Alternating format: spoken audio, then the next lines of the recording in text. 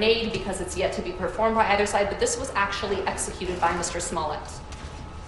And the state's promise to Mr. Smollett was that after he satisfied them as to his community service, after he forfeited his $10,000 in bail bond, that the state would not further prosecute him in connection with the January 29, 2019 attack on him.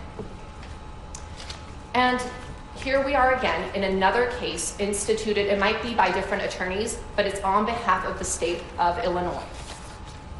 And there's a statute that controls, and that's section 5/114-1 of the Code of Criminal Procedure, and it allows the court to dismiss an indictment, and a court is required to dismiss an indictment where the defendant has received immunity from prosecution for the offense charged. And indeed, Illinois courts have consistently dismissed indictments that violate this section. And the courts here analyze informal immunity agreements under the same basic principles of contract law. So Mr. Smollett here performed his side, and he was entitled to the benefit of the bargain he made with the state's attorney's office on behalf of the state of Illinois, and that was violated.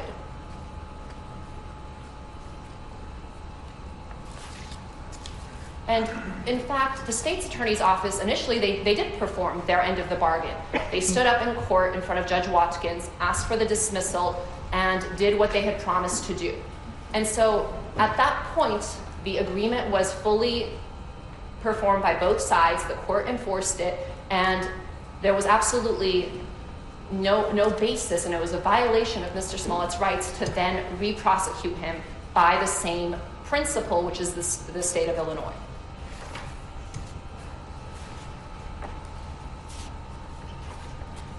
And there's important policy considerations for this, and the Starks Court, which is People v. Starks 106 Ill 2nd 441 1985, that's an Illinois Supreme Court case, and the Supreme Court in that case explained the significant policy considerations for this rule, and I quote, "The prosecution must honor the terms of agreements it makes with defendants. To dispute the validity of this precept would surely result in the total nullification of the bargaining system between the prosecution and the defense. Therefore, this court believes that if the prosecution did make an agreement with the defendant, it must abide by its agreement in this case." And there's one narrow line of exceptions that applies, and that's in an event of a plea agreement. Obviously, there was no such plea agreement in this case, and Mr. Smollett's present case fits squarely within Starks, and his due process rights have been violated as a result of the instant indictment because he was promised not to be hauled back into court, and that's exactly what happened here. And aside from having to face a second prosecution, he faced all of the things that are attendant with that, from the expense and emotional turmoil and everything else that the second prosecution has entailed.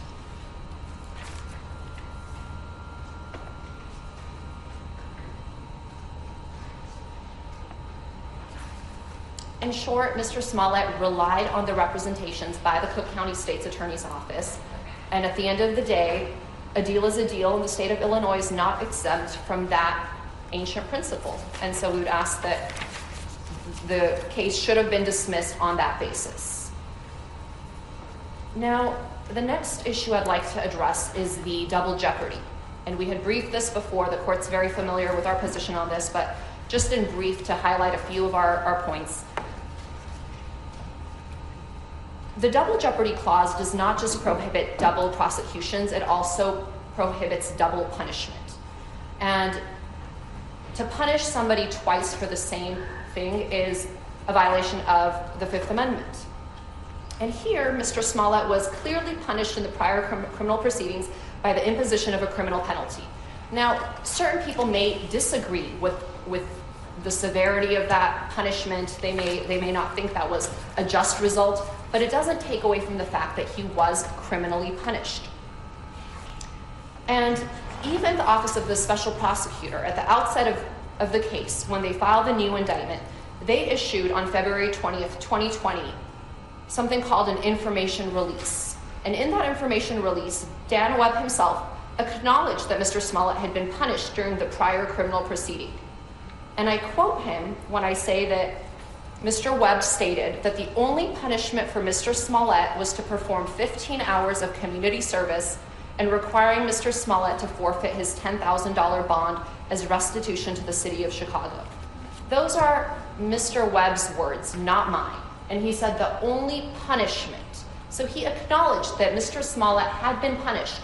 But again, he wasn't satisfied with that punishment. And that's exactly what the double jeopardy clause is meant to prevent, second guessing of one prosecutor's discretion by another prosecutor. And that's exactly what happened in this case. There was absolutely no rational, non-punitive reason for Mr. Smollett's $10,000 bond forfeiture other than to serve as punishment. Upon the dismissal of the case, his bond normally would have been returned to him, less any bail costs, which would not exceed $100. However, despite Mr. Smollett's full compliance with all bail conditions, the forfeiture of his bond was required as a condition of the dismissal of charges against him. Therefore, this was obviously intended to punish him and serve deterrent purposes. And finally, the fact that he was not convicted of any crimes in the initial prosecution doesn't affect the analysis. In a case decided over 140 years ago, the United States Supreme Court explained, and I quote, "The compromise pleaded must operate for the protection of the distiller, in that case, against subsequent proceedings as fully as a former conviction or acquittal. He has been punished in the amount paid upon the settlement for the offense with which he was charged, and that should end the present action, according to the principle on which a former acquittal or conviction may be invoked to protect against a second punishment for the same offense. To hold otherwise would be to sacrifice a great principle to the mere form of procedure and to render settlements with the government delusive and useless. And for those reasons, the indictment against Mr. Smollett should have been dismissed for violation of the double jeopardy clause." And so, again, here we are at following a trial, and we should have never been here to begin with. There were various critical errors that permeated these proceedings, and the charges against Mr. Smollett and the second indictment should have been dismissed at the outset. Respectfully, Your Honor does not have jurisdiction over this matter, and we believe it was legal error to proceed. Now, the second category of errors I'm going to discuss are trial-related errors.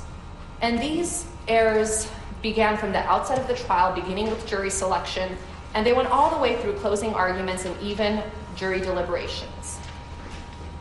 And again, I'm not going to go through all 13 of the errors that we outlined in our papers, but I will highlight some of the critical ones that violated Mr. Smollett's constitutional rights. I think everyone can agree that this was one of the most high-profile cases in recent history. There was an immense amount of prejudicial pretrial publicity and an overwhelming presumption of Mr. Smollett's guilt long before a single piece of evidence was ever presented in a court of law. And this was in part due to a national press campaign by the former police superintendent, Eddie Johnson. And he went on national television on various networks, and he made blatantly false allegations of what the evidence in this case was. And there were three in particular, and these issues were never raised at trial because that's just not what the evidence was. Eddie Johnson went on TV and he said Mr. Smollett did all of this because he was dissatisfied with his salary on Empire. That was completely a false assertion. That there was zero evidence of that whatsoever. But he went out there and said that and put that in the potential jury pool. He also said that Mr. Smollett had sent himself the letter. Mr. Smollett fully cooperated. He gave his DNA, he gave his fingerprints to the FBI, not to CPD, but he did that to the FBI, and there was no connection between him and the letter. That didn't prevent Eddie Johnson from going out there well before this case ever got to trial and tainting the jury pool with that false assertion. He also said that Mr. Smollett paid the brothers $3,500 for the attack. And it was the brothers' own attorneys who went on TV right after that and said, no, this was actually as corroborated with a lot of text messages between Jussie and Abimbola Asundario. He had hired Abimbola as his trainer, and that's what the $3,500 check was in fact for. Now, based on this overwhelming presumption of guilt in this case, it was critical that jury selection be fair so that Mr. Smollett would receive a fair trial, if that was even possible. But there were fundamental errors in that process. First, the court violated Mr. Smollett's Sixth Amendment rights by preventing the defense from actively participating in the voir dire process. The defense sought to directly question the veneer, but the court denied that request. And although the court asked the parties and took questions from both sides as to certain questions that should be asked of the potential jurors, Your Honor didn't ask all of the questions that the defense requested. By refusing to allow the defense to meaningfully participate in the voir dire process, the court prejudiced the defendant's ability to discover those members of the potential panel with biases and or potential prejudices against Mr. Smollett, violating his Sixth Amendment rights. Although the court repeatedly stated that you didn't want to treat this case any different than other cases, this was an abuse of discretion in this case because of the prejudicial pretrial publicity, which could not be ignored. So, you guys are required to ask every question submitted by your team? We think every single one? We think we should have been allowed to participate in this process because of the unique circumstances of this case where there was such an overwhelming presumption of guilt. We think it's a very different process when the court asks questions and when we as attorneys get to ask the right follow-up, in real time without having to wait for, there were certain questions the court asked, and this was my next point with Rosemary Mazzola, where the court cut off the answers. I asked most of the questions the defense requested of me. There's some I did not. For example, you wanted me to ask the denier, what kind of animal would you like to be if you had to be an animal? Or Superman or Batman, what do you prefer? Did you really think I was supposed to ask a denier when I'm choosing a jury in a criminal case, those kind of questions? We identified certain questions in our motion that we think, I believe there were 4 questions that we thought were critical, not the ones Your Honor just mentioned, but there were important... That was part of the pool of questions I received from you. Right, but there were important questions that were not asked. And the more significant factor is we should have been allowed to question the veneer in this case. Again, I'm not saying in every case. I respect that Your Honor doesn't do that in a lot of other cases. However, this case is obviously unique. Mr. Smollett, unfortunately for him, has not been treated like anyone else charged with Class 4 felonies. He's been disadvantaged at every turn, and his jury selection... I think the jury in this case is the same way I think a jury in a murder case. I do the questions. I ask the lawyers for input. Tell me what questions you want me to ask. I vet them. And I'm happy to ask the questions that are relevant and helpful. I understand, Your Honor. But just the only point I'm trying to make is that I absolutely treated him the same as everybody else. And I didn't distinguish him from a Class 4 offender, a potential offender, from a person accused of murder. I understand, and I think, Your Honor, that's the problem here.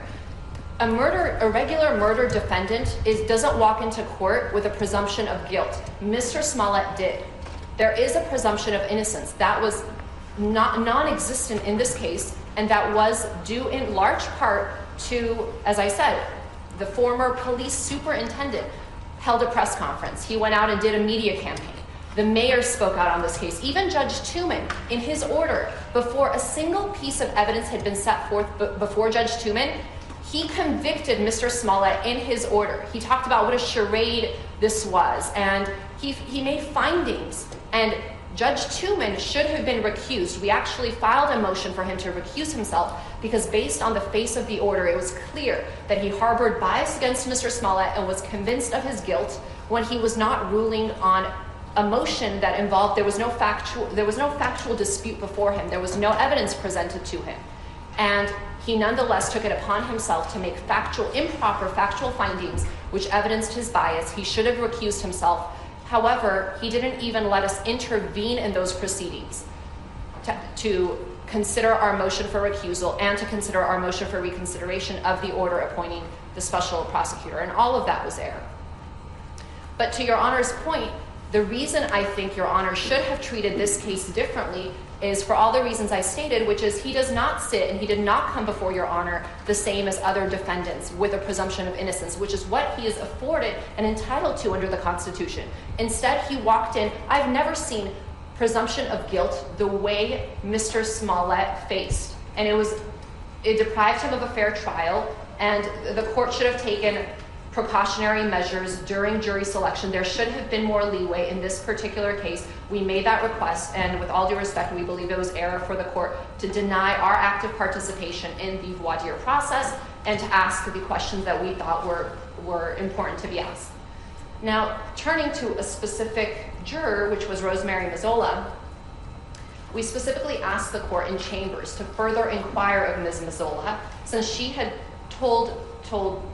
said in open court that pretty much her entire immediate family are either current or former law enforcement.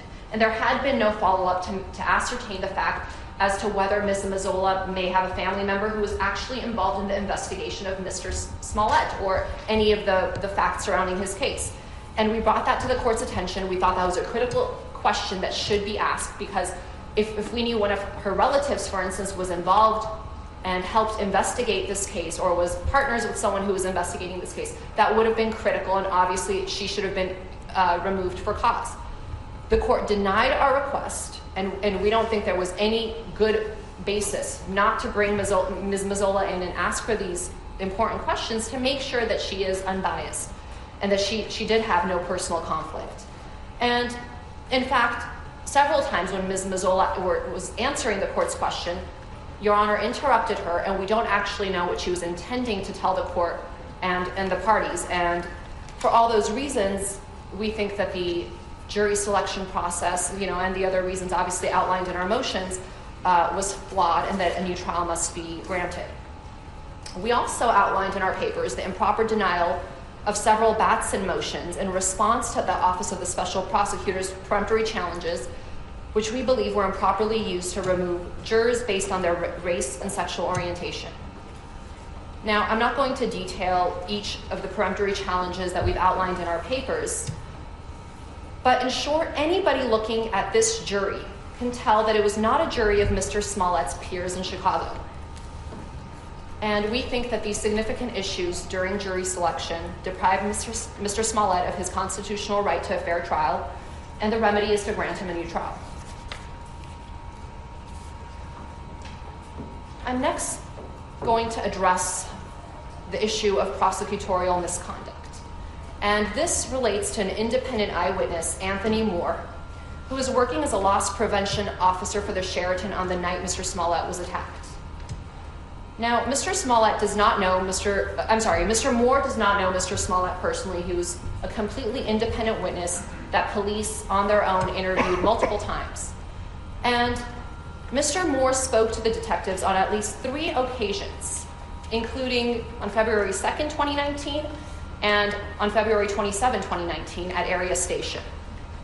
On each of these occasions, Mr. Moore unequivocally told police that around 2 a.m. as he was doing his rounds at the Sheraton, he saw 2 men running towards him from the area where the attack occurred.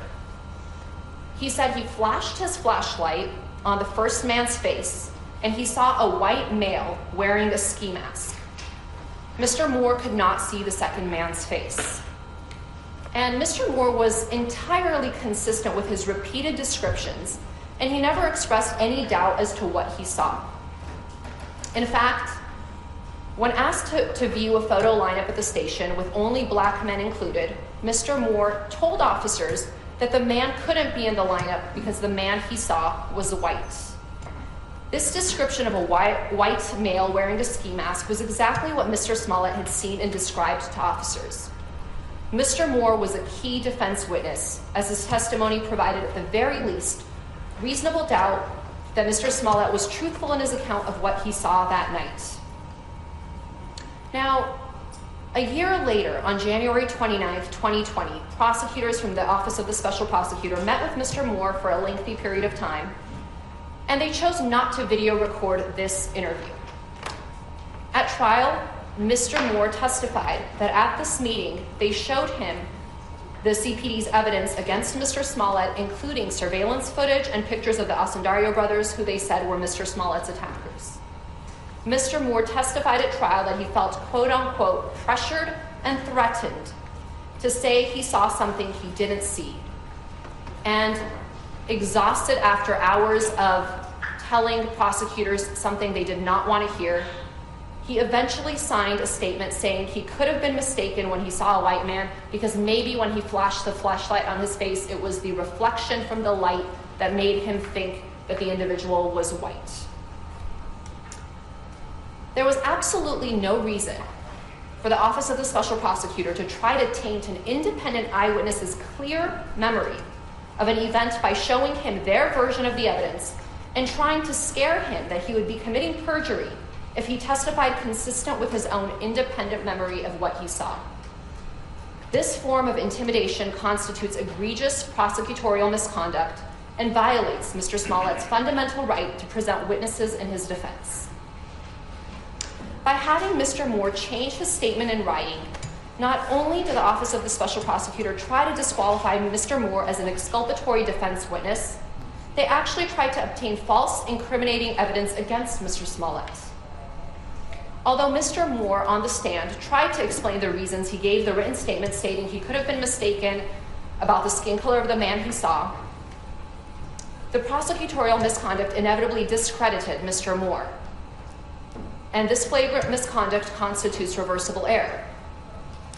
Now, the OSP's argument on this issue is really, it's the adage, the best defense is a good offense.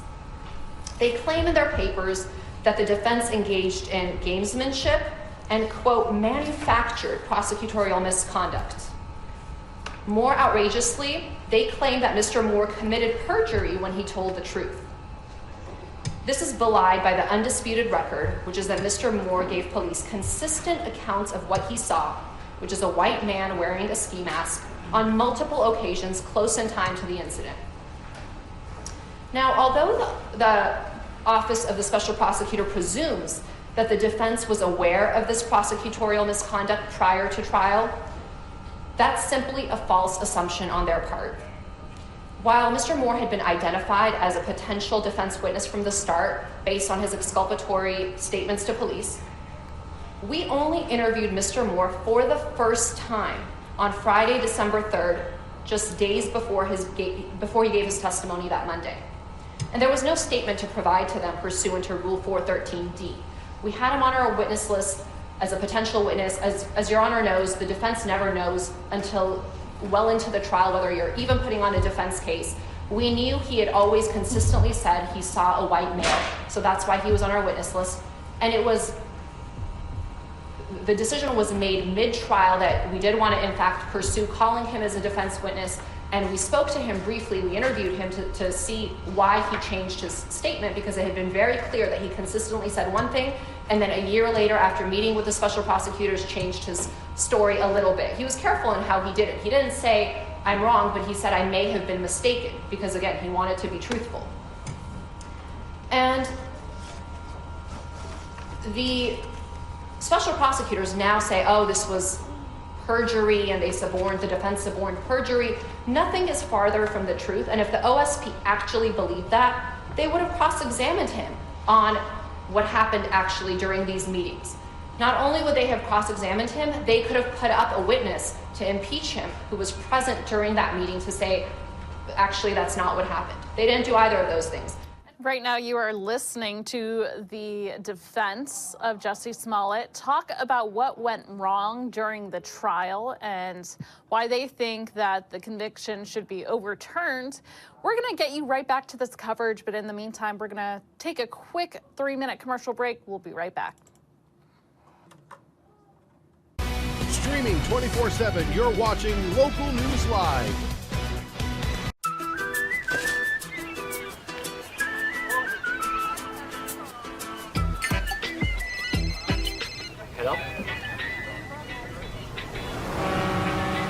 We make Jack Apple. You make it count.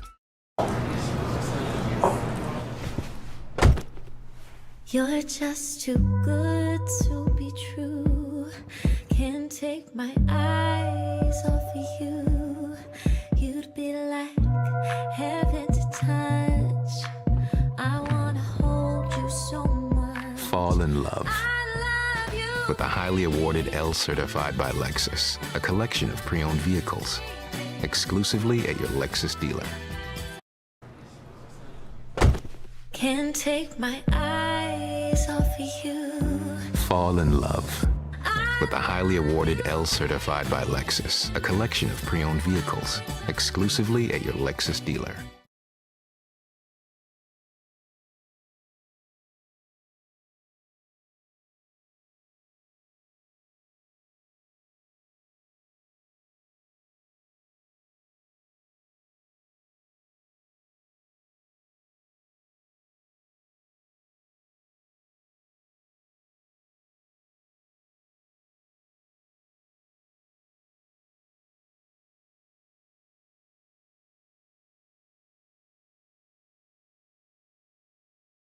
Or 2 minutes before the second brother got in the car, their house, which they tried to say he could have been rehearsing his acting lines for that evening, as if the profanities that was yelled at Jussie in the street would have been something that would have to be rehearsed out loud in an Uber.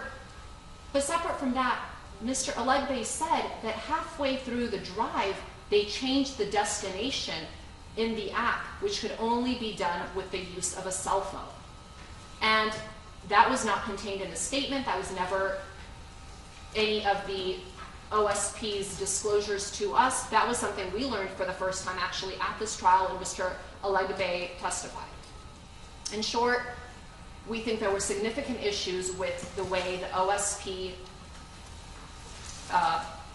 treated this case with the defense witnesses, and they tried to have defense witnesses either take back their statements and give incriminating statements towards Mr. Smollett, which were not their original independent stories, or I suppose some of these witnesses, for inexplicable reasons, were just not available, for the defense to reach. So we think certainly a new trial is warranted based on all of these errors, but particularly on Mr. Moore and his statement at trial that he was threatened and pressured by the OSP to change his truthful testimony, which was exculpatory for Mr. Smollett. Next, I'd like to address the burden shifting.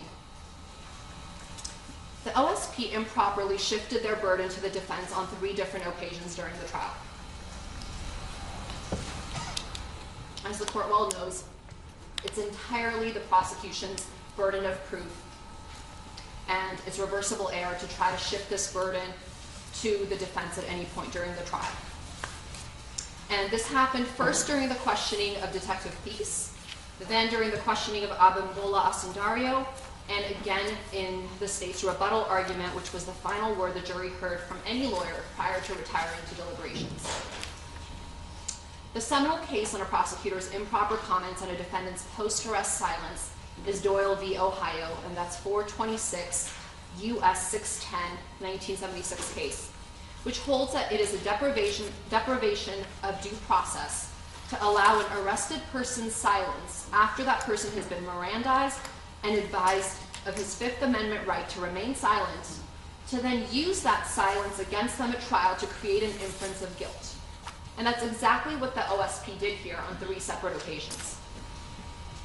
Now, in its opposition papers, the OSP tries to argue that their questions to Detective Thies and to Abimbola Asundario relate to a text message sent on February 14, 2019, and do not involve Mr. Smollett's post-arrest silence. However, the improper questions were not limited to the text message or even to the time period prior to Mr. Smollett's arrest. For example, in questioning Detective Thies, Mr. Mendenhall broadly asked, quote, did he, meaning Mr. Smollett, ever make a statement that they, referring to the Asundario brothers, did nothing wrong and never would? Answer, no. Question, to this day, has he ever come clean about this hate crime that you are aware of? Answer, no. This questioning indisputably violates Doyle, as it necessarily includes Mr. Smollett's post-arrest silence. Furthermore, Illinois law actually goes a step further by holding that it's impermissible to impeach a defendant with his or her post-arrest silence, regardless of whether the silence occurred before or after the defendant was given Miranda warnings. In its opposition papers, the OSP argues that the defense did not object to this line of questioning. However, the OSP's improper burden shifting constitutes plain error affecting Mr. Smollett's substantial rights for which a lack of an objection is not fatal. Similarly, during the direct examination of Abimbola Osundario, Dan Webb asked him whether Mr. Smollett ever made a statement to the public where he admitted that the hate crime was a hoax. The defense did object to this question, and the court sustained the objection. Similar to Mr. Mendenhall's questions, which were not limited to the text message or even to the time period prior to Mr. Smollett's arrest, Mr. Webb's question is equally problematic. Now, the OSP argues in its opposition papers that the word statements to the public somehow makes Doyle inapplicable.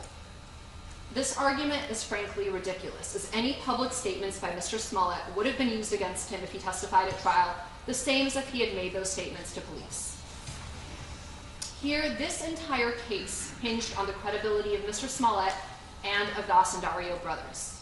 By improperly commenting on Mr. Smollett's failure to tell the police or the public that the Osundario brothers did nothing wrong, or to quote-unquote come clean, the OSP violated Mr. Smollett's due process rights and his Fifth Amendment right to remain silent by improperly trying to shift the burden of proof to him. The OSP engaged in further burden shifting during its rebuttal argument, which was particularly prejudicial because it was the last time the jurors heard from any lawyer in this case. During rebuttal, Mr. Mendenhall stated, quote, "Mr. Uche gave you no evidence of any video that was missing." The court overruled the defense objection, which was error. In its opposition papers, the OSP tries to minimize this error by arguing that this was simply a single comment and that it was provoked because defense counsel had argued to the jury that there was a lot of missing data. But that's the prerogative of the defense to argue. Again, it's the state's burden. They put on a lot of surveillance video and they suggested to the jury that they had a complete account from the beginning of the night to the end of the night, and the jury had to be told that these were pieced together, but there was a lot of missing footage. It was proper for the defense to do that. However, it was not proper for the prosecution to put that burden on the defense and ask for the defense to produce the missing surveillance footage, which is simply, again, not our burden to do. And as the court well knows, a single comment is sufficient to constitute reversible error warranting a new trial. And we had cited in our papers the case of People v. Giangrande, and that's 101 Ill App 3rd 397. It's a 1981 case, and that's instructive. That also involved a single comment by the prosecutor in the closing remarks, and the remark was, "Where's the evidence?" And as the court explained in that case, the comment may well have improperly suggested to the jury that defendant had a burden to introduce evidence. Objection to it was overruled by the trial judge. This was error. And again, it was error in this case for them to make that comment and for Your Honor to overrule that objection. But we ask that a new trial be granted on that basis. And I'm going to turn lastly to the accomplice instruction. The court in this case committed reversible error when it refused to provide Illinois Pattern Jury Instruction number 3.17 entitled Testimony of an Accomplice with regard to the Osundario brothers' testimony as requested by the defense. Pattern Instruction 3.17 provides, quote, "When a witness says he was involved in the commission of a crime with the defendant, the testimony of that witness is subject to suspicion and should be considered by you with caution. It should be carefully examined in light of the other evidence in this case." Now, despite the title, the instruction is not warranted only where a witness is officially charged as an accomplice. Rather, Illinois courts have held that the defendant is entitled to have Instruction 3.17 given to the jury if the witness, rather than the defendant, could have been the person responsible for the crime, or if the witness admits being present at the scene of the crime and could have been indicted either as a principal or under a theory of accountability, but denies involvement. Here, both of those circumstances are present, which required giving the accomplice witness jury instruction. The Osundario brothers were initially arrested because the CPD had not only probable cause, but substantial evidence that they were the perpetrators who attacked Mr. Smollett on January 29, 2019. And since then, in statements to the CPD and sworn statements to the grand jury and at trial, the Osundario brothers admitted to doing everything Mr. Smollett told CPD they did. Confront him on the street, yell racial and homophobic slurs at him, punch him, kick him, pour bleach on him, and put a rope around his neck. If it was not for their own self-serving statements and testimony that they did all of the above acts at Mr. Smollett's behest, they would have been charged with a hate crime, or at least a battery against Mr. Smollett. Because the Osundario brothers could have been the persons responsible for the attack on Mr. Smollett, pattern instruction 3.17 should have been given to the jury. Furthermore, assuming for the sake of argument that the Osundario brothers were in fact acting at the direction of Mr. Smollett as they alleged at trial, the only reason they were not charged as either co-conspirators or accomplices for their admitted participation in the attack on Mr. Smollett is because of their self-serving statements that they didn't know that Mr. Smollett would report the attack to the police. They asked the jury to believe that the elaborate, staged attack was solely for the media's benefit, taking the absurd position that somehow a heinous crime against a high-profile celebrity, which was supposed to be caught on camera, would not result in a police investigation. Because the Osundario brothers admitted being present at the scene of the attack and could have been charged either as principals or under a theory of accountability, pattern instruction 3.17 should have been given to the jury. Now, the OSP... Charged with what? Well, Your Honor, they could have been charged with filing a false conspiracy to file a false police report. They could have... There was evidence that they were part of filing a false police report? Your Honor, there's so much law out there that you could file. There was certainly probable cause to charge them with being an accomplice to Mr. Smollett. Had they not participated, there would be you can't file a so-called false police report if there had been no attack. So clearly they were accomplices, clearly they were co-conspirators. Now, they weren't charged because they took the convenient position. We knew everything until the final step, which, was convenient. And obviously, in any other case, if there were other witnesses, I guarantee the brothers would have been charged. The only reason they weren't charged in this case was because the police needed them to prosecute Mr. Smollett. Without them, there was no case against Mr. Smollett, because as the court saw, there is not a single piece of independent evidence that shows that Mr. Smollett perpetrated a hoax, planned a hoax, or anything else. The only connection, and keep in mind, they subpoenaed, or they got a search warrant for 1 entire year of Mr. Smollett's cell phone data, location, text, voicemails, all sorts of communications. They couldn't find one thing that supported the fact that Mr. Smollett planned this. All they had was the brothers saying, after they got caught, after they were in custody for 47 hours, after they had been consulting with an attorney who was speaking to both of them, after that attorney showed them his Good Morning America video while they were in custody and they heard every single thing Mr. Smollett was saying, they conveniently turned around and said, oh yeah, you're right, we did do this, but it's because Mr. Smollett asked us to. And it was their own attorney who said she gave a radio interview, she didn't say they came clean, she said, I pieced together what happened. I looked at the timeline, I looked at the CPD's evidence, and I put together a timeline of what happened in this case. And it's our belief that that story was spoon-fed to the brothers and that that's the story that they gave police, which allowed them to be released from custody, uncharged. They became the star witnesses, and they've tried to capitalize on this whole regrettable incident. So we had cited the court to People v. Carrion, and that's 162 Ill App 3rd, 990, 1987. And that's one of the cases we cited in which the trial court's refusal to give such an instruction constituted prejudicial error requiring a new trial. Now, in their papers, the OSP doesn't address or attempt to distinguish this case because there really is no distinguishing factor, and that case is instructive.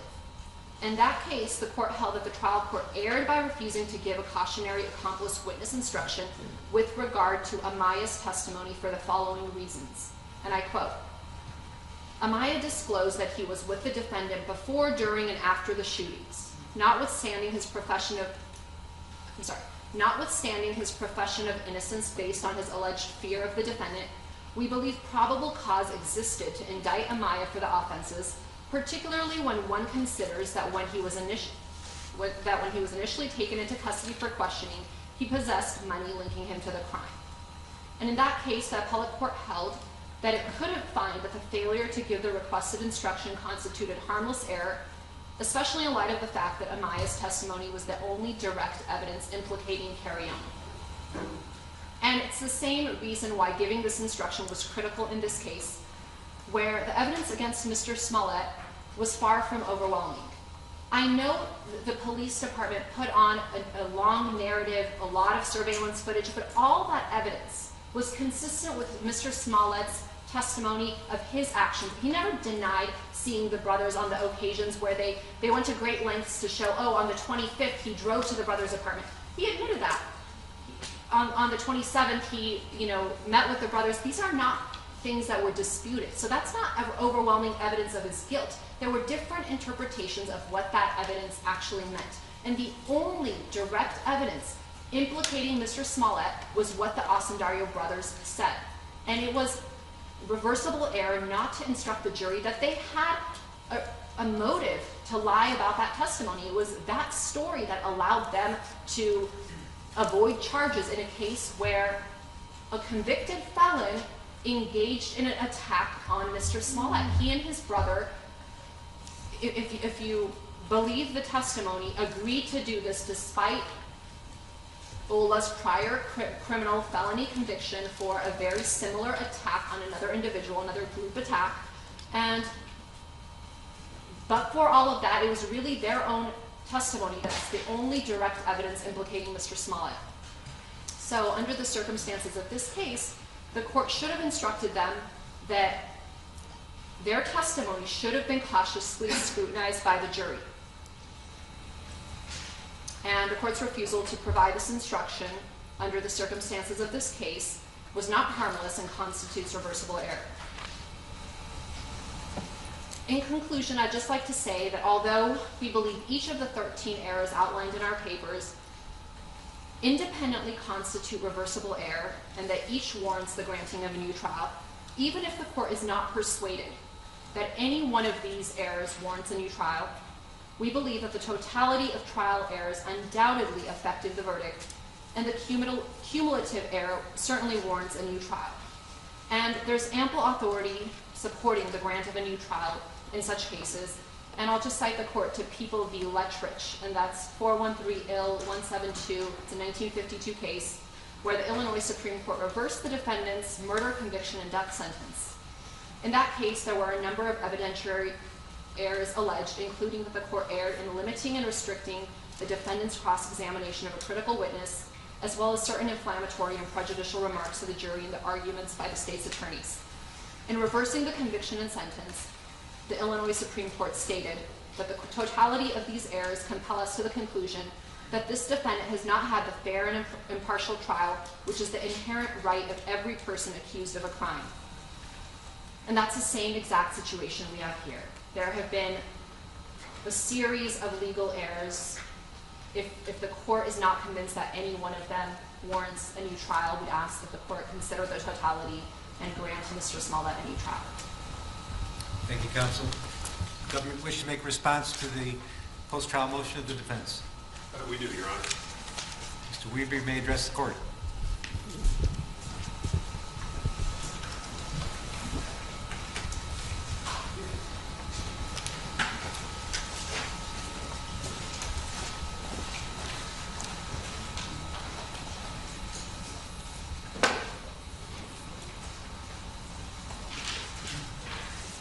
May it please the court. Counsel.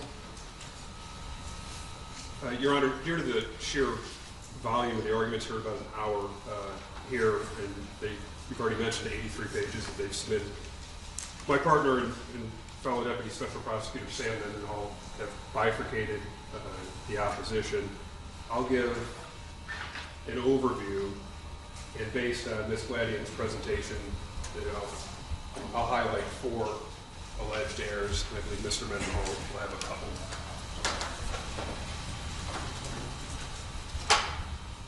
To begin, I'll just start with a blanket statement that for everything prior to November 29, 2021, going backwards to 2019, for the alleged errors that they've incorporated by reference in their papers and the preamble to Ms. Gladian's presentation. We universally disagree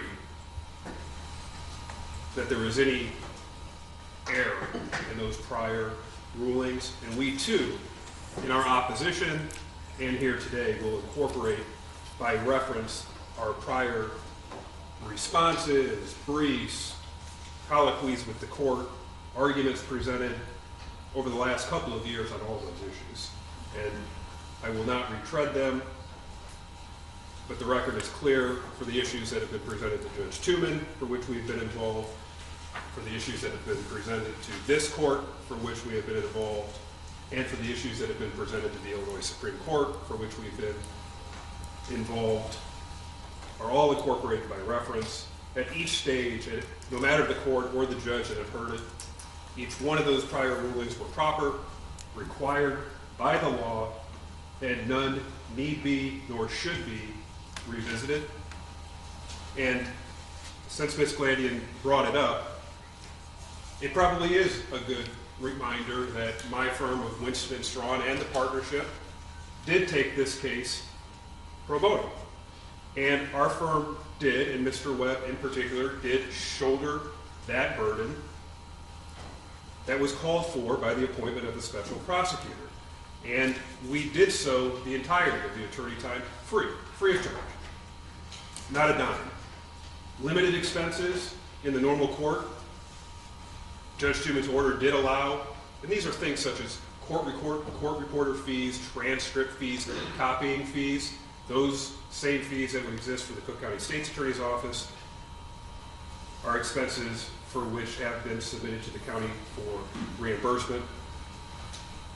They are minor compared to the amount of free service that our firm of Winston & Strawn has given to this county and to the citizens and to the judicial system. Mr. Webb's appointment in particular as a special prosecutor would stem from Judge Tooman's 2019 June order in order to restore the public's confidence into the integrity of the criminal justice system, was answered by our firm, was answered by Mr. Webb, and you might just recall the two directives that required. The first directive to determine whether Mr. Smollett should be further prosecuted. That's what we're here for today. But it shouldn't be forgotten, and I don't believe is, but it's worth remembering that the second directive, whether any person or office involved in the initial Mr. Smollett case engaged in any wrongdoing, our office also did that. And you heard Ms. Gladian talk about certain of those things in our argument, but the OSP did complete a thorough investigation, did have a grand jury seated, did prepare a detailed and comprehensive report as it relates into the Cook County State's Attorney's Office, as it relates to the investigation in the Chicago Police Department, and did so for a total cost of attorney times for $0.00. And it should be noted, since it was raised, and it's important to understand that we believe we have fulfilled the call to restore the public's confidence into the integrity of the criminal justice system. As to the actual substance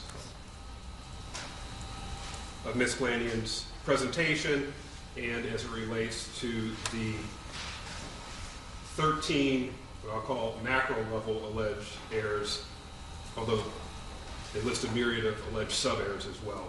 The evidence presented at trial, Your Honor, overwhelmingly established Mr. Smollett's guilt beyond a reasonable doubt. And that's reflected in the jurors' unanimous guilty verdict. And nevertheless, Mr. Smollett asked this court for extraordinary relief to overturn the jury's verdict that found him guilty of 5 serious felonies of making false police reports. And in doing so, he raises a variety of alleged procedural, alleged evidentiary errors, both pre-trial and during the trial itself, committed by anyone and everyone involved in this case, except, of course, Mr. Smollett himself or his lawyers. And just a few examples. He's blamed the prosecutors. He's blamed Your Honor specifically. He's blamed your courtroom staff. These are in his papers. He's blamed the Cook County sheriffs in this courtroom. He's blamed the entire Cook County judicial system. He's blamed the Illinois Supreme Court. He's blamed COVID-19. He's blamed the media. He's blamed, quote, political figures. He's blamed witnesses at trial. And he's even blamed the jury itself. Page after page after page of finger pointing and scapegoating. But once that bluster and hyperbole, Your Honor, is excised from that motion, and the examination of the real underlying record is undertaken, it clearly reveals that each of the alleged errors is, one, meritless, two, it is riddled with distortions of the actual record, and three, frequent misapplication of controlling Illinois law. But most important, none of those alleged supposed errors remotely would rise to the level of, one, requiring overturning the jurors' unanimous verdict, nor two, the issuance of a new trial.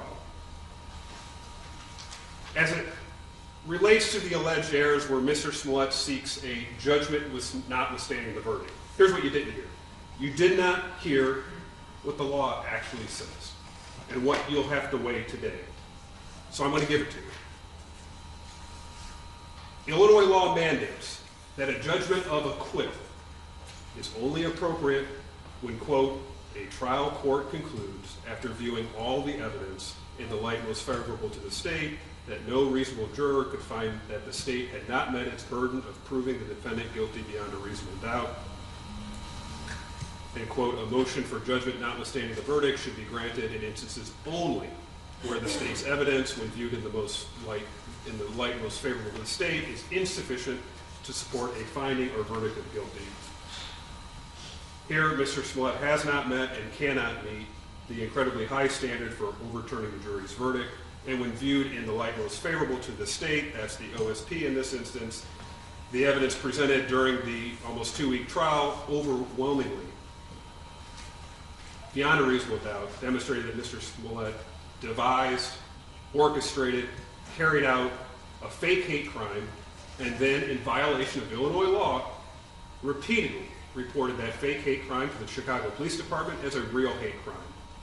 And the plethora of evidence, just heard Ms. Blandian say, not a lot of evidence, or certainly not a lot of independent evidence. Here's a summary. The testimony of 5 Chicago police detectives and officers. The jurors heard the testimony of the Osendero brothers. The jurors heard cross-examination by the defense of each of those witnesses.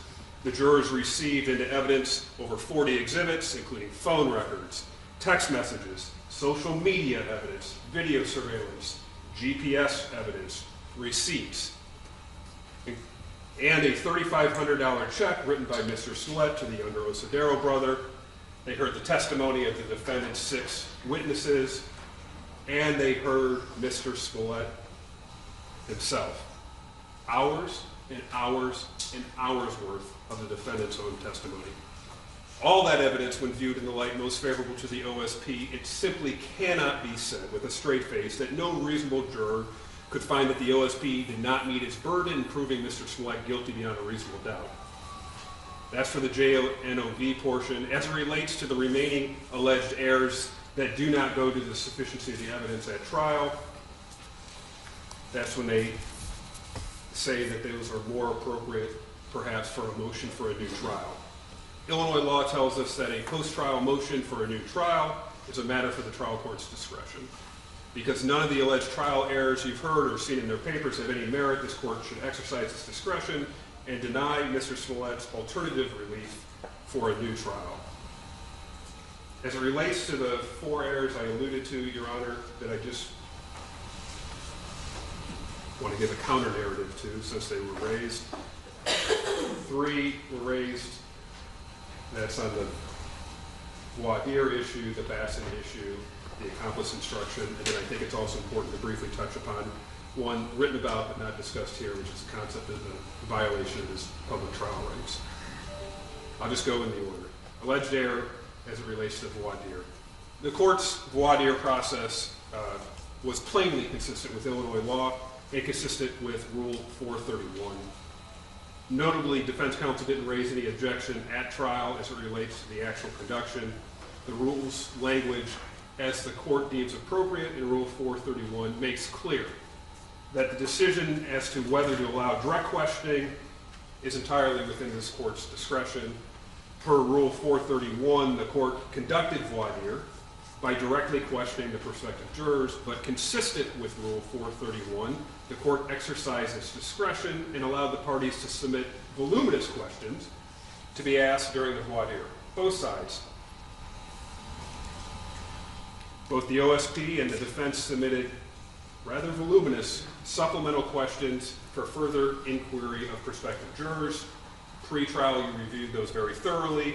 We had colloquies on them, we had hearings on them, we had exchanges on them. Defense counsel ultimately submitted nearly 60 supplemental questions to ask during voir dire. The court took input, and importantly took input from the parties throughout the voir dire process,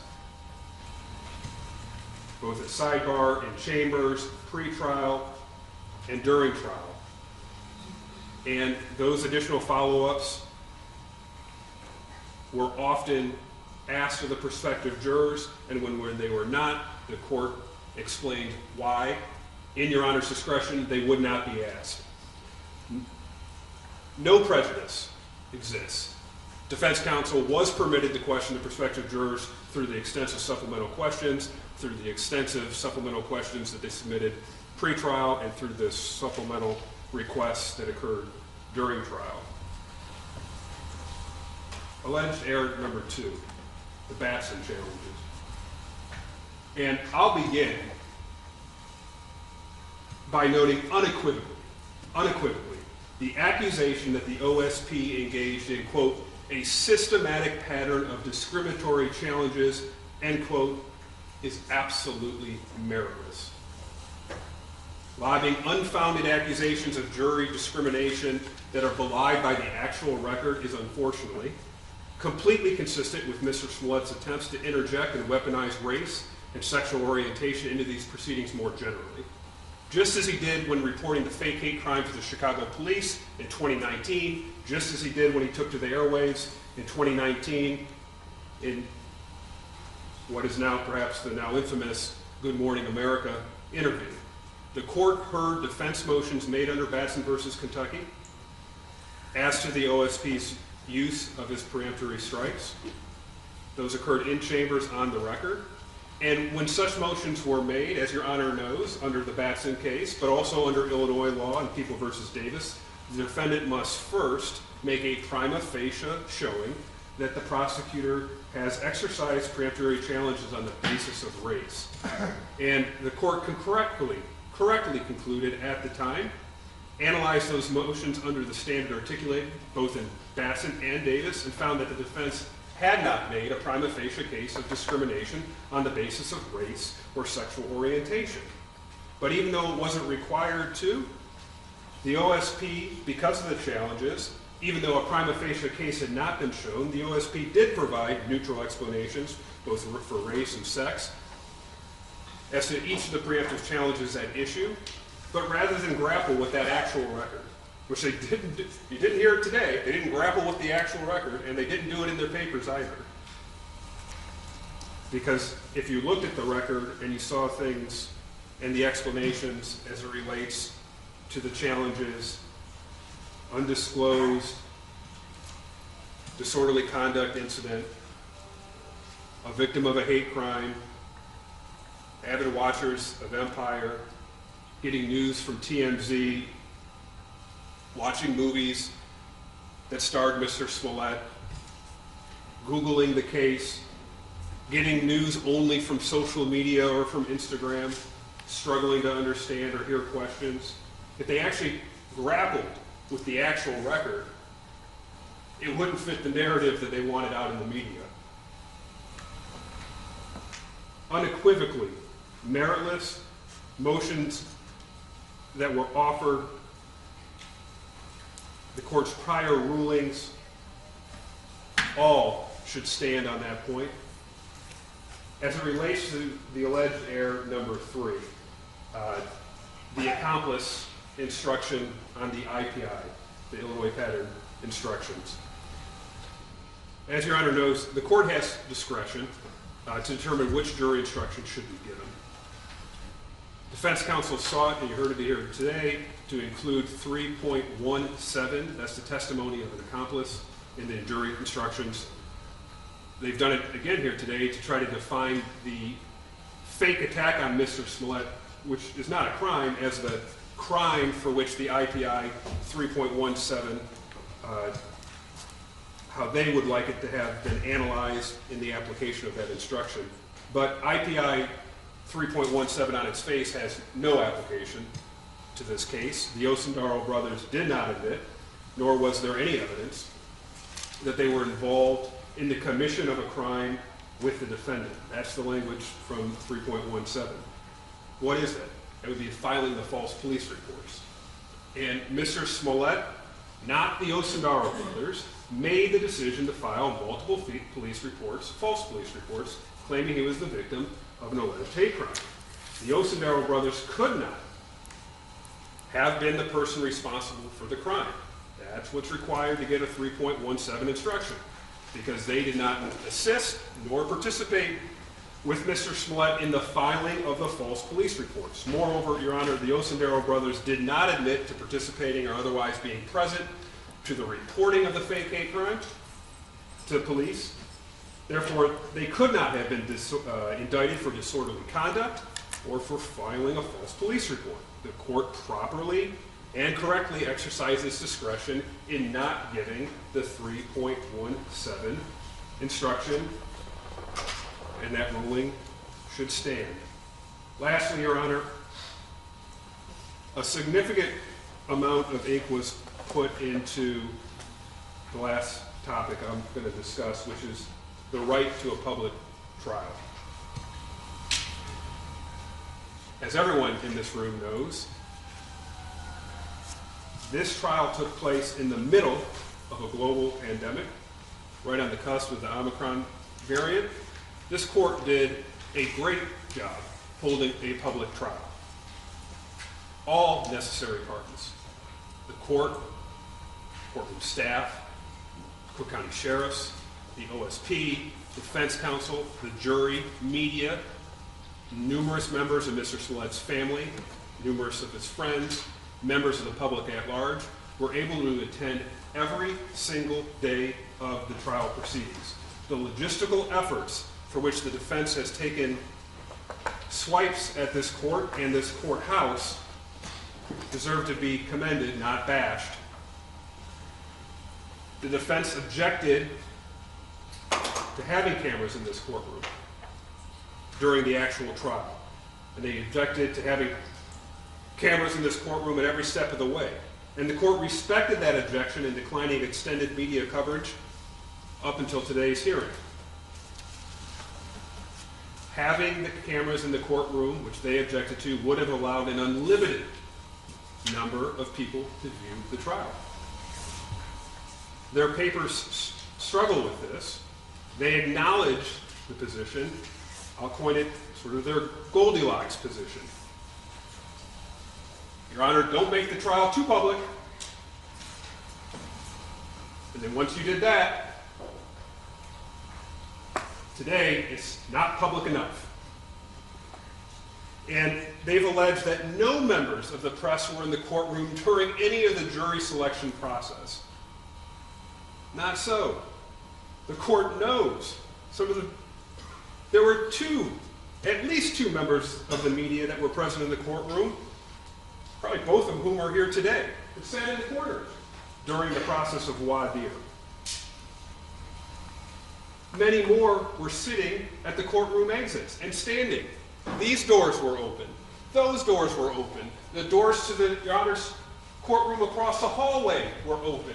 Chairs were provided. And while the sheriffs did a great job trying to get people into seats, there were a lot more people that weren't in seats. And for anyone that actually sat in here, which you did, I did, they did, knows there's a lot of people peeking in and out during the voir dire process. The concept that Your Honor closed the courtroom just belies reality. Your Honor kept the courtroom open. Members of the press were here. They were able to keep account of what was occurring, in fact, were accounting as to what was occurring. It doesn't remotely come close to any violation. The Radford case, which we cite, demonstrates that the course use of the entire courtroom for the veneer, but not for the remaining portion, doesn't call into the question the confidence of the public integrity or impartiality of the court system. Mr. Smollett knows he had family present. They sat right there. They had strategy huddles. They passed numerous notes to his lawyers. They held prayer sessions. You allowed his entire defense team, his PR team, his friends. You never took a head count on them. You were gracious in understanding that the defendant's right to a fair trial had to be weighed against a global pandemic, and it was commendable. You did not err, and you certainly did not violate Mr. Smollett's Sixth Amendment right, and he certainly doesn't deserve a new trial. Generally, but certainly for that specifically. With that, Your Honor, if you have any questions, I'd like to turn it over to Mr. Mendenhall. Mr. Mendenhall?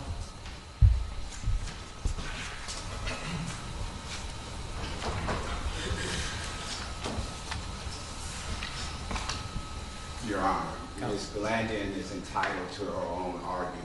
What she is not entitled to is her own facts. She stood before this court and told you they raised the issue of David Elderby's direct examination. Nowhere in this 83-page motion did they ever make a single complaint about the examination of David Elderby. Ms. Glandian stood before this court and told you that they made a motion to recuse the whole Office of Special Prosecutor, Mr. Webb, myself, Mr. Weaver. Nowhere at trial or in this paper is there such a motion. Your Honor, as we established at trial, facts matter, truth matters, evidence matters. They are not entitled to their own facts. Another fact in this matter, Your Honor, the one disqualification that they did make was to recuse a deputy special prosecutor who examined Mr. Moore. That deputy special prosecutor is an honorable man, is a man I've worked with for 20 years. His integrity is impeccable, his reputation is impeccable, and his ethics is impeccable. Your Honor, they say he put Mr. Moore on the stand to commit perjury. Mr. Moore got on the stand and testified that the person he saw was white. Your Honor is well aware the actual two people that ran by him got on the stand and testified, Abel Osendero, Abim Ola Osendero. Your Honor, if nothing else has been established in this entire trial, I think we can both agree it's been established that they're not white. Yet, they came here today and making that same argument. Their arguments is in wine. They're not getting better with age. Your Honor, to try to discredit a man and to call into question when all he did is serve pro bono faithfully and for free does a disservice to the job that this Office of the Special Prosecutor did. Not only did they not prove anything that merited disqualification, they did it with pure gamesmanship, Your Honor. The rules require that you bring it to the court's attention in advance. They waited till the witness got on the stand and had him point at the deputy special prosecutor. Your Honor, and these are your words exactly, Your Honor, you said this was the first time in your history of a judge where you ever seen a witness get on the stand and point at a prosecutor.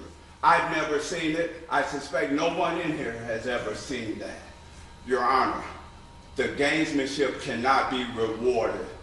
Their alleged error that the deputy prosecutor should be disqualified should be summarily denied as meritless. Second point of error, Ms. Glandian raised. She said that the Office of the Special Prosecutor commented on Mr.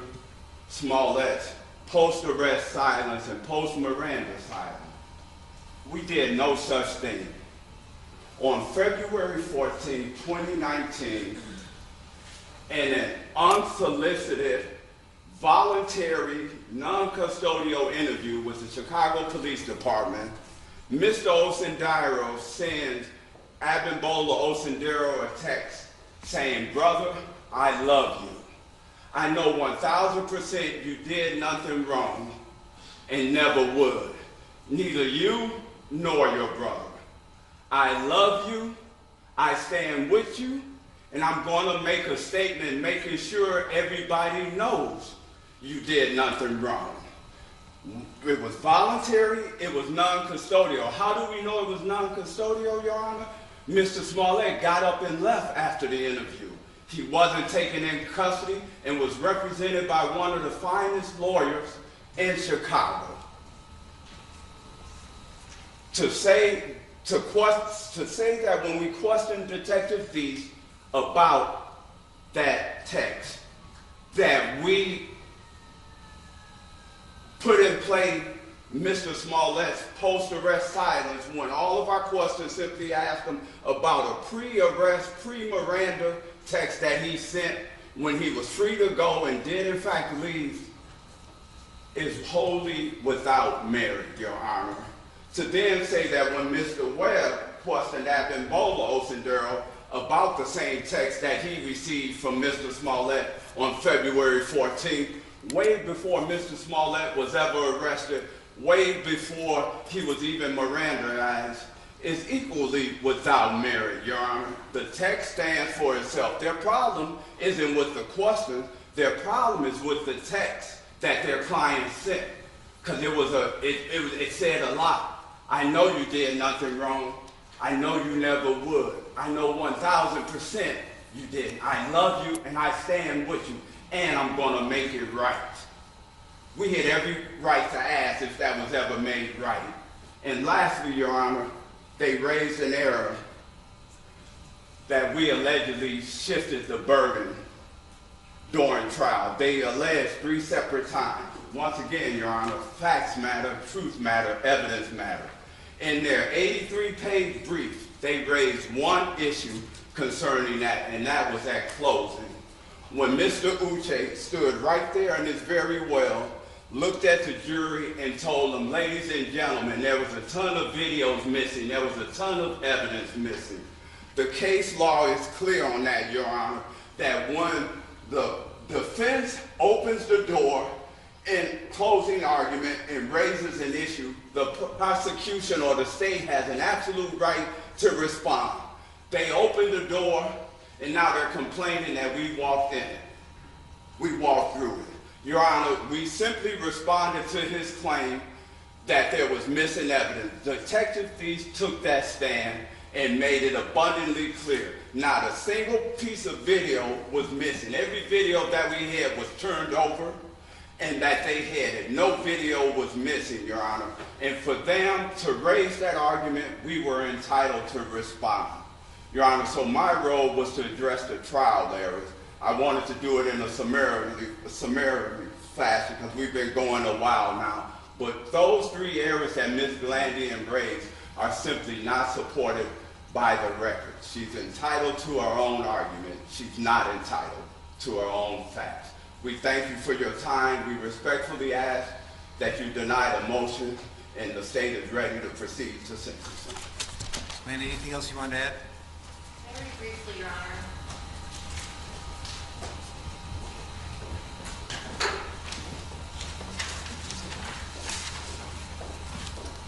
Your Honor, Mr. Mendenhall began talking about the second prong of their appointment by Judge Tooman, which was to see if there was any wrongdoing in the dismissal of the charges against Mr. Smollett and the initial indictment.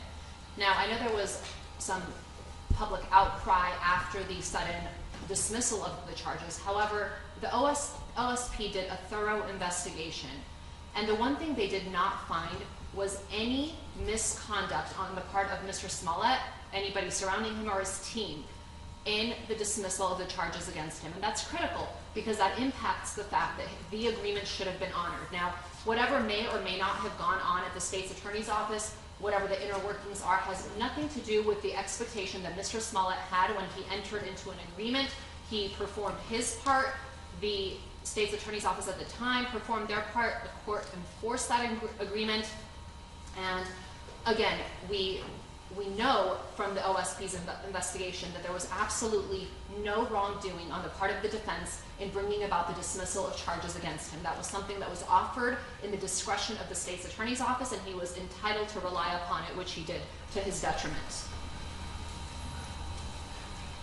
As far as the voir dire questions, I just want to emphasize that we're not talking about every single question. I know Your Honor asked a few questions or raised a few examples saying that those are not things that needed to be asked.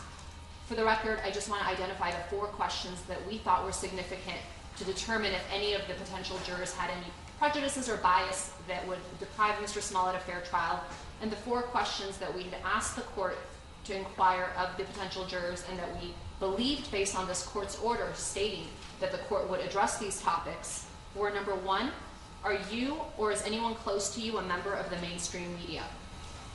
2, do you have any particular feelings one way or another about actors?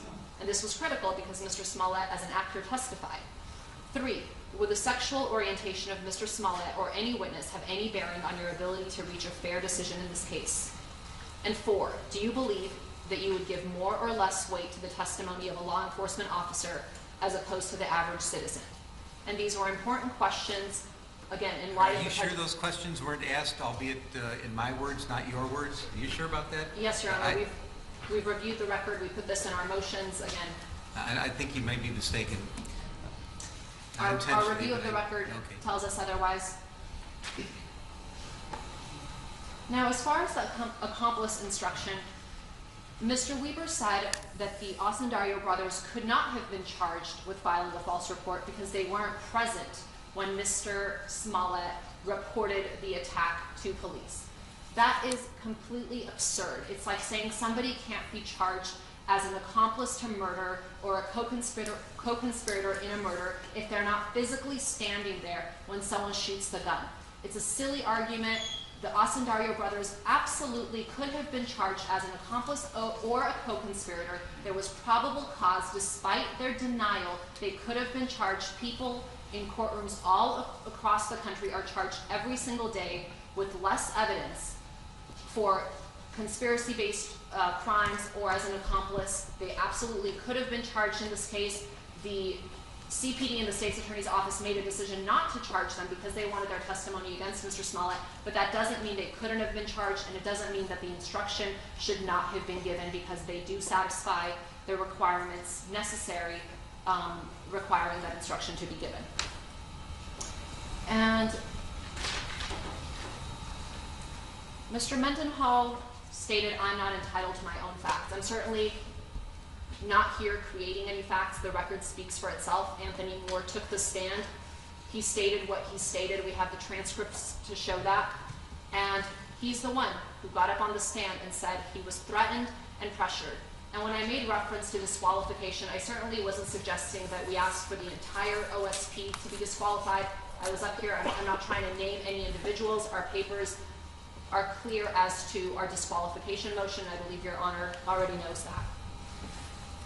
And finally, just to address the post-arrest silence issue, Mr. Mendenhall wants to isolate the statements as relating to the text message, and he says that these were all statements, or he was referring to the fact that that text message exchange on February 14th was prior to the fact that Mr. Smollett was arrested.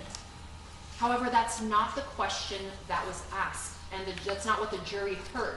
The questions said, to this day, has Mr. Smollett ever come clean? Has he ever said that the Osundario brother, it basically says, has he ever corrected the record?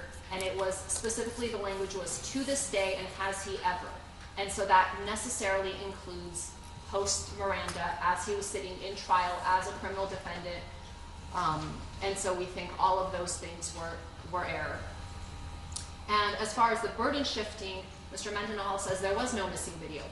There in fact was. There was no video footage of one of the taxi rides, which made no sense because it had been, the CPD had apparently obtained that video. However, it was nowhere in the discovery. Later we were told it doesn't exist, but there was missing video, not to mention all of the pieces of surveillance footage that obviously they weren't able to obtain. So again, it was fair game for the defense to comment on those things as the prosecutor's failure to meet their burden and to have the jury wonder about those things. It was not fair game for the prosecutor to do what they did, which is shift the burden and put it on Mr. Smollett to have to prove his innocence and have to come up with this evidence that he simply didn't have. So again, as we ask the court to grant a new trial in light of the totality of errors that have occurred and have deprived Mr. Smollett of a fair trial.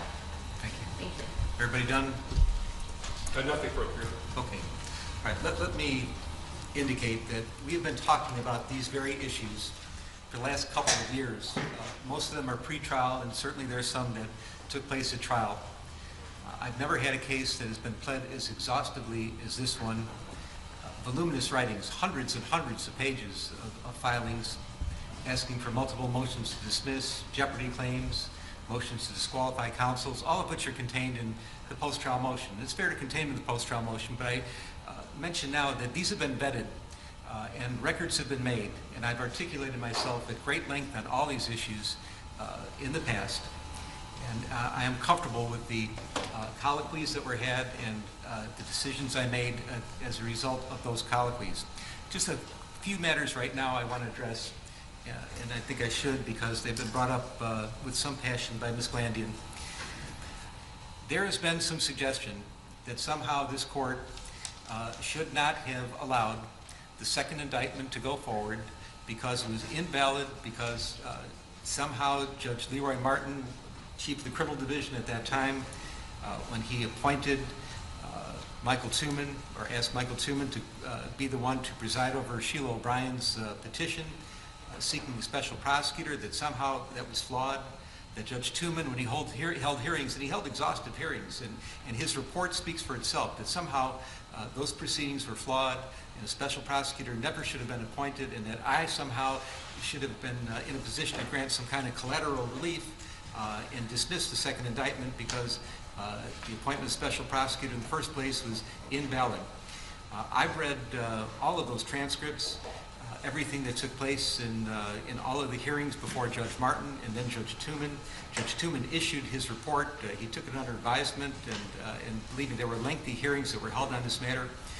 He found that the appointment of a special prosecutor was necessary. Now, that doesn't mean that he's assuming that Mr. Smollett's guilty of something. It didn't mean that he assumed that the Cook County State's Attorney's Office was guilty of some misconduct or had done something terribly untoward or unethical. All it meant was that under the totality of the circumstances, a second look was necessary, that public confidence in this entire affair was shaken and a second look was necessary. He appointed Winston Strawn, Dan Webb in particular. I find nothing wrong with Judge Tuman's reasoning, his analysis. I'm not sure I have the right to offer a collateral remedy because I'm just a trial court judge on the same level as Judges Martin and Tuman. But be that as it may, I happen to agree with their reasoning that they found that the appointment of a special prosecutor was necessary, and all they did was investigate, and then they found things after that. A report was made about the Cook County State's Attorney's Office, and obviously a second indictment came as a result of their investigation about the circumstances of the case involving the conduct involving Mr. Smollett. All right, that's that. As to a public trial, we were in COVID. This was the first jury trial that this court had, and I am an active jury litigator and have been for years and years and years. This is the first trial I was able to have since COVID, and COVID was still happening. We were under all kinds of constraints. I was told that I could only have half capacity in the courtroom, including the jurors, including the deputies, including the lawyers. I had multiple lawyers on each side. I think the defense team is 6 lawyers. The prosecution with their staff has even more. I asked the parties, how many seats do you need in the courtroom? The defense came to me at first and they said, we need 42 seats in the courtroom. That's 42 out of 57, including the jurors. I had media requests.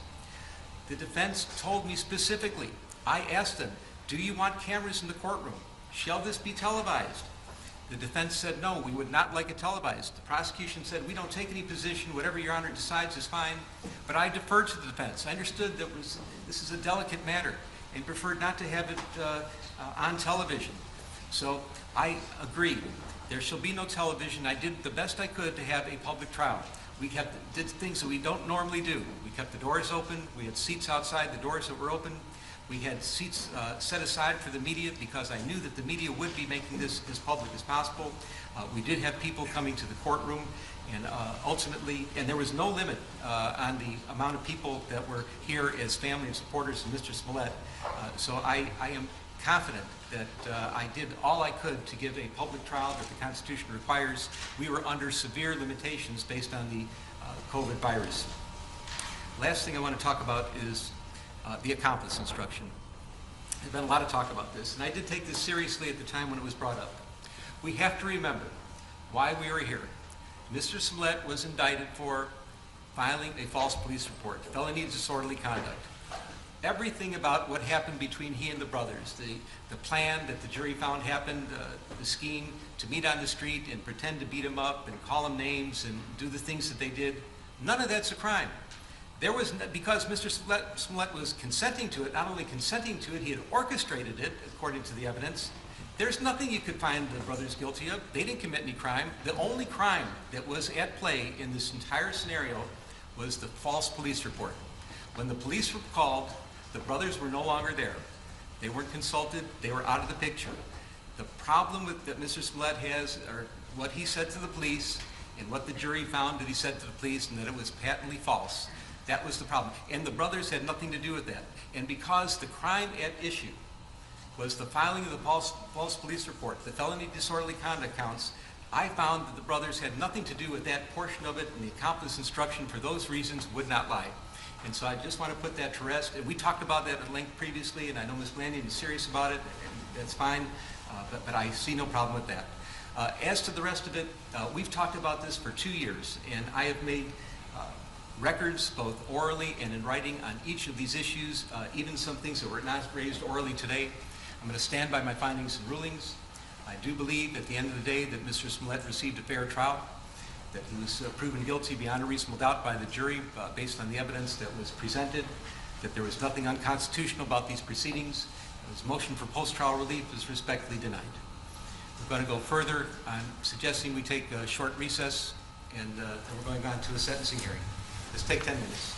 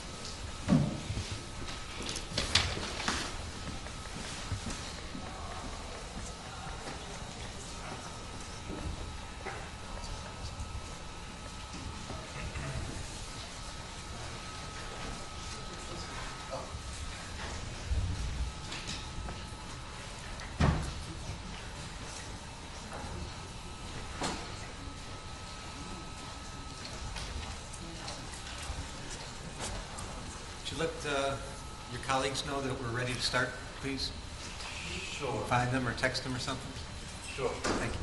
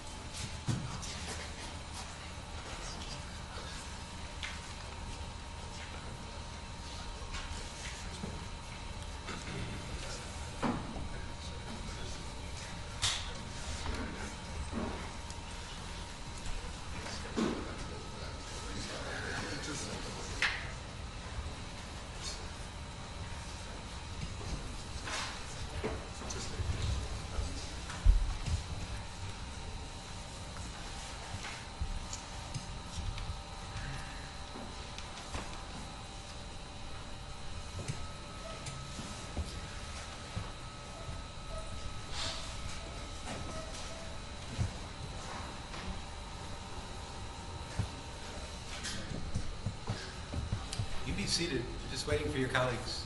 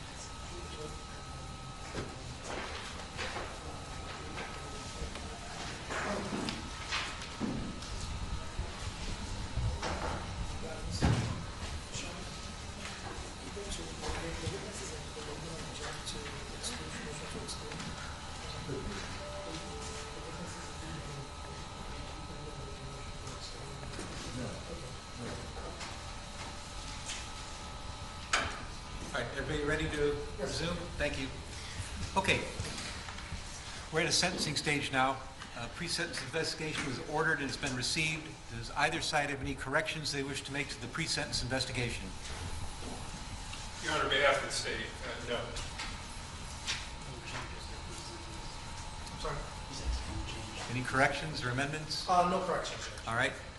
Then we'll proceed on further. I will inquire of the government, do you wish to present evidence in aggravation, either witnesses or documentary evidence?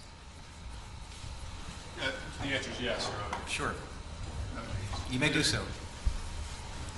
Mr. Mendenhall will be presenting the witness statement. Your Honor, I have a victim impact statement that I would like to, I've been asked to present on behalf of the City of Chicago and Superintendent Brown of the Chicago Police Department. As you correctly pointed out, is of some length, so I tried to condense, and I'm only going to read the relevant portion, but I will point out for the media and for the public watching, the full statement has been filed and made available to the court, as well as defense counsel. So again, Your Honor, the letters on behalf of Stephen Kane, Deputy Corporation Counsel, and David O. Brown, Superintendent, Chicago Police Department. As the jury concluded, Mr. Smollett falsely reported to the Chicago Police Department that he was a victim of a hate crime. Specifically, Mr. Smollett told the CPD that two people attacked him, placed a rope around his neck, poured a chemical on him, and called him homophobic and racist slurs, and stated that this is, quote, MAGA country, end quote. Mr. Smollett claimed he did not know his attackers, but that one of them was white-skinned. A massive investigation ensued, costing the city and its residents well over $100,000. For the following weeks, more than 30 Chicago police officers and detectives investigated Mr. Smollett's report by conducting witness interviews, reviewing over 1,500 hours of surveillance video, in-car camera videos from taxis collected by detectives, as well as other evidence. These same detectives also gathered documentary evidence, including ride-share records, store receipts, store videos, and knocked on doors, going door to door during the polar vortex, one of the coldest periods in Chicago history. During this period, the detectives and police officers worked around the clock, amassing over 1,000 hours of overtime in an effort to solve what in the beginning was thought to be a horrible hate crime. The overwhelming stress and fatigue that was put on the Chicago officers who were involved in the case was immense. While the city can address the financial costs of Mr. Smollett's false report and the investigation that ensued, a cost that can never be measured is the harm caused by reducing the likelihood of actual victims of hate crimes willing to report these crimes. In CPD's experience, hate crime victims are frequently hesitant to come forward and cooperate in police investigations out of fear that they will not be believed or they will be targeted for additional crimes. Members of these communities often feel marginalized even before suffering the indignity of the hate crime. When crimes are not reported, the perpetrator is not punished and remains free to commit other crimes, endangering public safety. This is particularly problematic in the context of hate crime because these crimes harm not only the individual victim, but also others who share the victim's trait, creating fear in the broader community. Falsely reporting hate crime have a tremendous chilling effect on the real victims. Indeed, Mr. Smollett himself acknowledged that, quote, "You do a disservice when you lie about things like this," end quote. The financial cost of investigating Mr. Smollett's false hate crime report was significant. CPD spent 1,426 hours in regular shift time investigating his false reports at a cost of $67,000 $734 in employee time. CPD also spent 1,837 overtime hours investigating Mr. Smollett's false report, costing the city $130,106. A spreadsheet calculating these expenditures is attached as Exhibit A. Your Honor, we respectfully submit that restitution for the city is warranted here. Illinois law authorizes restitution to compensate the victim of a crime for out-of-pocket expenses, damages, losses, or injuries found to have been proximately caused by the conduct of the defendant. Government victims may recover restitution for expenses that go beyond the normal cost of investigating crime. That is exactly what happened here. The city is a victim of Mr. Smollett's crime because of his false report caused CPD to expend scarce resources that could have been devoted to solving actual crimes, increasing public safety. The city is not seeking restitution for the regular salaries of the officers involved, but CPD's overtime expenses that go beyond the normal cost of investigating crimes and are thus recoverable. A restitution award as part of Mr. Smollett's criminal sentence would enable the city to avoid these costs and delays. For these reasons, we respectfully request that you seek restitution for the city in the amount of $130,106 as part of Mr. Smollett's sentence. Sincerely, Stephen J. Kane, Deputy Corporation Counsel, City of Chicago. David O. Brown, Superintendent, Chicago Police Department. Your Honor, a copy of the full letter has been made a part of the record. Thank you. Proceed. Thank you. Does that conclude your evidence in aggravation? Yes, Your Honor. Okay. Does the defense have evidence, witnesses, or documents that they wish to present in mitigation? Yes, Your Honor. Sure. You may proceed, Ms. Dowling. Thank you. Judge, we would call witness Rich Daniels. Rich Daniels, sir, please step up right here.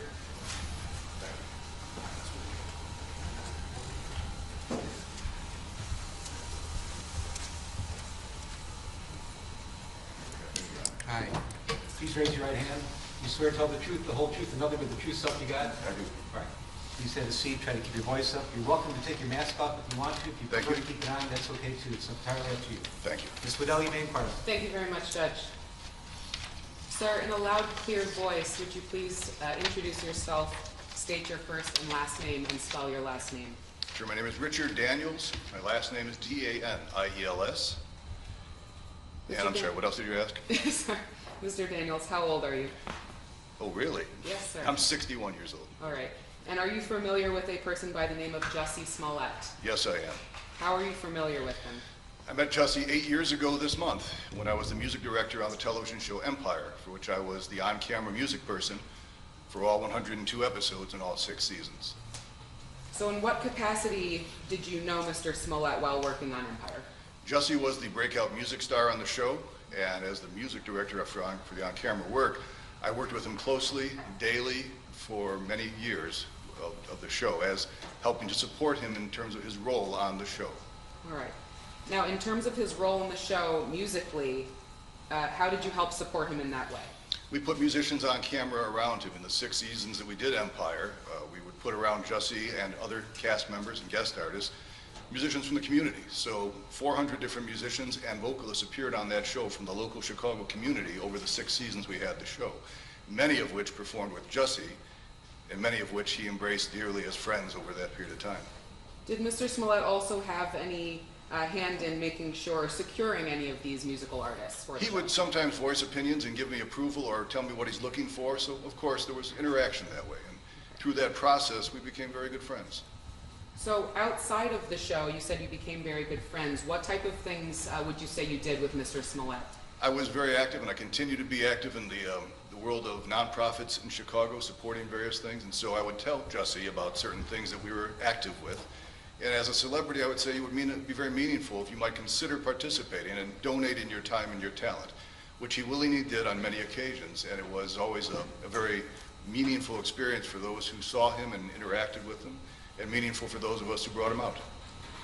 Now, Mr. Daniels, I'm going to ask you briefly to, if you can, go through just a few of these nonprofits or any of them. I know that there's one that was relevant with the Boys and Girls Clubs of America. That was a meeting we had that never went beyond the meeting stages. But the one that was really relevant was a school on the west side of Chicago, a grade school. And it has 505 African-American children. I believe it's the largest population of African-American children in a grade school system in America. That's what they talk about. Magnificent school. I was brought in a few years prior to Jussie coming in, asking to support it in various ways.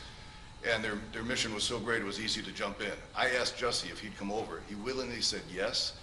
And for me, it was an extraordinary life experience because we didn't tell the children who was coming that day. And it also led me to believe of what a huge show Empire had become in the African-American community.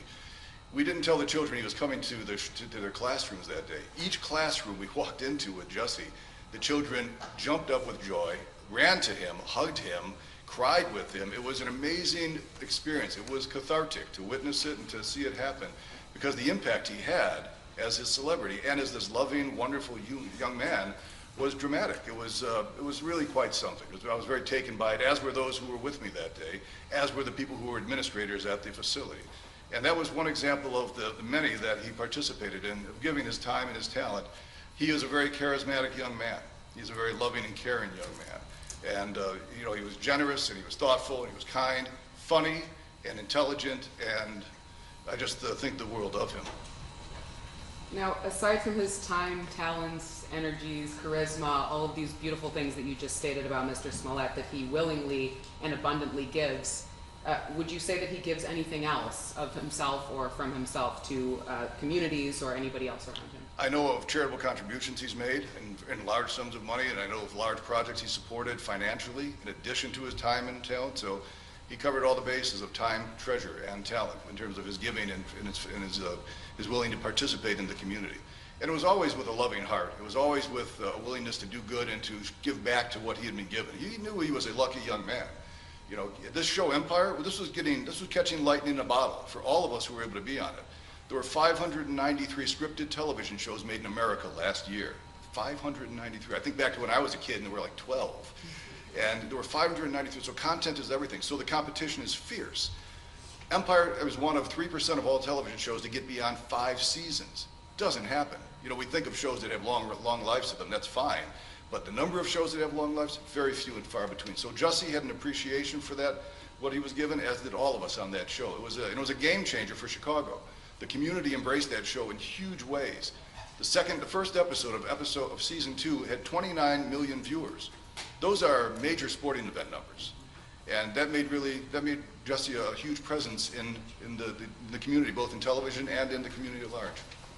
Would you say that based on all of Mr. Smollett's contributions that he was absolutely a pivotal part in the show's success? Oh, he was. He was the music star of the show. I'm sure that Terrence and Taraji and anybody else would tell you the same thing. Jussie was the music star of the show.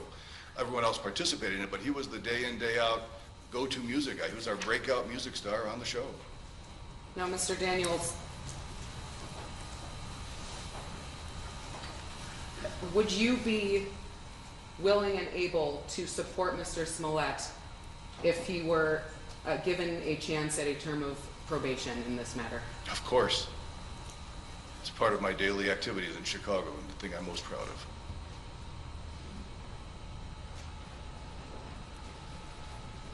You don't believe that there would be any issues that Mr. Smollett would ever exhibit on a period of probation? None that I would have ever seen or ever thought of. I have one moment, Judge. Is it okay to take a sip? Yes, sir.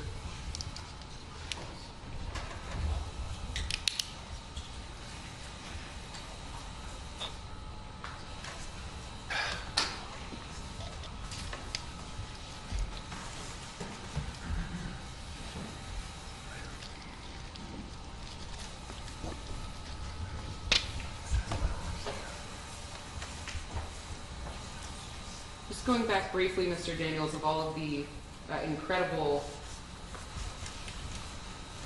services you said Mr. Smollett gave himself to willingly, those were not required of Mr. Smollett in any way, were they? They were not. Neither by the show or any agency that you're aware of? No, absolutely not.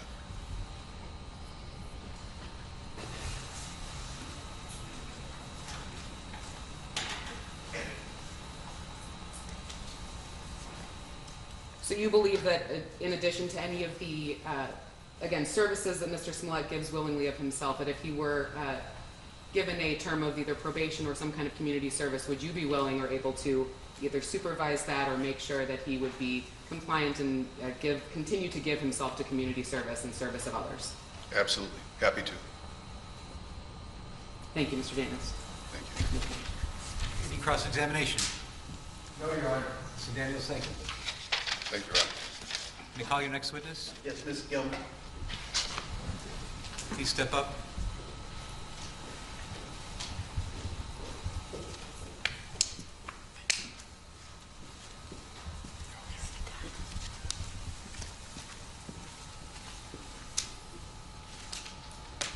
Please raise your right hand. Do you swear to tell the truth, the whole truth, and nothing but the truth, so help you God?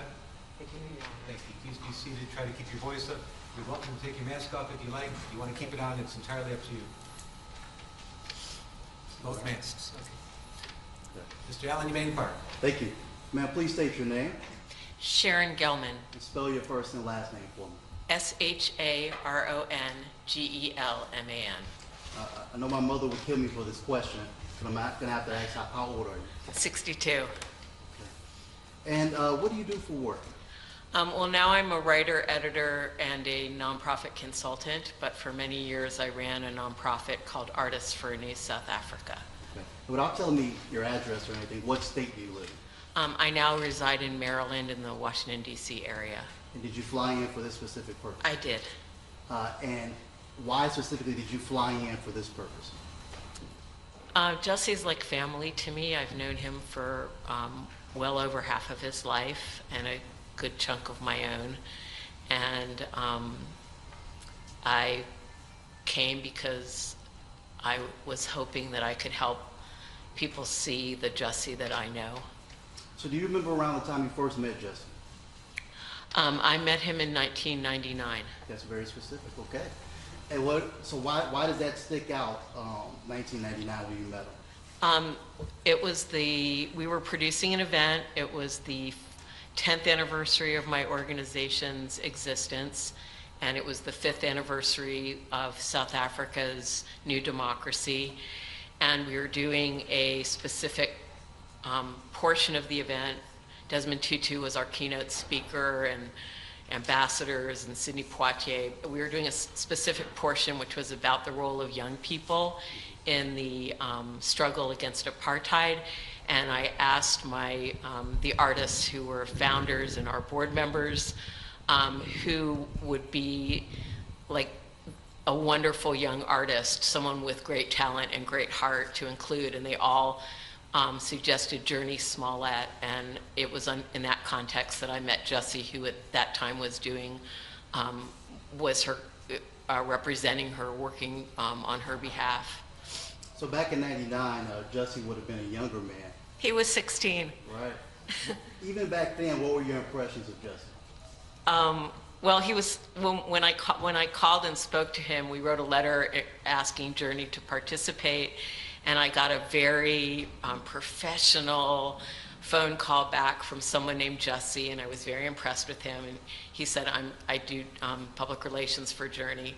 And then he came into the office to meet me, and in walked this like utterly beautiful young man. And I was like, oh my God, you're a baby. But that was when I learned he was Journey's brother. Did you even get the feeling back then in '99 that Jussie understood the significance of the event that he was attending in South Africa? Oh, yeah. Well, first of all, the whole Smollett family is very charitably and politically engaged. And yeah, Jussie and Journey were very excited to be involved. I mean, I think Jussie, because being raised up and exposed to the arts and entertainment community from a very, very young age as little children, they understood the power that that fame confers, and they also understood the responsibility. So they loved the idea of using Journey's very baby, embryonic star power to do something good in the world. Sure. So after 99, did you continue to have a relationship with Jussie?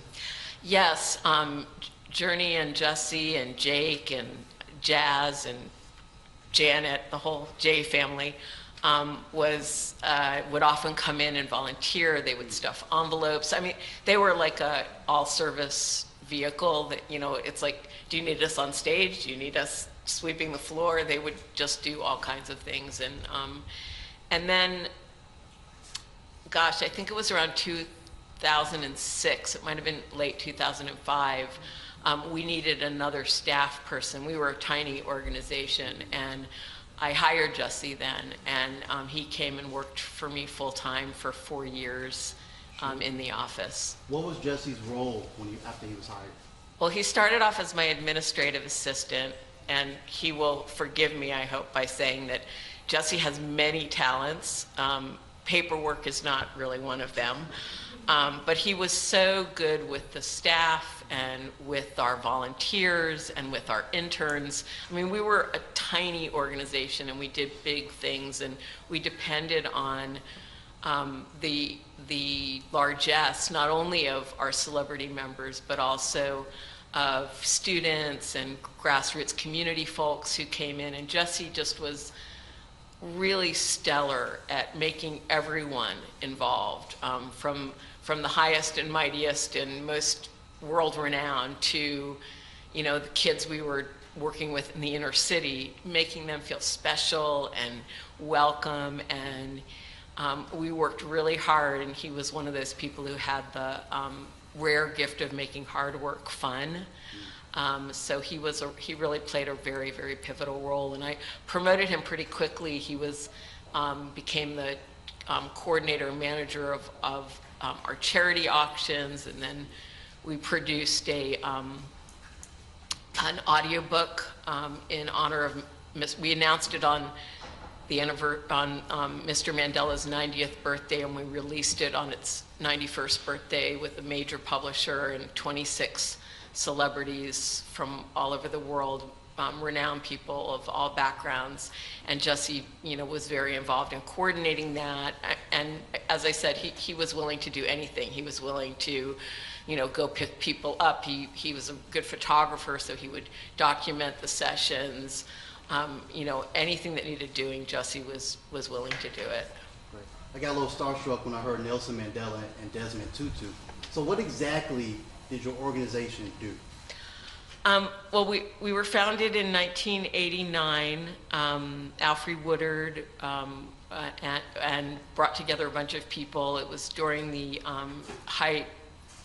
We didn't realize then that it was towards the end of apartheid, but it was the height of still continued conflict. And she had been with the Congressional Black Caucus, and they were talking about people needed to go back and work in their communities. So Alfre came back and organized her community, and I got involved. I think I showed up at the third meeting. I heard about it, and I never left. We raised money, we raised awareness. We over our years, we raised and granted $9 million to frontline groups in South Africa doing, so African-based, African-led organizations doing AIDS work, democratic development, youth education, economic development. And we harnessed the ability of our members to raise awareness about HIV/AIDS prevention and treatment, about the voting process, both in South Africa and in the US. We always tried to match what we were doing in South Africa with a related issue locally, either in Los Angeles or in the United States, so that we weren't being those people who care a whole lot about something thousands of miles away but don't care about the community that you can drive to or live in. So during Jussie's time working there, I heard that you put him in charge of charitable contributions, which Charitable auctions. charitable auction, which seems like a very important job. Can you describe that? Yeah, well, he did. I mean, that was one of the things he did. But for that, what he would do is he would contact our donors and celebrity members and others of resources and ask for things that we could either auction off live or online, so live at a big event or online. And so it would be everything from, I think our two highest money-making things, or our three, were Jillian Anderson, who was a board member, gave us passes to the wrap party for the final season of X-Files. Jackson Brown let us auction off, I think it was, well, he let us auction off someone coming and working with him in a studio to record their song, which ended up being a really long process because the person wasn't a musician, but we earned a lot of charity dollars in the process. And then I think our other highest generating item was a luncheon, private luncheon with Archbishop Desmond Tutu. So this was from 1999 when you first met Jussie. Now we're at from 1999 to 2010, since he worked those 4 years. Can you explain the growth in his character you observed during that time? Well, Jussie, I mean, obviously he went from being a very young, adolescent to an adult. I mean, I would say his character was the same. He was a very open-hearted, hardworking, pure-hearted person. I mean, he didn't have a car. He rode a bus 1 hour each way to our office, and sometimes I would drive him partway home, and he would always be like, no, I'm fine, I don't mind. It's like he was like, I'm so excited to get up every morning and do something to make the world a better place. I mean, he was like evangelical in that way of really believing in the cause, and he got paid very little. We wanted all of our money to go to the front lines, but nonetheless, he got paid really little.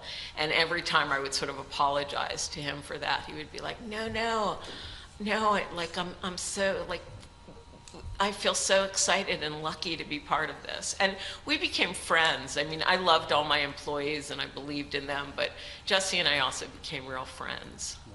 So after 2010, did you kept in contact with Jussie? Oh, absolutely, regularly. In what way, mostly?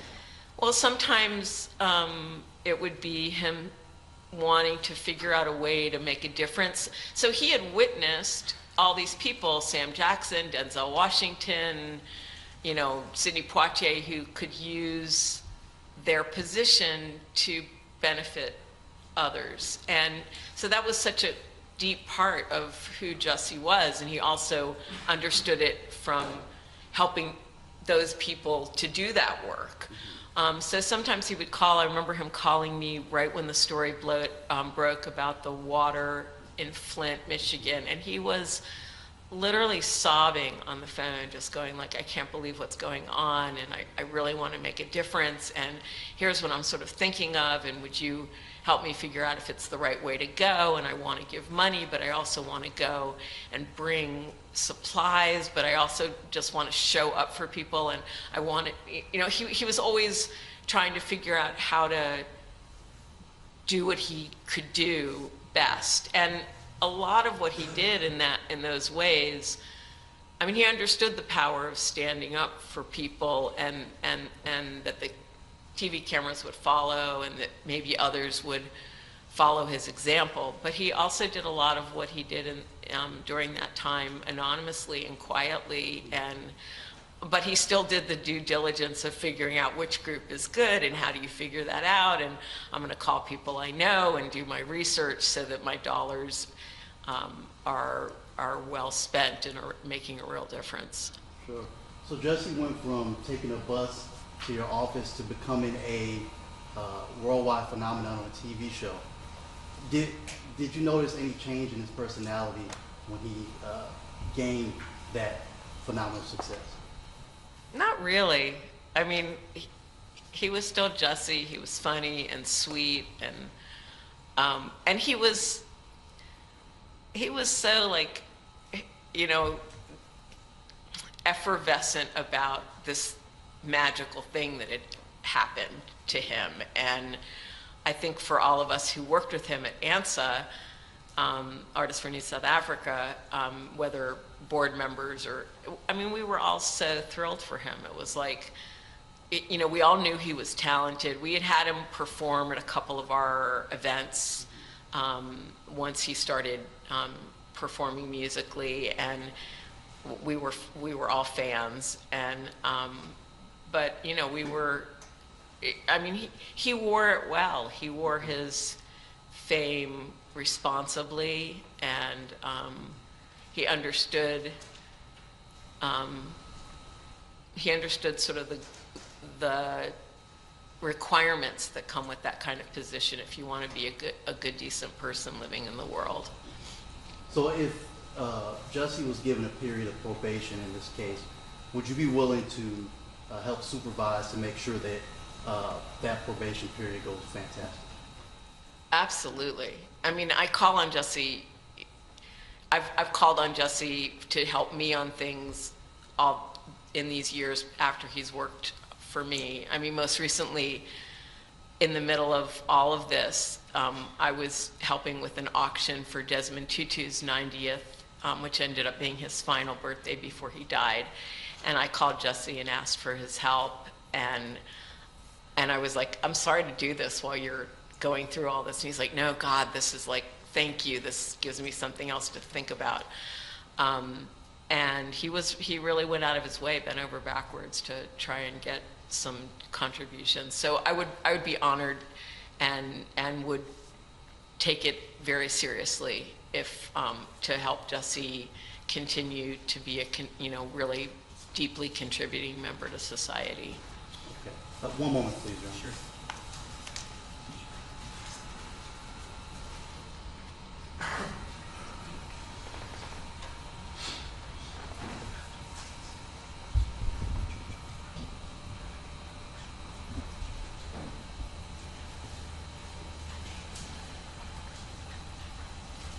No further questions, Your Honor. Thank you. Any cross-examination? No cross-examination, Your Honor. Stillman, thank you kindly. Thank you. Other witnesses you care to call? Yes, Judge. Judge, we'll be calling Joe Smollett, Mr. Smollett's older brother. He's going to give a statement to the court, and then afterwards, Mrs. Smollett's grandmother will also give a statement. You come up on the witness stand, please.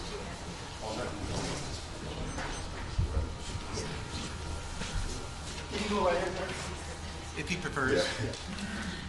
He's just going to read a statement and narrative. Yeah. All right, I'm not going to put him under oath. I don't think it's required, but please, Mr. Smollett. Good afternoon, Your Honor. Your Honor, before I just want to say a few things. I don't know if it was done sarcastically, but mentioned my family earlier, Mr. Weaver, about us passing notes and prayer sessions. Try to understand that my brother right here is on trial. And while this might just be a level 4 felony to a lot of people, under the circumstances, this has felt like the reincarnation of Al Capone's trial, okay? To be honest. And it's not your fault. I'm not trying to say it's your fault, I'm not saying, but the way that this has been, so that's probably the reason you see us sharing notes and doing prayer sessions. My mom's 69 years old. She was born in 1952 in Texas, right? She knows the thing about racism. She doesn't really need a lecture about the extent of racism. Neither does an openly gay African-American man, all right?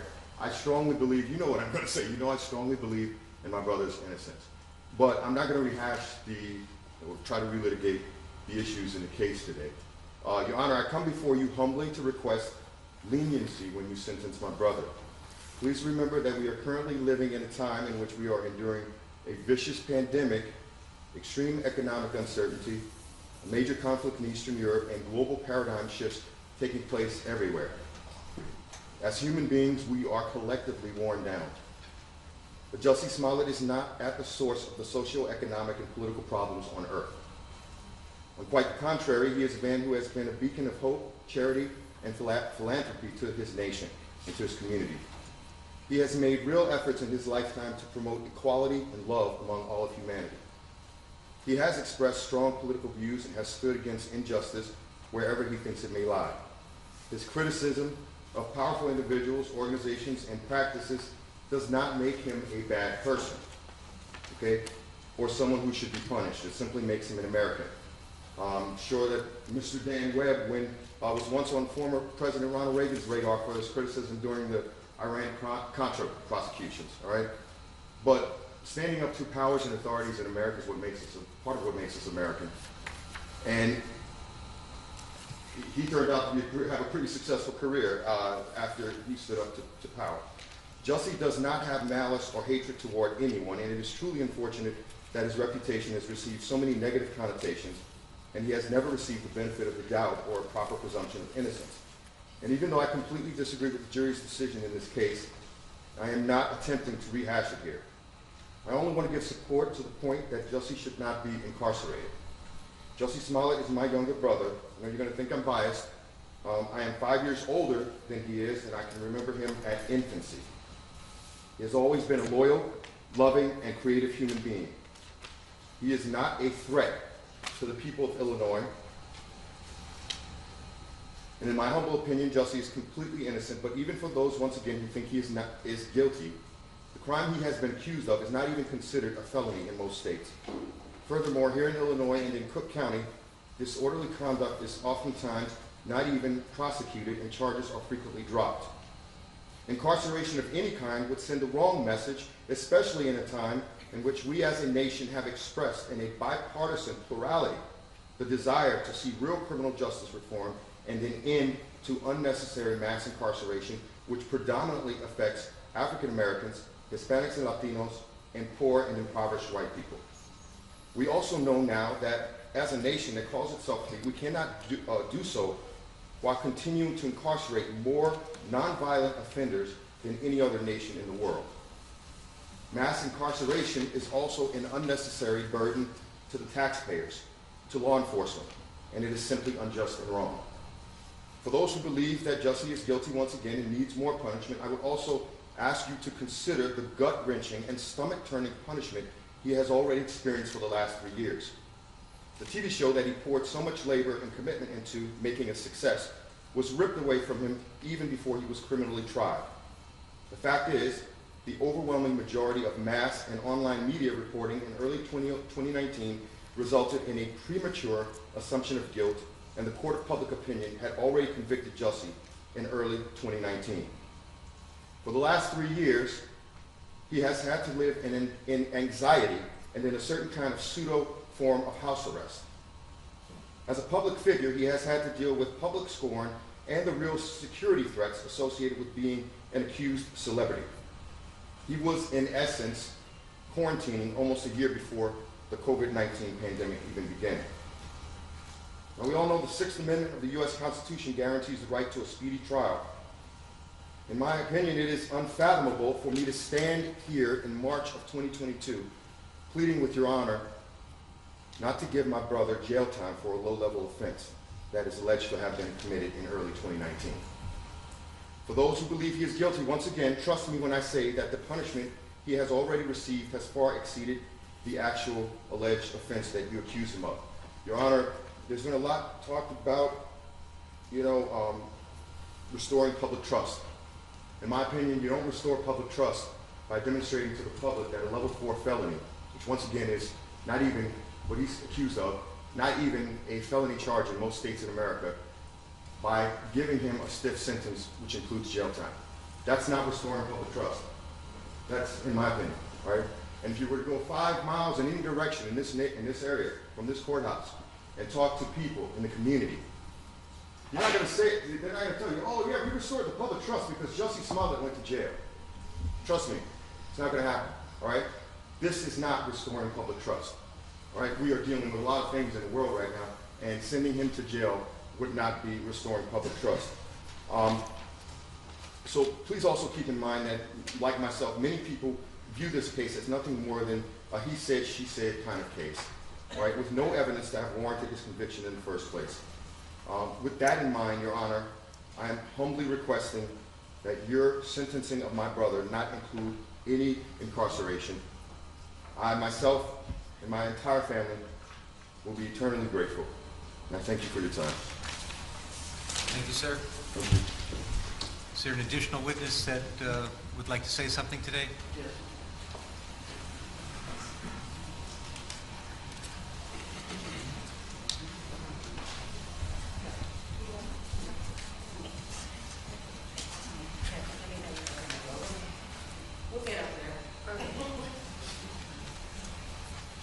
Mr. Allen, how about a chair? Would that be helpful?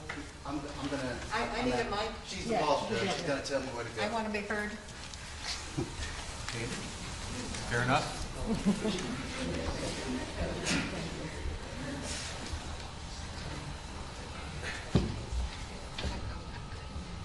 Thank you so much.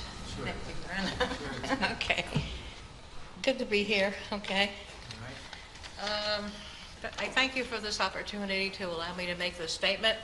My name is Molly Smollett, and I am 92 years old. I have lived in New Mexico for over 25 years, but I am originally from New York, where I was a film editor. I am the proud grandmother of Jussie and his siblings. I felt compelled to come and tell you that the Jussie I know and love does not match up with the media's betrayal of him. And I'm talking to you guys. You haven't done a good job on investigative reporting. I've worked on documentaries. I know what it is. I've gone through the McCarthy period. I marched with Martin Luther King and the March on Washington, and I'm here now. And so you got to do better. I challenge you to do more investigative reporting. Jussie himself, as you have heard from the testimonials, is a very gentle, kind, and generous young man, and his empathy is infinite, which translates in giving of himself. Jussie has always been active in the pressing issues facing our communities, such as HIV/AIDS, voting rights, and other urgent social problems in America. One Christmas, he went to Flint, Michigan to entertain children who were living with lead poisoning from their drinking water. What the media may not know is that Jussie is what I call a justice warrior.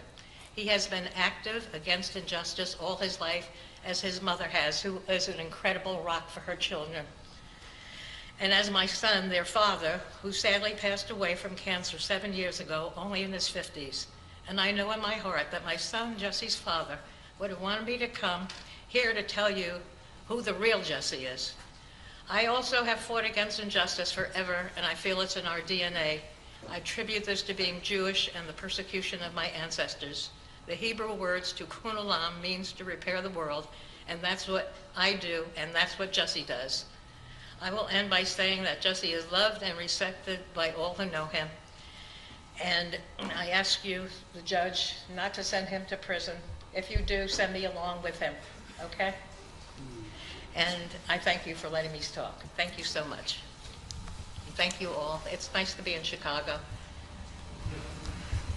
Thank you kindly. Thank you. Shay, you can help her get back with the family. Yeah, thank you so much. They have suffered so much. Okay. Thank you. Okay. Okay.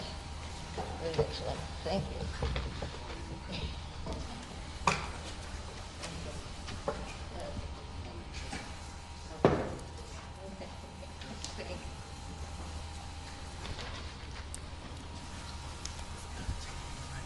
What's that?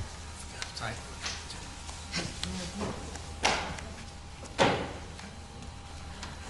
Mr. Uche, any other live witnesses you care to present today? Judge, none at this time. I believe, I'm just checking Mr. Allen real quick. Okay. No, Judge, just the statements to be. Okay. All right, I've heard evidence in aggravation, evidence in mitigation. I'll now entertain arguments in aggravation and mitigation, starting with the Office of Special Prosecutor. I'm sorry, Your Honor. I'm sorry, excuse you me. You want us to... Yes, okay. I know what you're talking about. I have received numerous letters on behalf of Mr. Smollett. Some of them as recent as today, this morning. And I think it's only fair to publish and spread of record who those letters are from. Generally, they're all asking for mercy. They all know him in different capacities. They're strongly advocating for him, but you can tell me who those letters are from. And I think the special prosecutors also received the same letters that I've received. Yes, Your Honor.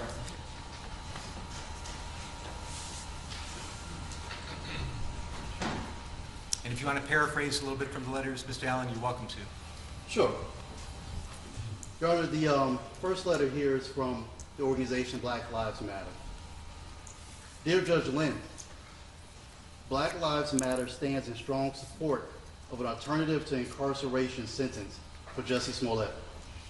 We applaud your long-held practice of imposing alternative to incarceration sentences for virtually all Class 4 felons, such as Mr. Smollett's, and encourage you to continue this practice in this case. We know that second chance probation, regular probation, and deferred prosecution are all options.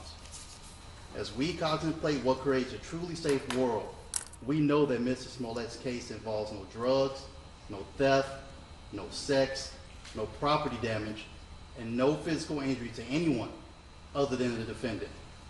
Despite the attention paid to it by the media, at its heart, this case involves a low-level, non-violent offense.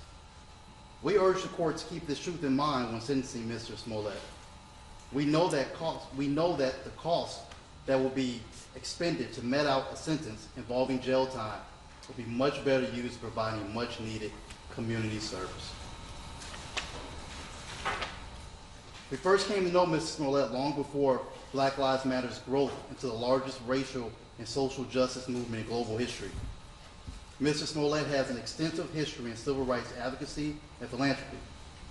Mr. Smollett personally donated more than $500,000 to Black organizations and gave $125,000 in proceeds from his music tour to organizations working for Black, LGBTQ+, and women's rights, including Black AIDS Institute, which provides high-quality, direct HIV services to Black people, Flint Kids Fund, which funds programs aimed to address and mitigate the impact of lead poisoning and trauma suffered by many children in Flint, Michigan, the Trayvon Martin Foundation, whose main purpose is to provide emotional and financial support to families who have lost a child to gun violence, and Know Your Rights Camp, whose mission is to advance the liberation and well-being of Black and brown communities through education, self-empowerment, mass mobilization, and the creation of new systems to elevate the next generation of change leaders.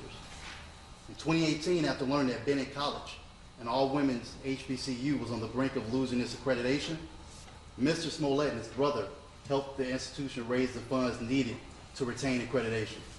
In fact, although the college needed only $5 million, Mr. Smollett and his brother led a campaign that raised $8 million. Beyond his financial contributions, Mr. Smollett has been a fixture in civil rights organizing. We have marched alongside Jussie in fights for health care, to draw attention and resources to the AIDS epidemic, for women's rights, to protect the sanctity of families, and in peace walks. Our relationship with Jussie goes back to the early years of Black Lives Matter, or at least 2016. And it has continued, despite his struggles with this case. Most recently, we sat with Mr. Smollett during the anniversary of Trayvon Martin in February 2022, where he flew to Miami to serve as a loving face in the crowd of support families whose loved ones were stolen by police and or vigilante violence. In short, Mr. Smollett has demonstrated a long-standing commitment to helping others.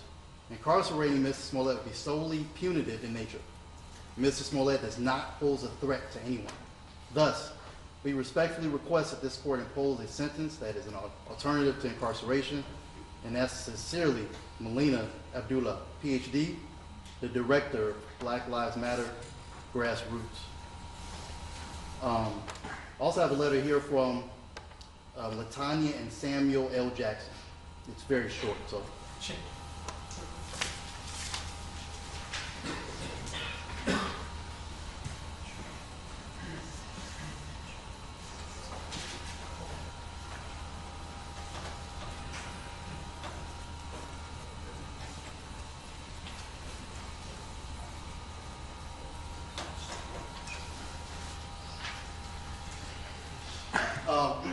I write to you today to ask for mercy as you sentence Jussie Smollett. I understand the difficult nature of your job as you seek to make decisions which take into account the crime and the punishment. It is with respect of knowing this that I humbly implore you to please find an alternative to incarceration for Jussie Smollett. It is my understanding that Jussie was convicted of a Class 4 disorderly conduct, which, to my understanding, people convicted of this offense historically are sentenced to various alternatives to incarceration.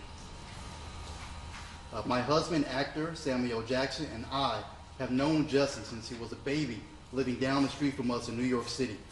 We watched him grow from a child who was always kind, full of laughter and joy, into a responsible teenager whom, becoming aware of the inequities suffered by some people in life, became an energetic volunteer helping anyone who was working to alleviate those inequities. Additionally, as a young man, we have worked side by side with Jussie in organizations committed to stopping the HIV/AIDS epidemic in America, as well as dispensing aid to Africa and Israel. Jussie has used his celebrity to impact community outreach work, such as providing water during the Flint, Michigan crisis. We have often broken bread with this young man as we have discussed the right and wrong ways to live.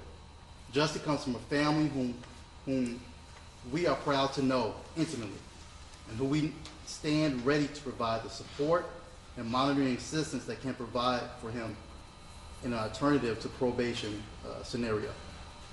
Jussie has no prior criminal record and has never been violent. It is incredulous to Sam and to me that this entire criminal situation even exists. Jussie has already suffered a great deal of punishment, as this situation has destroyed his existing career and has impugned his reputation. Please, Judge Lynn, in God's name, please save this young man and allow him to be of service. Jussie Smollett is worth the risk and the investment. Respectfully, Latanya Jackson and Samuel L. Jackson. And we have more now. Mr. Lewis. Hey, Judge. Judge, if you'll indulge me for a moment, I'd like to read a letter from the Rainbow Push Coalition that was submitted in support of our client. Dear Judge Lynn, I write as someone who has known Jussie Smollett for over 20 years. I know him to have a strong family background. He is a loving and caring person, and I am familiar with his commitment to community service. It is important to him to use his gifts to support the needs of others. Jussie was raised in a strong and very close-knit family. I urge you to consider several moral issues as you weigh sentencing options. Jussie has no prior felony convictions. He has a history of community service and charitable giving of his time, talent, and treasury. He has sustained a significant loss of income prior to being convicted of any crime. Based on the very public nature of the charges and the trial, Jussie has lost countless career opportunities. I have served as a citizen devoted to having a positive impact on the lives of young men and women in the city of Chicago since 1968. In pursuit of that mission, I have visited the Cook County Jail and several Illinois prisons every year since Operation Breadbasket launched. I have seen firsthand the disastrous impact jail has on far too many young people of color, especially young African American men, who often see a complete loss of hope in their situations. Since this case involves the alleged actions of a very visible public figure, it presents a unique opportunity to send a message to millions of young black and brown men that the system cares for them. This highly publicized Class 4 felony case can be utilized as a positive teaching moment about how the criminal justice system can work to benefit all in our society. I appeal to you in the spirit of righteousness to consider the impact America's criminal justice system has on young black males who struggle every day to survive the streets of urban America. We have an obligation as a society to favor restorative justice rather than retributive justice. Jussie Smollett was convicted of a Class 4 felony, the least severe category of felony in Illinois. A well-established practice in Cook County is to sentence Class 4 disorderly conduct cases to incarceration alternatives. Such alternatives might include second chance probation, regular probation, or deferred prosecution. Additionally, an important consideration in sentencing is the potential for recidivism. Jussie Smollett's lack of felony criminal record, as well as many positive contributions to society, demonstrates that he poses no risk for recidivism. Jussie has a long track record of being deeply engaged and contributing citizen who is committed to helping the most vulnerable in our society, whether persons living with HIV/AIDS and children orphaned by the disease, or children whose health was damaged by the contaminated water in Flint, Michigan. Jussie's commitment to serving the community began as a child. As he found professional success, he continued to donate time and money to charitable causes. Another factor that we urge your honor to consider is that the crime did not involve violence to others. None of the actions charged indicate that Jussie ever posed a threat to public safety.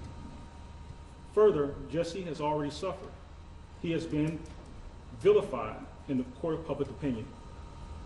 His professional reputation has been severely damaged. He has suffered lost career opportunities, a loss of income, and there are a number of people who rely on Jussie for financial assistance. Finally, I am deeply concerned about the physical safety and well-being of a well-known, non-violent black gay man with a Jewish heritage who may be incarcerated within the U.S. prison system. For all the foregoing reasons, I believe the only fair and just outcome is to sentence Jussie Smollett to a non-incarceration alternative. With respect, we respectfully urge you to do so. Rainbow Push Coalition welcomes the opportunity to serve as a place for Jussie to resume his desire to serve the community. During the first year of COVID, we served more than 4,000 meals each day. We have a program that is designed to meet some of the issues homeless individuals face each and every day in the city while trying to survive. We believe that those who are impacted by the criminal justice system deserve an opportunity to be restored to a meaningful life and lives throughout community engagement and public service. We have worked diligently to transform the lives of young people in our Push Excel programs. I believe that Jussie has much to give to America, and this case is a stumbling block that should not become a setback to his future. We do not want Jussie to become another prison statistic, as he has way too much to offer. I stand ready, along with the board of directors and the several thousand members of the Rainbow Push Coalition, to support Jussie Smollett in his journey to wholeness. We want to assist this court in meting out justice for Jussie Smollett. Signed, the Reverend Jesse L. Jackson, Sr. Any other submissions? Ms. Lanyon?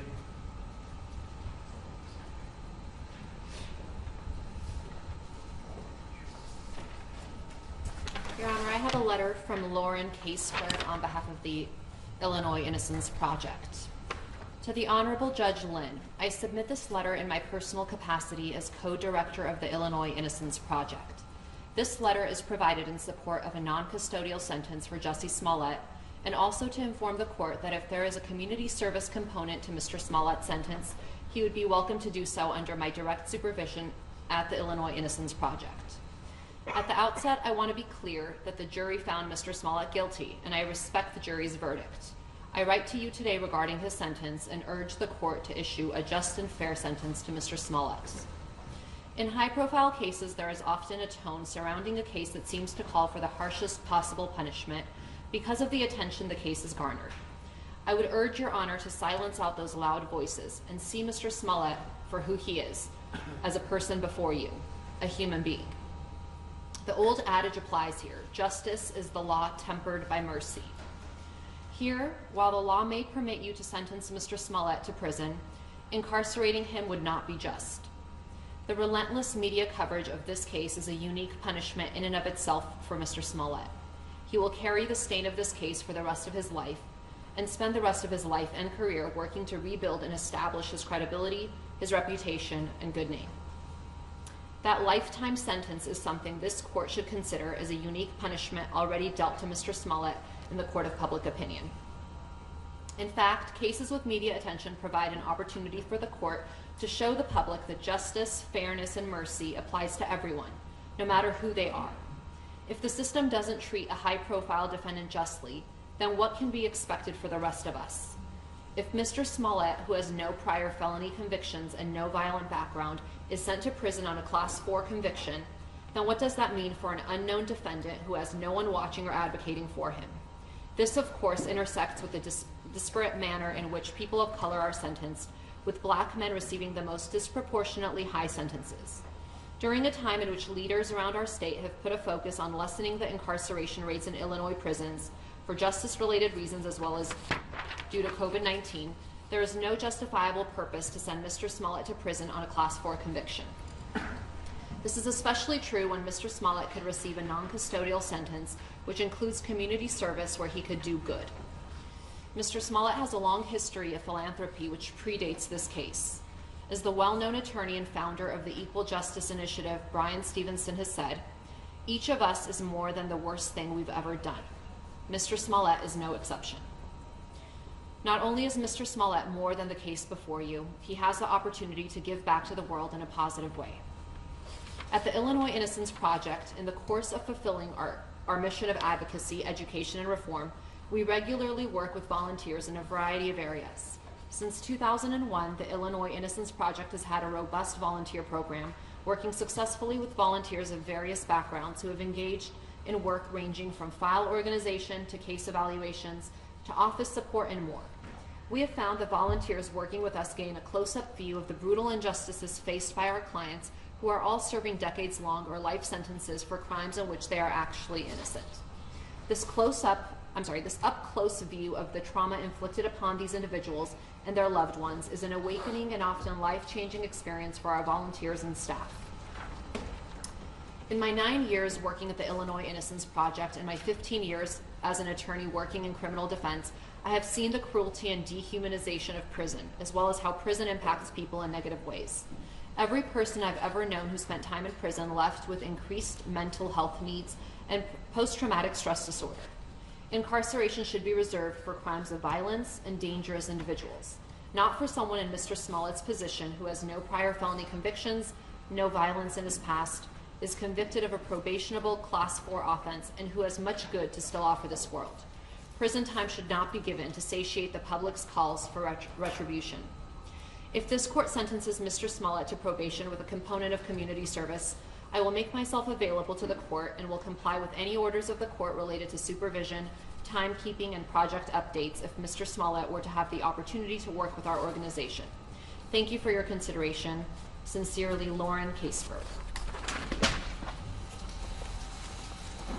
Ms. Walker. Okay, Ms. Walker. Thank you. These are the last letters.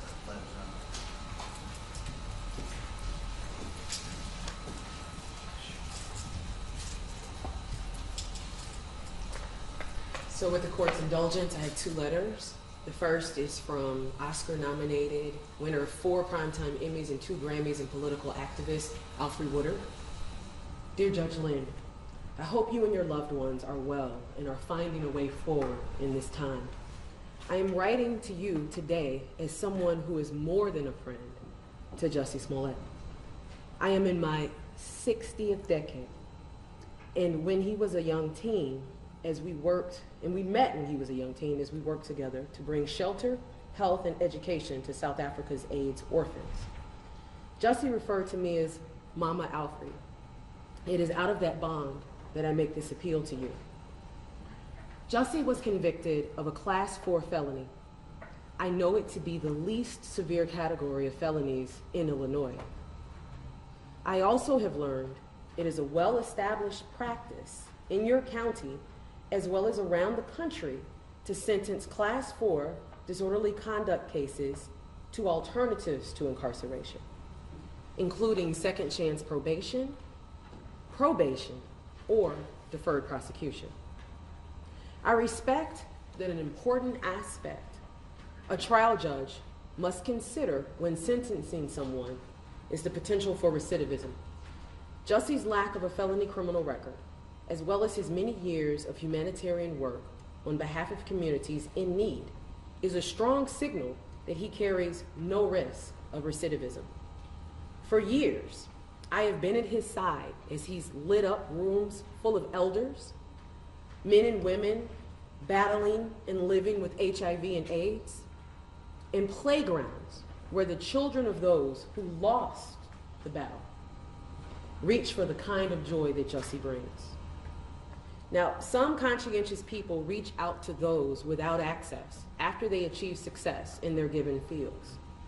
Jussie has been a compassionate presence and advocate for those without means since he was a boy. His dedicated work as an artist brought him success and allowed him to bring his natural impulse to be of assistance to an even wider field of effectiveness. Jussie has kept his heart, his wallet, and his schedule wide open to those suffering among us. Judge Lynn, I know you and I are meeting, quote unquote, in a situation that would cause some, quote unquote, mamas to lower their eyes. But I must tell you, I am proud of this man, who I have known to be an exceptionally kind human being. It is an honor to write you on his behalf because I get to sit and think on Jussie this afternoon. It brings up wonderful thoughts. My dear friend Jussie Smollett has been convicted of a nonviolent crime. He never has been, and certainly is not now, a public safety risk. He has carried himself with dignity and self-control throughout this process of the last few years. He has delved deeper spiritually in self-realization to come through a vicious public excoriation that would have crushed or inflamed lesser men. The punishing has been relentless and has left nothing to be taken away.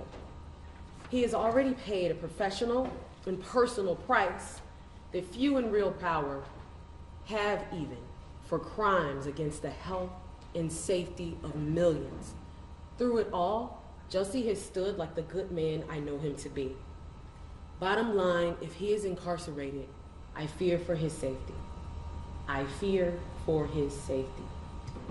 Judge Lynn, I've heard you characterized as a fair man. It is your fairness and your discernment that my hope is relying upon in this matter. You hold the keys to the freedom and the future of a great giver, Jussie Smollett, to keep his commitment of bringing joy and hope to people whose everydays depend on that healing. I beg your leniency. Sincerely, Alfred Woodard. So the last letter is from Derek Johnson, who is the president and chief executive officer of the NAACP. Dear Judge Lynn, I write today in my capacity as president and CEO of the NAACP. Formed in 1909, the NAACP is the oldest and largest civil rights organization in the United States. In this nation, Black people are incarcerated at more than 5 times the rate of whites and frequently receive disparate sentencing. In Illinois, Black defendants convicted of a felony were more likely than white defendants to be sentenced to prison at a 57% and 39% rate, respectively. A mainstay of our organization continues to be advocacy for fair treatment of persons of color by the criminal justice system. This brings us to the subject of the upcoming sentencing of Jussie Smollett. It would be an understatement to say that an inordinate amount of attention has been given to Mr. Smollett's case. This case involves no drugs, no theft, no sex, no property damage, and no physical injury to anyone other than the defendant. Despite the attention paid to it by the media, at its heart, this case involves a low-level, nonviolent offense. We urge the court to keep this truth in mind when sentencing Mr. Smollett. By way of background, Mr. Smollett has an extensive history in civil rights advocacy and philanthropy. Mr. Smollett personally donated more than $500,000 to Black organizations and gave $125,000 in proceeds from his music tour to organizations including the organizations working for Black LGBTQ+, and women's rights, including the Black AIDS Institute, which provides high-quality, direct HIV services to Black people, the Flint Kids Fund, which funds programs aimed to address and mitigate the impact of lead poisoning and the trauma suffered by children in Flint, Michigan, the Trayvon Martin Foundation, whose main purpose is to provide emotional and financial support to families who have lost a child to gun violence, the Know Your Rights Camp, whose mission is to advance the liberation and well-being of Black and brown communities through education, self-empowerment, mass mobilization, and the creation of new systems that elevate the next generation of change leaders. In 2018, Mr. Smollett surprised a 6-year-old double amputee with a wheelchair accessible van after learning that the child's school district did not own such a vehicle. Mr. Smollett has been a recognized supporter of the Human Rights Campaign, a civil rights organization that strives to end discrimination against LGBTQ+ people and realize a world that achieves fundamental fairness and equality for all. Lest there be an argument that such donations and activities were made as a part of any PR damage control, such acts all preceded the 2019 events that resulted in charges being brought against Mr. Smollett.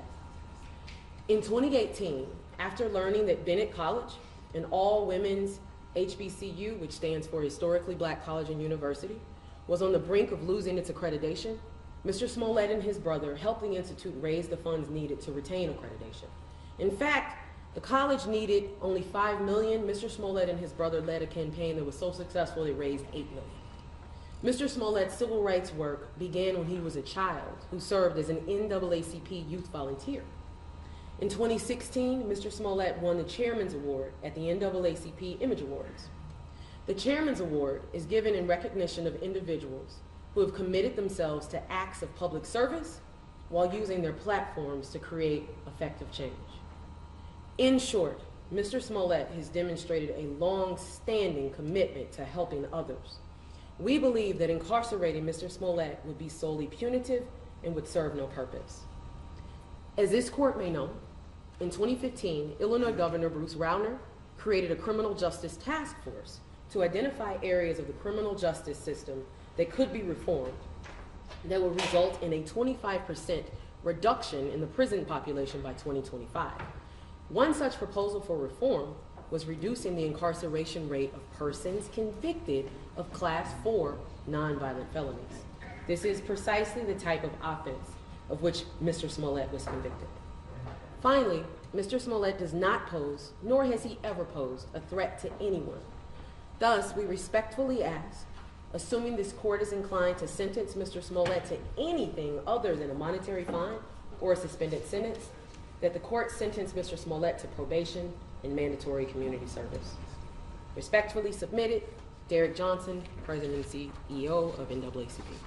Thank you. Thank you, Judge, for your time. Okay, we wish to publish no further letters, Your Honor. We incorporate other letters into the record. Okay. They will be incorporated. No further letters. I'm ready to keep going. The lawyers need a break. Are you ready to go? Maybe, can we have a short break, Your Honor? Yes, sure you can. Yes. Very short. 5 minutes. 5-minute recess.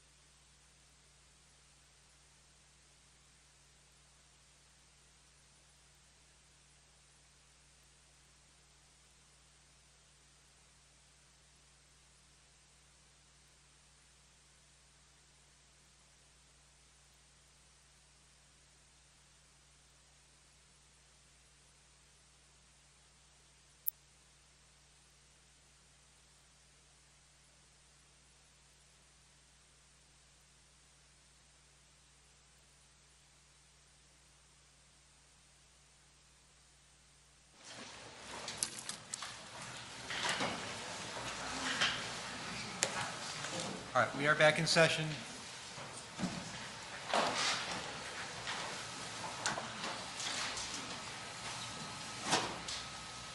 I'm guessing Ms. Duce wants to be here.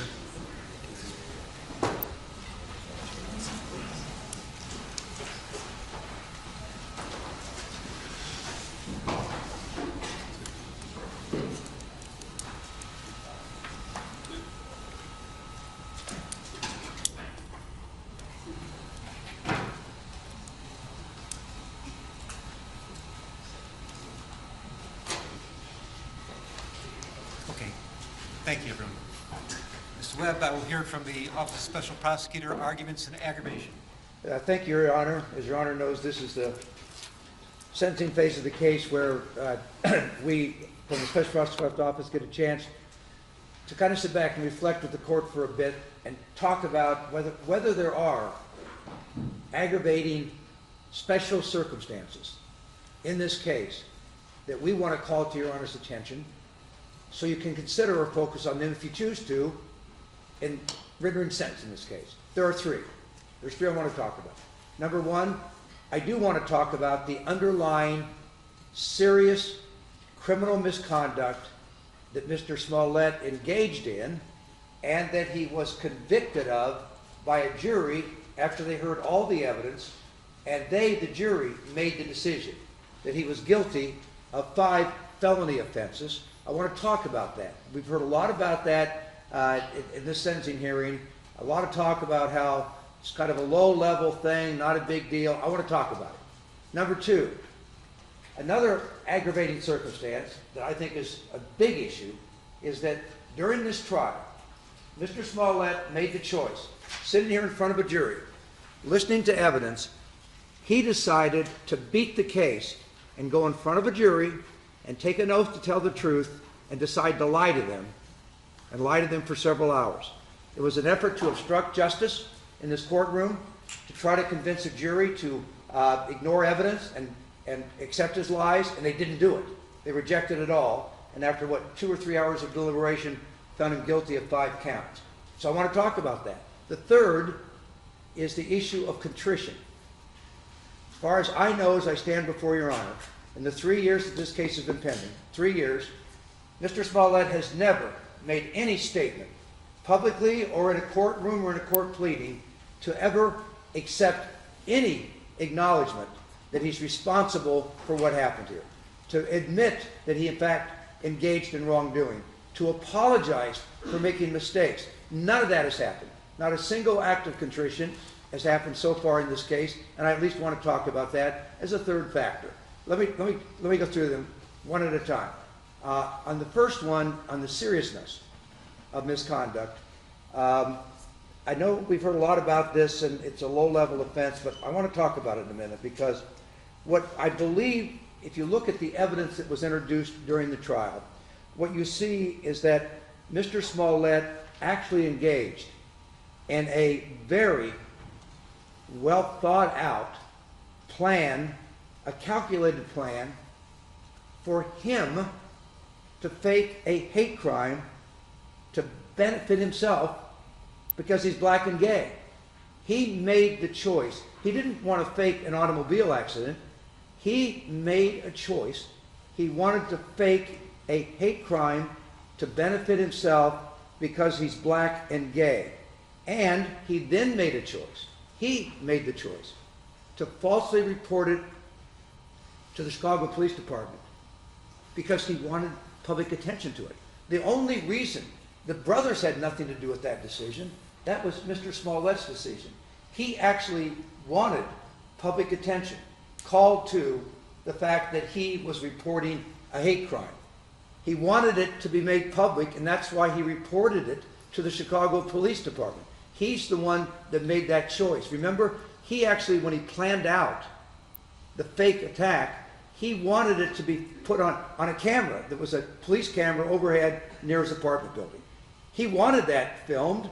In fact, that's why he told the brothers where to do the attack, because he's the one that wanted a great deal of public attention, called to this because he thought he would benefit from it. And then he made the decision. It wasn't like he sat down with a policeman for 10 minutes you've heard 5 different police officers testify in detail.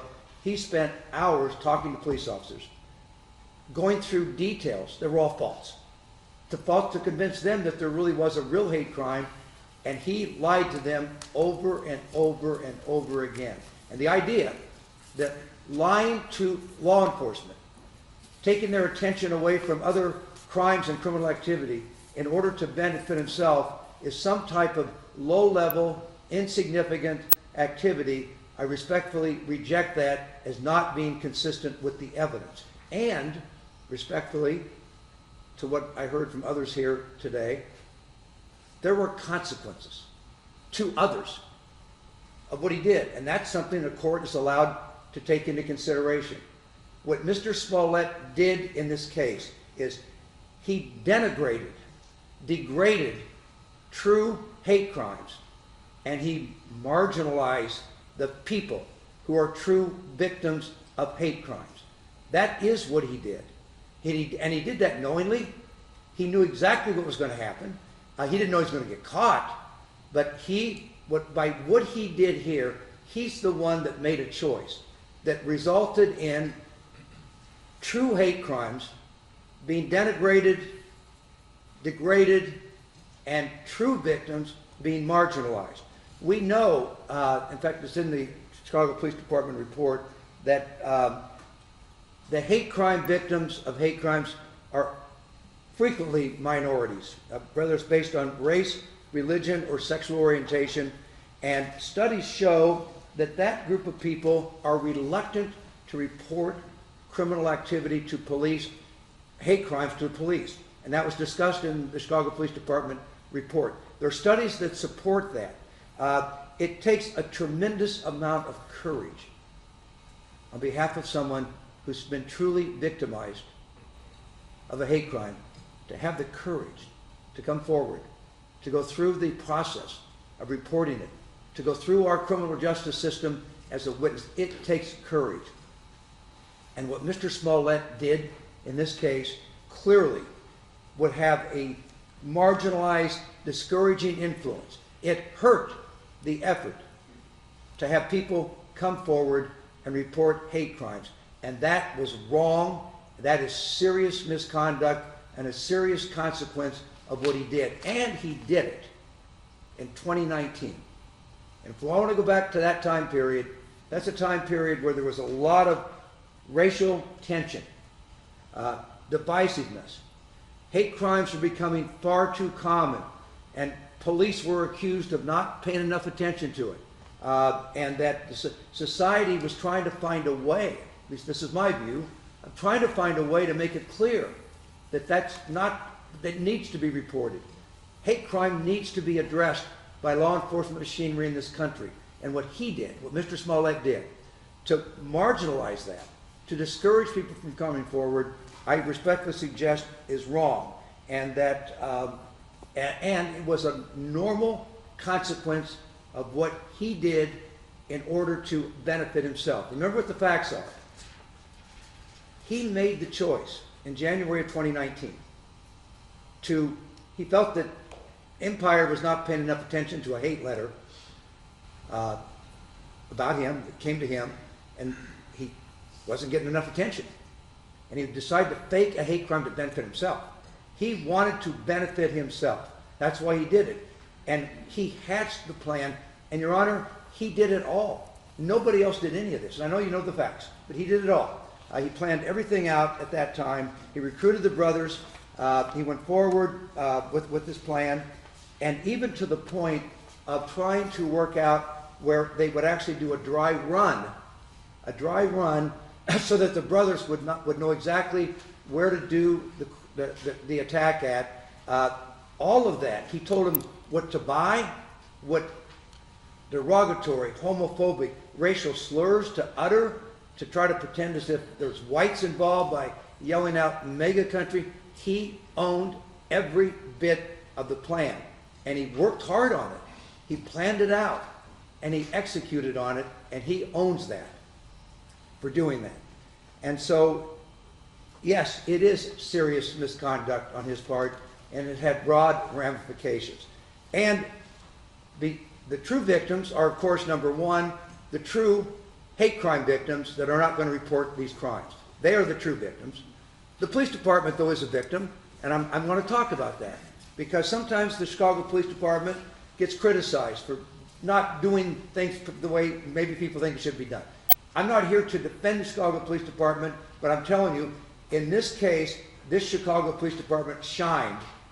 When this, and then we hear in this courtroom, the police department paid too much attention to it. They shouldn't have they shouldn't have spent so many hours investigating this misconduct, and they argued last night in the filing with Your Honor, they argued, well, we shouldn't have to pay restitution for all that because the police department spent too much time on it. My Lord, I wonder what would have happened if the Chicago Police Department took this hate crime, which on its face, by the way, is a heinous, serious, awful hate crime. Awful. Ropes, lynchings, gasoline.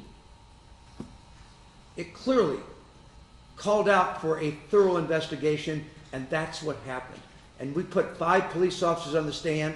They testified in great detail to the 4 different occasions when Mr. Smollett lied to them.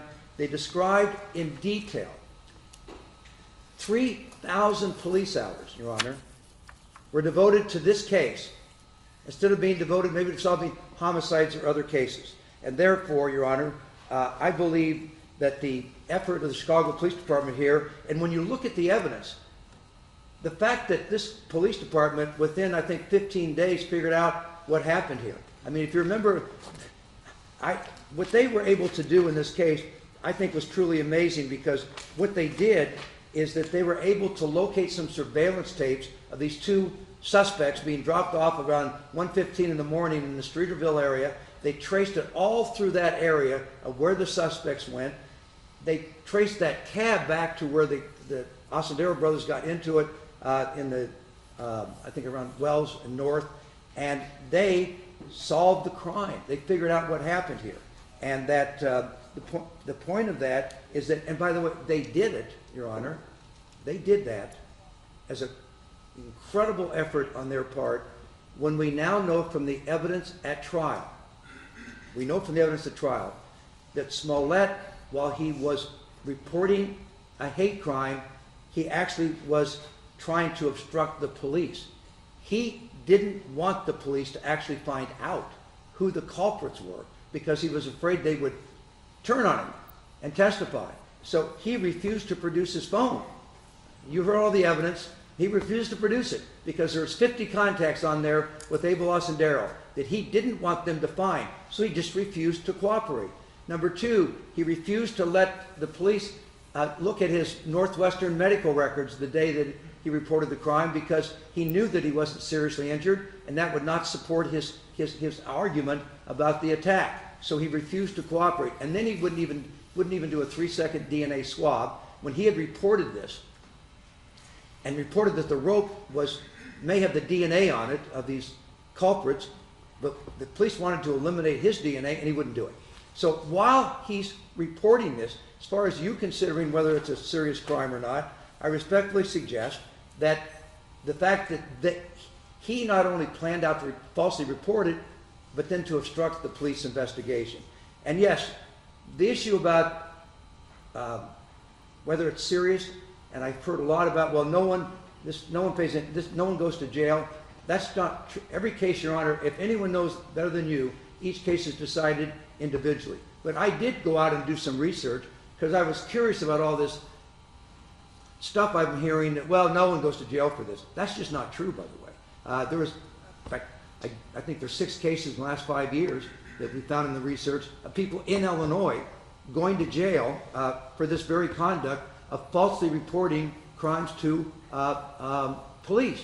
It is a serious course of criminal misconduct to do it. It's a felony, and I think there was one decided by appellate court 4 months ago, which involved reporting to the police that the person was hit by a police car when they weren't. I think what happened here was a lot worse than that, and that person got 14 months incarceration for filing a false police report. So so yes, I do believe that This conduct is serious, and I respectfully suggest it's an important factor to consider. Aggravating factor number 2 is lying under oath. I'm not going to go through it. Your Honor heard the testimony. He made a choice. By the way, I'm a defense lawyer, Your Honor. Yes, we all get choices to be made, and defendants can make choices. But he made the choice. Mr. Smollett made the choice that he could deceive that jury and went on the stand and lied to them about so many different things. I'm not even going to, I was going to summarize some of them, but I don't even want to. I don't need to. You heard what happened during the course of the trial. Testimony that he went out and at 2 o'clock in the morning to buy eggs from Walgreens when the Walgreens was not even a 24-hour Walgreens. It was a ridiculous story. The fact that one of the attackers is white and he didn't even know who attacked him was ridiculous. The fact that the brothers had no foreknowledge and just happened to stumble over there into a Streeterville that they didn't live in and were happened to be there at 2 o'clock in the morning when he was out going through that in that stairwell. All of that were intentional lies. And by the way, people do not, that going in front of a jury and deciding to lie under oath to see if you can beat the case and obstruct justice is a serious course of criminal misconduct that I think should be taken into consideration. I also will tell Your Honor that the issue of lack of contrition here, I do think is an important issue, and Your Honor can decide how much to give to that. But the reason I went and did some research on this, Your Honor, because I wanted to make sure I was handling this issue properly before Your Honor. And so I went and did some research. And the Illinois Supreme Court has made a big deal out of the fact that sentencing judges absolutely can consider that someone has shown no contrition whatsoever, particularly after they have been convicted of a crime. Now it may be, it could be here when I'm done talking, Mr. Smollett will speak to the court and explain how he's accepting full responsibility for his criminal misconduct. He may do that. That's fine. Let's see if that happens. But at least at this point, that has not happened. And there's an Illinois Supreme Court opinion called People v. Ward, in which, I'm going to quote, the Supreme Court told sentencing judges, a continued protestation of innocence and a lack of remorse may convey a strong message to the trial judge that the defendant is an unmitigated liar and at continued war with society. That's the quote from the Illinois Supreme Court. So I do think it's at least a factor for Your Honor to consider during the course of your decision making here. So let's go through the different issues of sentencing and just talk about them briefly. Term of imprisonment, yes. We are recommending to Your Honor that the seriousness of this crime should result in a period of incarceration for all the reasons I've just articulated to you. As you know, that each of the counts, the felony counts, 3 years times 5, he faces 15 years maximum in jail. And Your Honor knows that Illinois law provides that you have the power to impose a term of imprisonment if you find that probation would deprecate the seriousness of the offender's conduct and would be inconsistent with the ends of justice. I'm not going to suggest any amount of time, because if there was ever a judge that had the ability to understand what to use discretion, whatever you decide is your, let me just say this, your ability to decide based on all your years of experience and your years on the bench, we accept that, and whatever you decide on that issue, you decide that, but we do believe that it is a serious criminal misconduct that warrants an appropriate amount of prison time. Number 2, restitution. The Illinois restitution statute covers class 4 felonies and says that you shall determine whether the defendant should be required to make restitution in cash for out-of-pocket expenses. You've heard the evidence. It's $130,000, $130,106, and on that issue, Your Honor, we believe that's the appropriate amount of restitution to order. Now, I will say that that first Smollett case, which led to a $10,000, it's called a forfeiture in the record, okay? It was some kind of forfeiture to the city of Chicago. It was not restitution. The city of Chicago did not claim, was not trying to get, that was done by the state's attorney's office with no agreement by the city of Chicago, but he did pay it, okay? So at least our thought is that that would be deducted, that the order for restitution would be $130,000. That's the right order, but he does get a credit for that because he did pay it under, let's call it confusing and this unusual circumstances that I've talked about in another report and I'm not going to talk about here. Probation. As Your Honor knows, under Illinois law, for a Class 4 felony, you can impose a period of probation not to exceed 30 months, but you cannot impose both a term of imprisonment and a term of probation on the same Class 4 felony convictions under the case law. So that our recommendation to Your Honor is that you have the authority to impose imprisonment on one of the counts that he was convicted of, one of the 5 counts he was convicted of, and then on one of the other 4 or more than the other, you can impose a consecutive term of probation to follow. Now, why do I talk about that? Okay, why should that be? Because he's not a violent crime, etc. Your Honor, in 2007, Mr. Smollett had a prior conviction in 2007 in connection with a DUI arrest in California for providing false information to a police officer. Mr. Smollett reflects that this case today is not the first time he had lied to law enforcement officials, and so I believe as a result, the Office of Special Prosecutor believes that an appropriate term of probation, whatever you decide in Your Honor's discretion, should follow an imprisonment term. Next, criminal fines. Again, this is in Your Honor's discretion. You can decide the maximum is $25,000 for 5 counts. That would be $125,000 for each, for the totality. We recommend a reasonable criminal fine to be imposed by Your Honor based on your judgment about it. Community service. Let's talk about community service because there's been, the defense has asked that maybe you should consider community service, and we agree with that, but it should be a condition of probation following a term of time in jail and following a term of probation. But as part of the probation, you have the authority, as Your Honor knows, to perform, he can be ordered to perform 30 to 120 hours of community service as a condition of probation under Illinois law. We respectfully ask Your Honor to impose and to at least consider maybe it should be devoted to an appropriate black or gay community service organization that can benefit from Mr. Smollett's hours of community service. And so, Your Honor, I'm going to conclude. You know the case very well. I was appointed as special prosecutor, as Your Honor's already pointed out here today, because Judge Tooman, after looking at the unusual way that Smollett 1 was resolved by the state's attorney's office, when the case was dismissed completely, with absolutely no term of imprisonment, no criminal fine, no restitution, no probation, no supervision, nothing. That Judge Tooman found that to be what he described as to be a significant mistakes by the state's attorney's office, and he believed that the public's confidence in the criminal justice system should be restored. I will tell you, at least as a trial lawyer, I believe this trial in this case has already done that, I believe, okay? The public wanted Smollett to be put, not just have his case dismissed, but Mr. Smollett should be put on trial and let a jury hear the evidence and decide.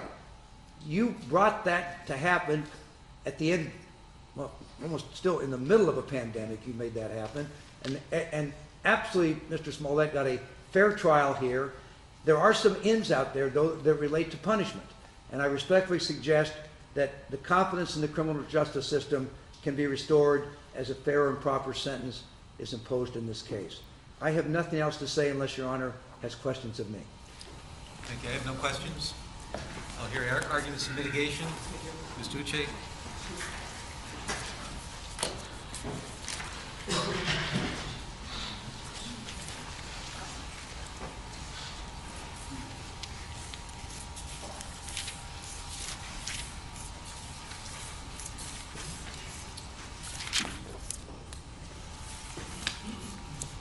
Mr. Webb, Judge Lane, may it please the court.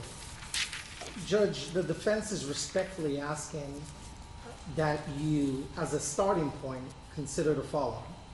The extraordinary media publicity surrounding this case, the intense negative backlash against my client, Mr. Smollett, the significant negative impact that has had on his career, his livelihood, his family, who has been in court all the time,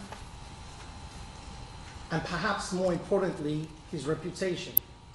All those things taken together in of themselves are not just extraordinary, are not just unique, but indeed eternal enough punishment. And some will argue more than enough punishment for a low-level Class 4 felony in this state, and I dare say in any state in the union. I begin by quoting a judge. I am trying to treat this case more like other cases, not differently than other cases, but more like other cases. That was you, August 26, 2021. You made that statement to us while we were discussing jury selection and procedures. And so I begin by asking you to treat this case like any other low-level Class 4 felony. Somehow this case has turned into a sheep in wolf's clothing, a misdemeanor dressed up as a felony, essentially. And how do I know this? Mr. Webb spent the entirety of his argument talking about the time wasted by the Chicago police force, time wasted by the city of Chicago. He also spent time talking about the impact this could have on the LGBTQ community. But there are problems with that, of course, Judge. Because I searched the disorderly conduct statute, the entire team did, and I was searching to see if there was any aggravation or enhancement ladder that our legislature in Springfield put in place for Class 4 disorderly conduct. Did they meet during the discussion of the bill that they passed to say anytime anyone wastes more than $30,000 of resources, it becomes a Class 2? Anytime anyone wastes more than $500,000 of resources, it becomes a Class 1 or maybe a Class X. No, it's not there. I searched for it. But what we do have is an enhancement ladder that does exist in the disorderly conduct statute, and it's right here. If you call falsely 911 or the police to claim that there's a bomb threat, any terrorism-related issue, you get a Class 3, and that's the only enhancement ladder. And I trust that our legislature has the common sense to think about time wasting and money, but it's already infused in the Class 4. That's the whole point of a Class 4 disorderly conduct. Mr. Smollett is not being accused of screaming fire, fire, or bomb, bomb, bomb, which will cause a public safety concern. That's why the legislature put that in there. Because they were thinking of a situation where someone comes into a movie theater, screams bomb, and there's a stampede and people could possibly die. So there's a public safety concern infused in that enhancement ladder. They did not think about money or time wasted because it's already in the statute, it's already accommodated for in the Class 4 statute. And we know they think of these things when you look at the statute, the armed robbery statute. If you rob someone with a gun on top of the Class X enhancement, what happens? You get 20 years added to your sentence. You rob someone with a gun and you discharge that gun causing great bodily harm, what happens to you? 25 to life, enhancement on top of the Class X. Even down to your basic speeding laws. You're driving 26 miles per hour over, now Class B misdemeanor. You're going 35 miles per hour, it's now a Class A misdemeanor. The legislature thinks about this thing. Mr. Webb and OSP wants you to legislate law that doesn't exist in our statute, and that is not for the courts. The $130,000 they talk about, well, there are problems with it. We can't take it at face value. Judge, you have the victim impact statement in front of you. If you look at the first 2 pages, there are no dates on that. If you look at the second 2 pages, highlighted are entries with dates, and only 4 of those entries are before February 15, 2019. Why is that important? It's important because on February 15, 2019, the Oshundaya brothers, according to testimony, confessed allegedly to this incident. And that was the day detectives let them go and began the investigation on Mr. Smollett. So why do we now have charges, most of which are after 2/15?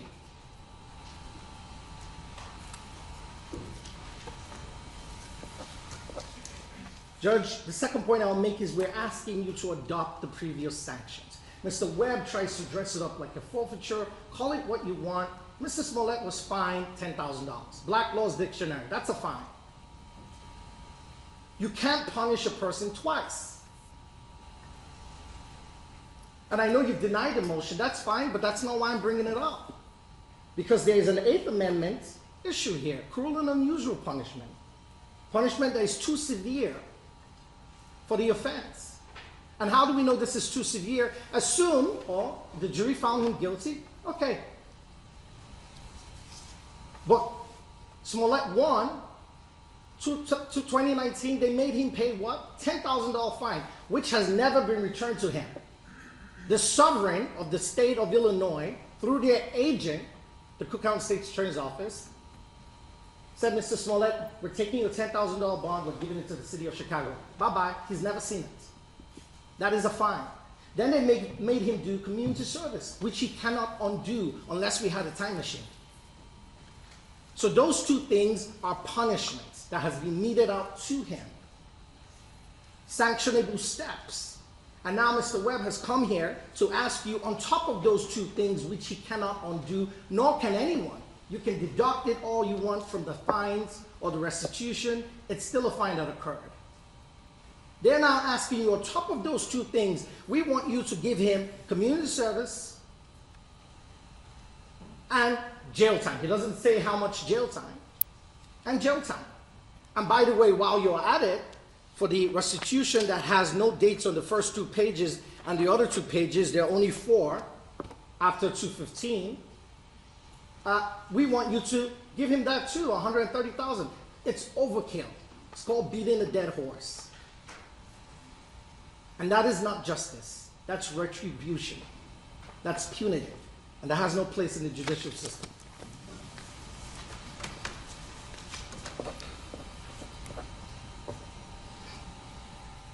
Why should Mr. Smollett get probation? You've heard from the witnesses. I'm not going to rehash their testimony.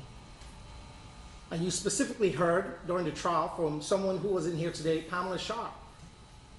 She talked about how Jussie gave most of his payments, his earnings, his salaries to charity. How many people do that? I haven't done it. But maybe I've learned something from Mr. Smollett. How many people at the age of 16 were taking a bus to go do community service and charitable foundation work for other people in other countries that weren't even here? How many people do that? Most kids at 16 are playing video games. I did. And that's the type of person we want to crucify for a class 4 low-level misdemeanor type felony and slam him in jail. That's what we do to people like that. When according to the jury, they've made a mistake. Lock him up. There's no violent crime, no felony that is above a class 4, alleged. He has no felony conviction in his record. Mr. Webb brings up the DUI, but conveniently left out the fact that it was a misdemeanor. And he was drunk. When people are drunk, they say silly stuff. Let's not forget that. And he was 24 years old. He was a young man.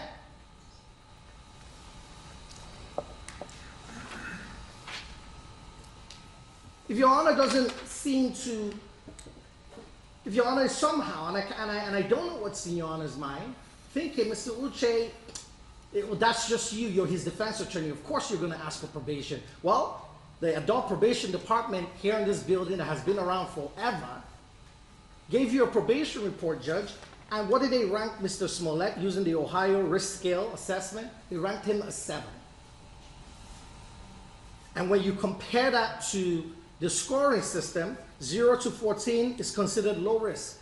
So Mr. Smollett is not just low, but he's low within the low risk standard. 15 to 23, moderate risk.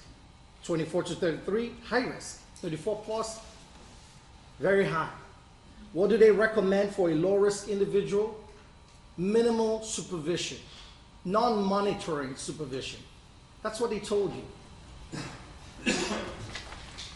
Point 4, there is extraordinary public policy. Mr. Webb got up here and talked about Mr. Smollett's conduct, and that's offensive. He's a black man, he knows. You can't educate him on racism issues.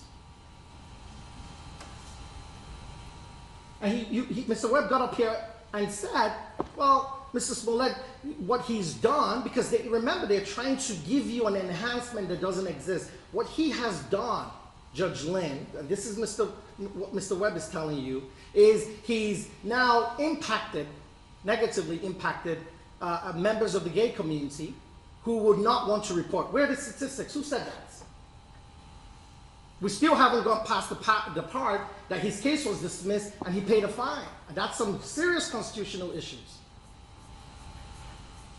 But what we do know statistically, in an era of partisan tribalism and hyper-aggressive tribalism, political tribalism, there has been bipartisan agreement that there's disparate treatment of black men and minorities in the criminal justice system.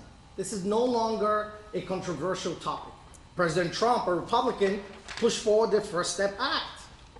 President Obama was known for his criminal justice reform.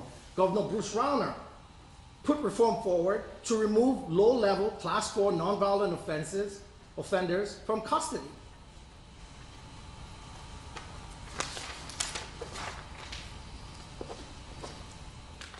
And Your Honor, we have to look at stare decisis, precedents in this courtroom. Your Honor has had multiple Class 4s, and I listed them in what I turned over to you. Some including some level of violence, domestic violence case number 19 CR 0139401. With a prior, he got 2 years probation for Class 4, and I'm sure Your Honor has absolutely every reason to have given that. DUI, serious offense, involving public safety, 24 months probation, case number 21 CR 0059101. And I list a bunch of cases, 6 more, Class 4 felonies. And I bring this up to say, Your Honor has absolutely always been on the right track. And I do not mean to be condescending, I hope I don't come off as that. But this is an important issue. You heard from Tamara when she read the NAACP letter, the Black Lives Matter letter, and the Innocence Project letter. And they all say that there's disparate treatment of black men in the criminal justice system. They get punished harder and harsher for low-level offenses compared to white counterparts. That's a fact.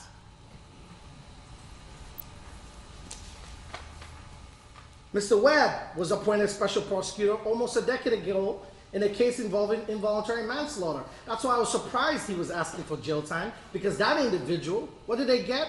30 months probation, including 60 days in their house, home confinement, for an involuntary manslaughter where someone died.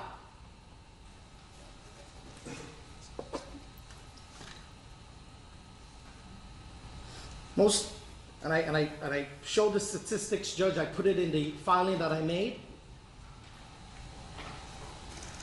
The irony of this entire thing, when Mr. Webb gets up to point out that Mr. Smollett disrespected somehow the black community or the gay community, the irony of this situation, and Mr. Webb quotes statistics that he believes show that people are punished and false reporting. Well, most black men and most black people are falsely accused all the time. And in an age of social media, we're inundated with reports about this. And what happens to those things? They go unprosecuted, underprosecuted, and not prosecuted at all. So why are we jumping up and down and acting like this is a murder case? It's not.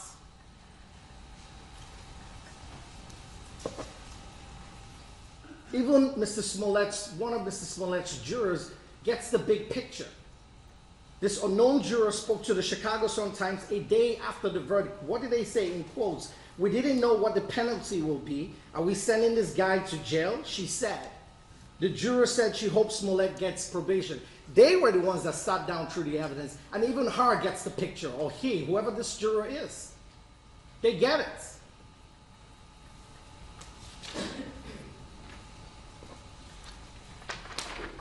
What does jail accomplish?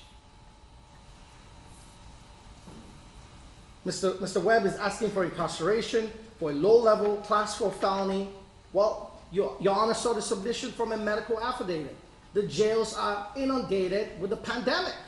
Illinois had one of the worst cases in the world. Sending Mr. Smollett to jail is almost like a death sentence. Yes, it is. Because anything medically can go wrong. And everyone reacts to the COVID-19 infection differently. Now, he hasn't gotten it yet, thank God, but I don't know what will happen in the jail, where I showed you studies show, unfortunately, the guards in the jail, unfortunately for them, and it's wrong, are always the last to get medical treatment, including booster shots, which as of January, they haven't even received. So we send Mr. Smollett to jail, he dies of COVID, and what, for a Class 4 low-level offense? Mr. Smollett is a high-profile individual. There has been negative backlash against Mr. Smollett. I'm not complaining. We're the defense team. It comes to the territory. Each and every one of the defense lawyers has received racist or sexist attacks after this case and during this case. And that's okay. We take it. We're defense attorneys. That's what we do. So now imagine the attacks that Mr. Smollett has to live with for the rest of his life. That is punishment enough, mentally.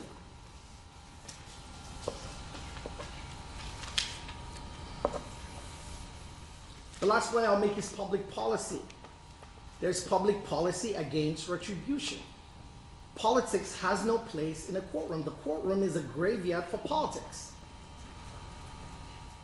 And they can get up here and say the pride of Chicago was offended. That's fine. And time and money was wasted. And I heard Mr. Webb state to this court something I couldn't really decipher during the trial, that Mr. Webb did it for himself. The problem with that is we've all heard testimony from multiple people who say that Mr. Smollett does things for the community. And moreover, let's not forget, everyone testified unimpeached on their side, or on our side too, in terms of this particular issue. Mr. Webb, in terms of deciding or trying to figure out what drove Mr. Smollett to do this, started off by saying he wanted more money, then it became attention, then it became because of the letter he received. They haven't even up until now stuck to one issue.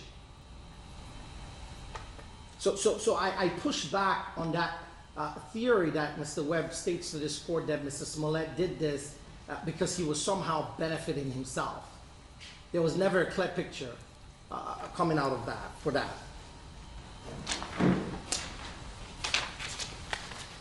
Judge, we ask you, at the end of the day, you are the one who decides the sentence of Mr. Smollett. But we ask you to decide it based on the law, not on the time wasted, not on a sprawling investigation. It's not here in our law. It's not accounted for. And there are many things you can do to make this a teaching moment. Here's someone that is a star. He's well known, people like him. After this case, or during this case, I doubt that anymore. But at the time, he has suffered. And we see it every day as a defense team. He has suffered, and it's enough. It's really enough. And I'm not asking you, Your Honor, I'm not in front of you, and I've appeared in front of you on other cases. I'm not here telling you, Judge Lynn, give him a break, let him just walk out and forget about this. I haven't asked for that. I haven't told you to dismiss this case right now in this argument. But I do implore you and I ask you respectfully to focus on the law and to temper justice with mercy. We've all made mistakes, Judge, in this life, and I'm speaking from your point of view because there was a conviction in this case. But what I will leave you with, he that is without sin among you, let him cast the first stone. Everyone, a lot of people jumping around on social media, crucify him, how dare him. Everyone's made mistakes. And so, Judge, I'll be asking you to follow your precedent and follow, some of the recommendations. A lot of organizations offering to supervise Mr. Smollett.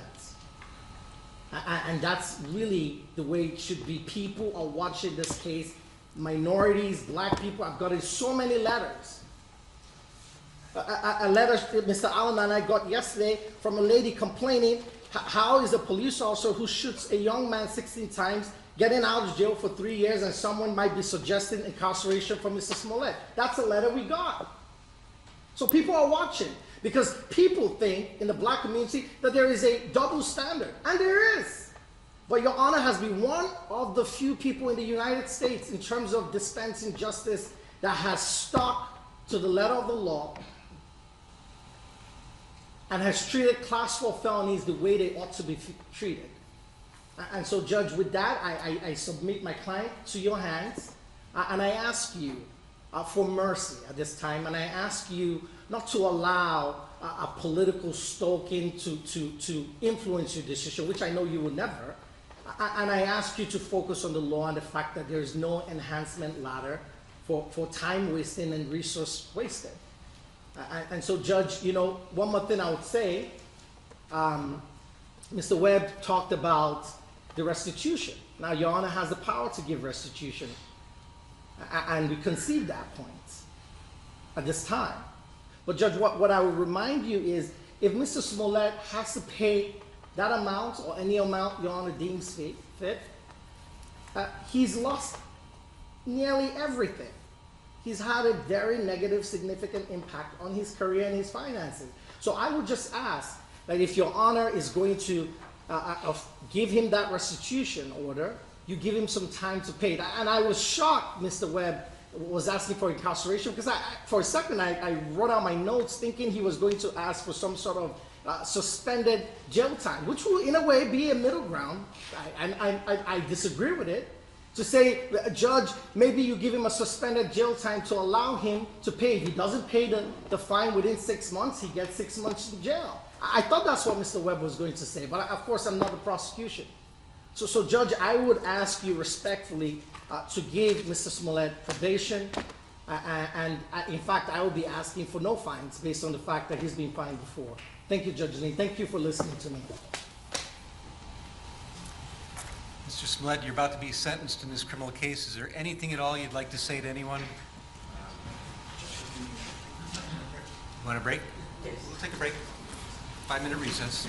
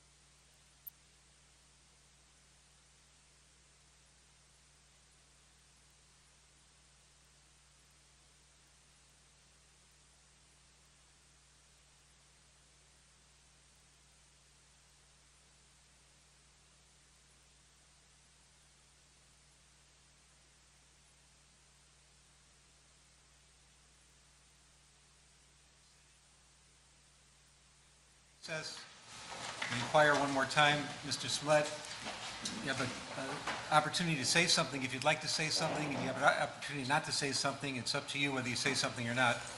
But here's your chance if you do. Judge, I've spoken to my client.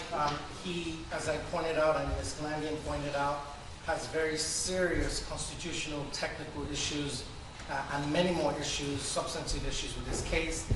As a result, I've advised him not to make any allocution based on his appellate rights at this time. Well, you may give him advice, but I need to hear from Mr. Smollett directly because it's his decision. So, Mr. Smollett, do you want to say something or would you rather not say anything? That's fine. Okay. All right. All right, we're at the end of the road here. This matter has been pending in the criminal justice system for 3 years, approximately. It's been approximately 2 years on this particular docket. We have an original indictment that was returned by the Cook County State's Attorney's Office. There was a quick dismissal that occurred in this case that caused tremendous consternation in the community, and to this day is a basis of great confusion and misunderstanding and mistrust. In any event, some things happened after the first dismissal, the only dismissal on the case after the first indictment. People were very upset. One person came forward in particular, and that person, of course, is Sheila O'Brien. Sheila O'Brien is a former retired appellate court justice in the state of Illinois. She came to court as a common citizen without credentials, just by herself. And she said she had a grievance and she wanted her grievance heard.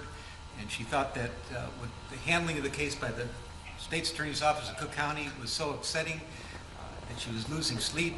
And she explained in her petition all the reasons that she thought that a special prosecutor had to be appointed, not to necessarily indict or do anything in particular, but just to look at this and give it a fresh look because something appeared to be wrong. The case ultimately got assigned to Judge Michael Tooman. And I can say that among his peers, among his fellow judges, Michael Tooman is considered cream of the crop. He's a long-standing veteran judge, been a judge longer than I've been a judge. He sat in this building for many years. He sat on the appellate court of Illinois. He's the current head of the juvenile justice system. He has been a long-standing judge who has a reputation for knowledge, integrity, honesty, and always knowing what the right thing to do is. He took this matter under advisement and hearings were conducted.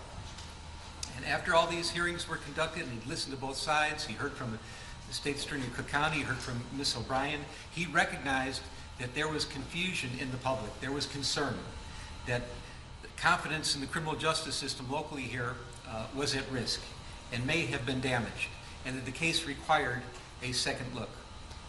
And Michael Tooman, in his wisdom, sought out the proper, what he thought to be the right person to address this, and he identified Dan Webb and the Winston Strong law firm as the people that might be able to take on the task. Dan Webb and Winston Strong agreed to take on the task, and as I already indicated, they did this pro bono, which means they did it for free.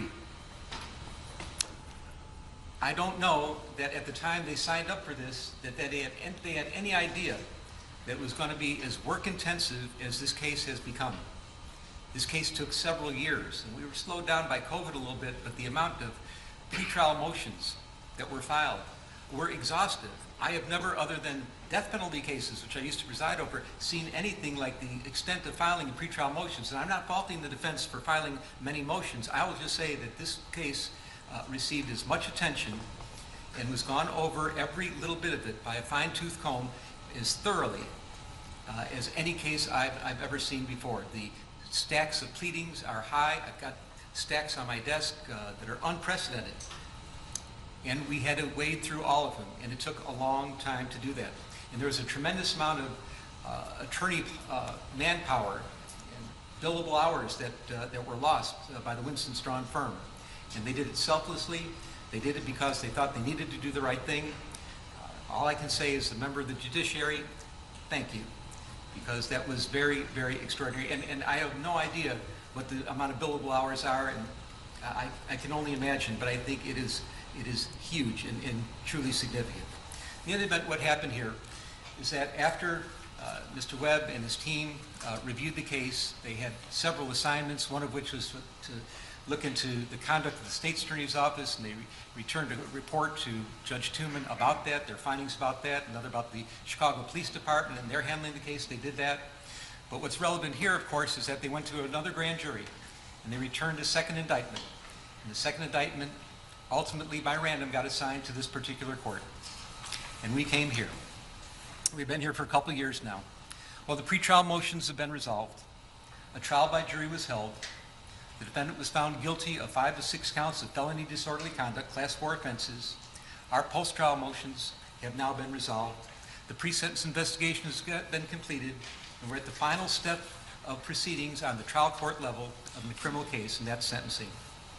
Let me talk first about the sentencing range, because I think there may be some misunderstanding, at least how the court assesses the sentencing range. This is a class 4 felony. This is the lowest class felony in the state of Illinois. I will note that legislatures throughout the country, in Illinois in particular, have constantly cut into judicial discretion and forced us to have mandatory sentencings under different circumstances. We have to do this and we have to do that, and try to have some kind of cookie cutter justice. But that does not exist in this case for me. I am left unfettered. Under Illinois law, the range of sentence in this case is as follows. Mr. Smollett is looking at a probationary term of up to 30 months. He can receive time in the county jail as a condition of probation of up to 180 days. He can be ordered to perform community service, ordered to participate in behavioral classes, ordered to pay restitution, ordered to pay a fine. He's also subject to a penitentiary sentence of what I find to be 1 to 3 years. Now there's talk about, well, what about 5 counts? Shouldn't he be at least eligible for a 15-year sentence? There are ways to analyze Illinois law and say that in a case where there are 5 counts, that consecutive sentences might be required or might be at least considered. I don't believe that I could ever make the findings that are necessary in Illinois law, and I'm not going to have a long dissertation about it, but I don't think those findings would apply. I don't think Illinois law, for the facts I have before me, would allow for consecutive sentences. So as far as I'm concerned, the penitentiary sentence, should there be one, would be 1 to 3 years. I'm mindful that there's acute public interest in this case. We have television cameras. They want to be here, and they are here. People are watching. People seem to care passionately for varieties of reasons about this case, and the reasons are many. And let me be clear that the sentence that I put down today and render down to Mr. Smollett is not in any way, shape, or form to assuage any public sentiment in any form at all. I'm listening to things that were brought to me in court today, people that have participated in the aggravation and mitigation portions of the presentation today, but this is not for the public. The sentence that's going to be rendered today is going to be strictly for Mr. Smollett. It's going to be fashioned for him. And when a judge sentences somebody, and I've been doing this for quite a while now, you have to look at both the crime that was committed and the person that committed it. How did the person get here? Who is this person? What is the crime? You put them together, you look at the sentencing range, and you try to find something that is just and fits and makes sense and that is right. And that's what we're going to do. Let me tell you, Mr. Smollett, I know that there is nothing that I will do here today that can come close to the damage you've already done to your own life. You've turned your life upside down by your misconduct and shenanigans. You've destroyed your life as you knew it. And there's nothing that any sentencing judge could do to you that can compare to the damage you've already caused yourself. So who is Jussie Smollett? Who are you? And how, out of all people in the world, did you get to be here, sitting in the courtroom in Chicago at a sentencing hearing, convicted of faking, hoaxing, racial and homophobic hate crimes? How in the world did this happen? Well, there are ironies in this case, and the ironies are many and they are profound. And I'm talking about the testimony I heard under oath from Mr. Smollett, corroborated in large part by the pre-sentence investigation. Mr. Smollett chose to take the witness stand, which of course is his right.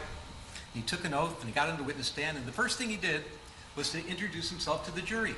He wanted the jury to know who he was, where he came from, what he was about. And I heard it on the witness stand, I heard it corroborated today by the witnesses that came and testified on his behalf. There's no question, Mr. Smollett was born into a mixed-race family. His mom is an African-American woman. His dad was a white Jewish man. There were 6 siblings. And if you can say anything about this family, and we're talking about a very, very tight-knit family, a village that was always in sync with each other, that cared about each other, was completely, wholly supportive of each other, you know that this family knew about matters about social justice more than anything else. That's what the family stood for. It is part of the fabric of their existence. I know that Jussie Smollett grew up knowing to be sensitive to matters about racial discrimination, any kind of discrimination, any kind of social injustice. And as a matter of fact, I'm learning more about it as we're going on in the letters I've been receiving and the testimony I've heard today. He's been doing this all his life. He doesn't just talk the talk, he's walking the walk. He's out there, he's advocating. He's involved in the community. He cares deeply about social justice issues. And for you now to sit here, convicted of hoaxing hate crimes, racial hate crimes, and homophobic hate crimes, the hypocrisy is just astounding. I don't know where to begin. I'll remember one thing that will always stick in my mind, and I've been involved in so many trials over the years, but something happened in this trial that it was remarkable, and it talks about your sensitivity to issues of social justice. You're on the witness stand. You're being cross-examined. Your liberty is at stake. It is your criminal trial. Mr. Webb is winding through some things on cross-examination, and he's going through some social media communications, and whether it was Instagram or chat or text, a little quibbling about that, that doesn't matter. But Mr. Webb found a line that he wanted to confront you with, and he said, "Didn't you say," and he used a word starting with the letter N,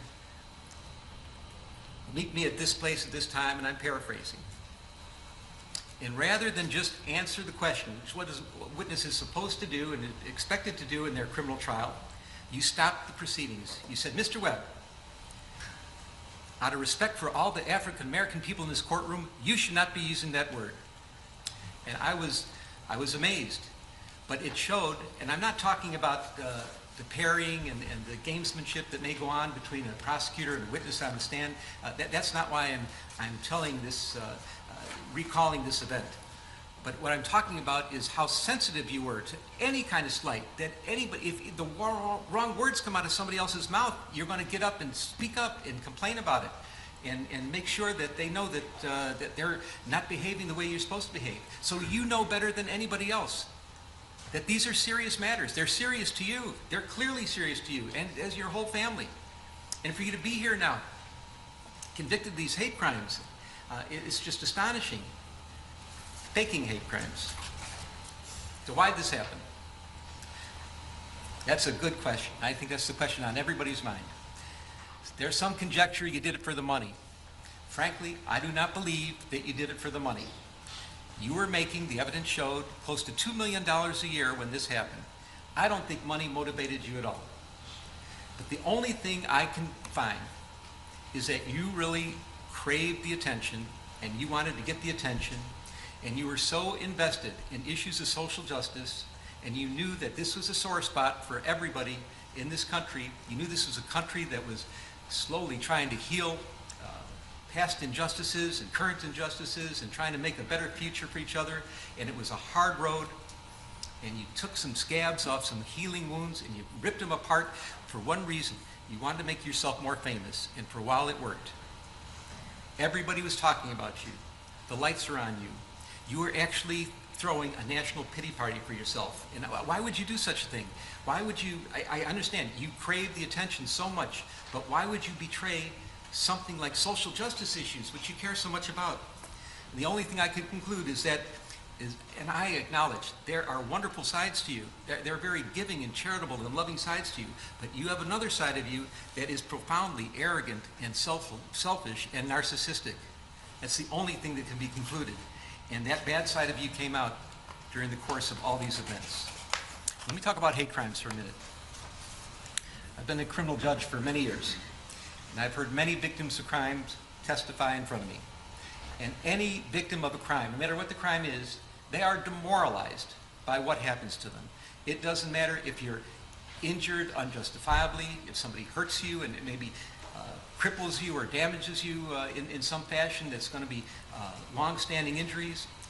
if your property is stolen, your vehicles are stolen, people go into your homes, your possessions are stolen, people do all kinds of terrible things, it is a demoralizing experience. And sometimes it's the worst experience that anybody can ever go through in their entire life.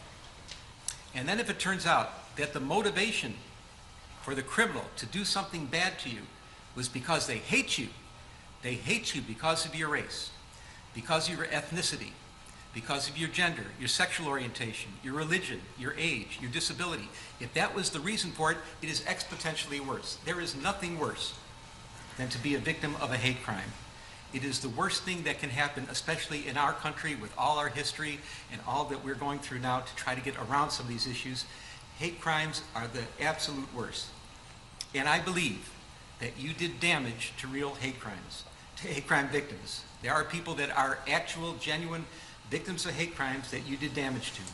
These are people that have a difficult time coming forward. They may be mistrustful. They may not want to bring it to the attention of the community or first responders. There may be some trepidation. I don't know for sure how much damage there was. I don't know how this is going to impact other people, if they're going to be hesitant to come forward because they're going to think that they're going to be accused of acting like you and doing a stunt like you pulled here. I don't know if first responders are going to be more doubtful and skeptical of people that come forward, real victims of hate crime, because of what you did here. I'm hoping it's not that way. Now I'll show one of the ironies in this case, and I find this pretty profound. I got letters from people that advocate about victims of hate crime their entire lives. They devote their lives to this. I'm talking in particular Derek Johnson, president of the NAACP, Reverend Jesse Jackson. He's an icon here in Chicago. No introductions necessary. They devote their whole lives to addressing issues about social injustice and hate crimes. And they are here today asking me to show you mercy. And I take that seriously. I find it profound. I take it seriously.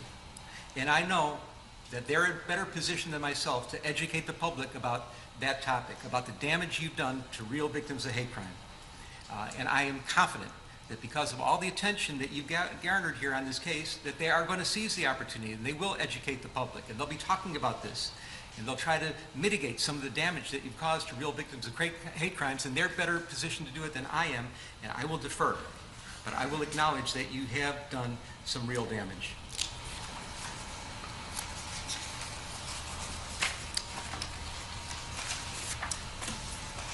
I want to talk about your premeditation.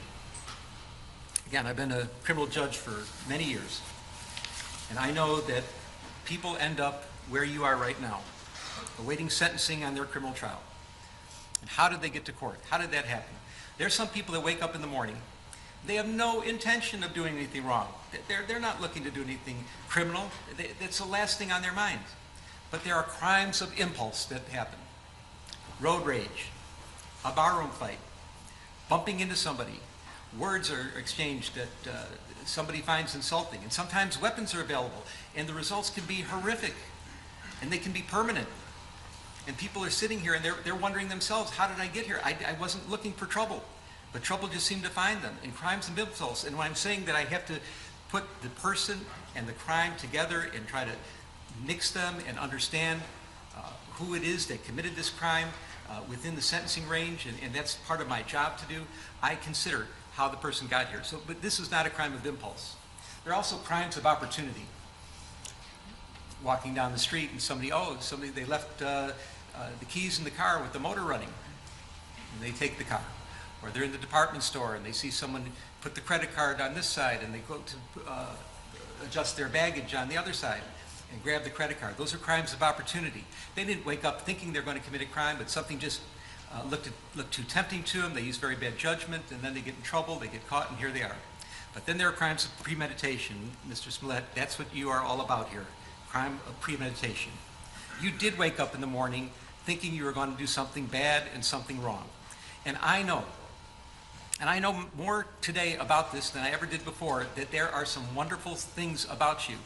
And I know how people, they cherish you, and they cherish your relationships, and they cherish the good works that you've done. and they love you sincerely and deeply, and they're not faking, they're not lying when they talk to me about their feelings about you and the good things that you've done. But you had that dark side, and this is what happened here. You premeditated this case to an extreme that's amazing. You wrote a script. The script involved words. You're going to encounter me on the street, yell out empire, N-word, F-word. You're going to hit me. You're going to beat me up. You're going to put bleach on me. You're going to put a noose around my neck.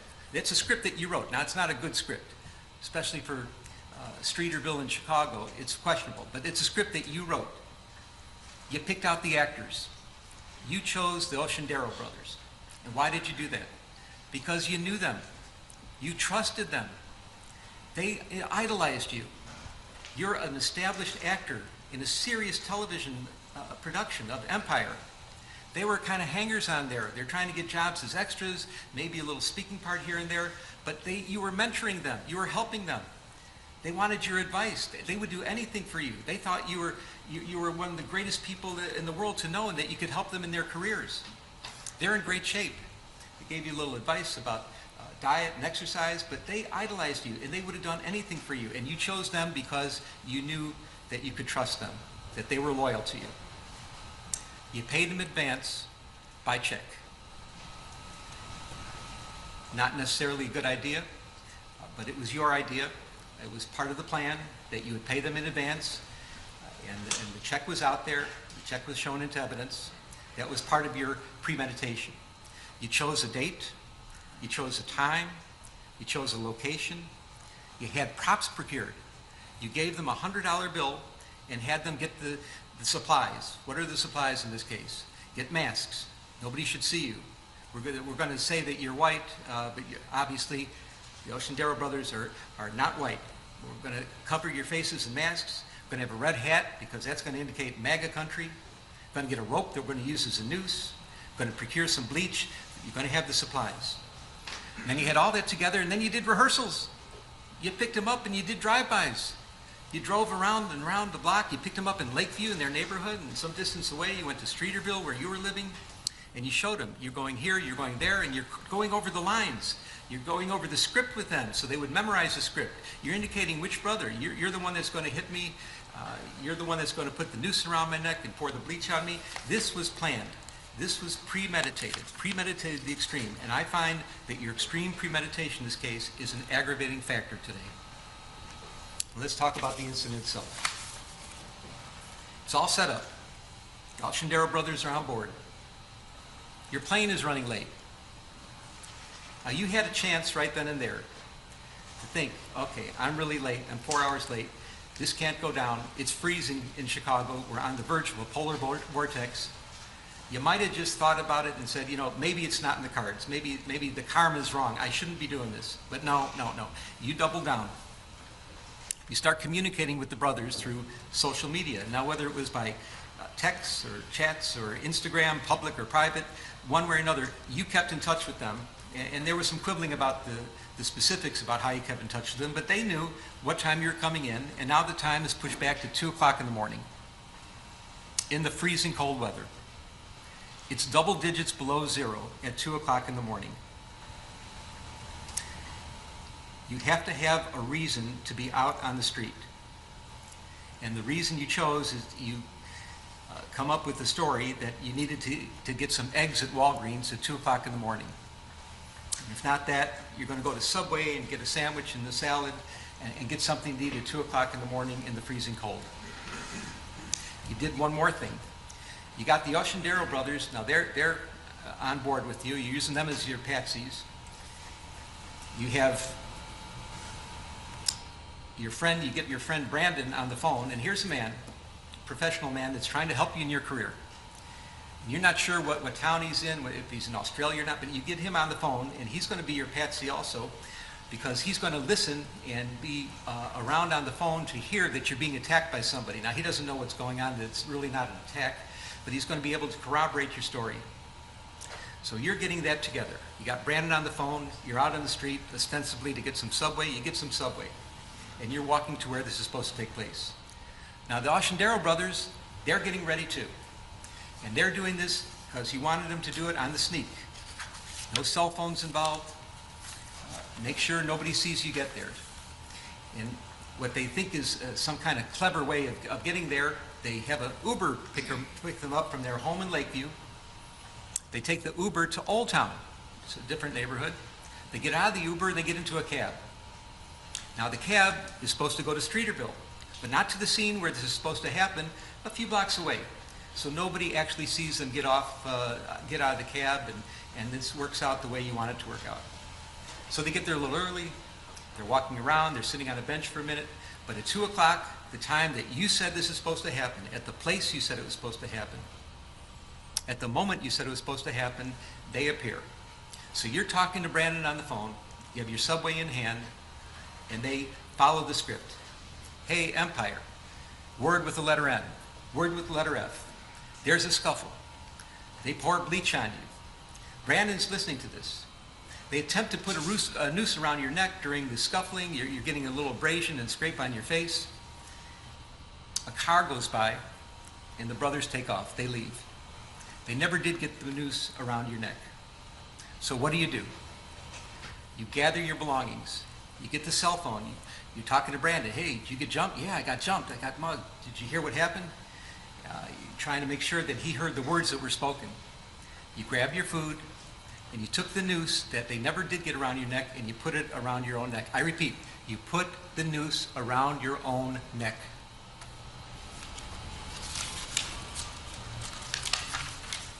You go home. Video footage shows that when you walk into your residence, you have this noose dangling loosely around your neck.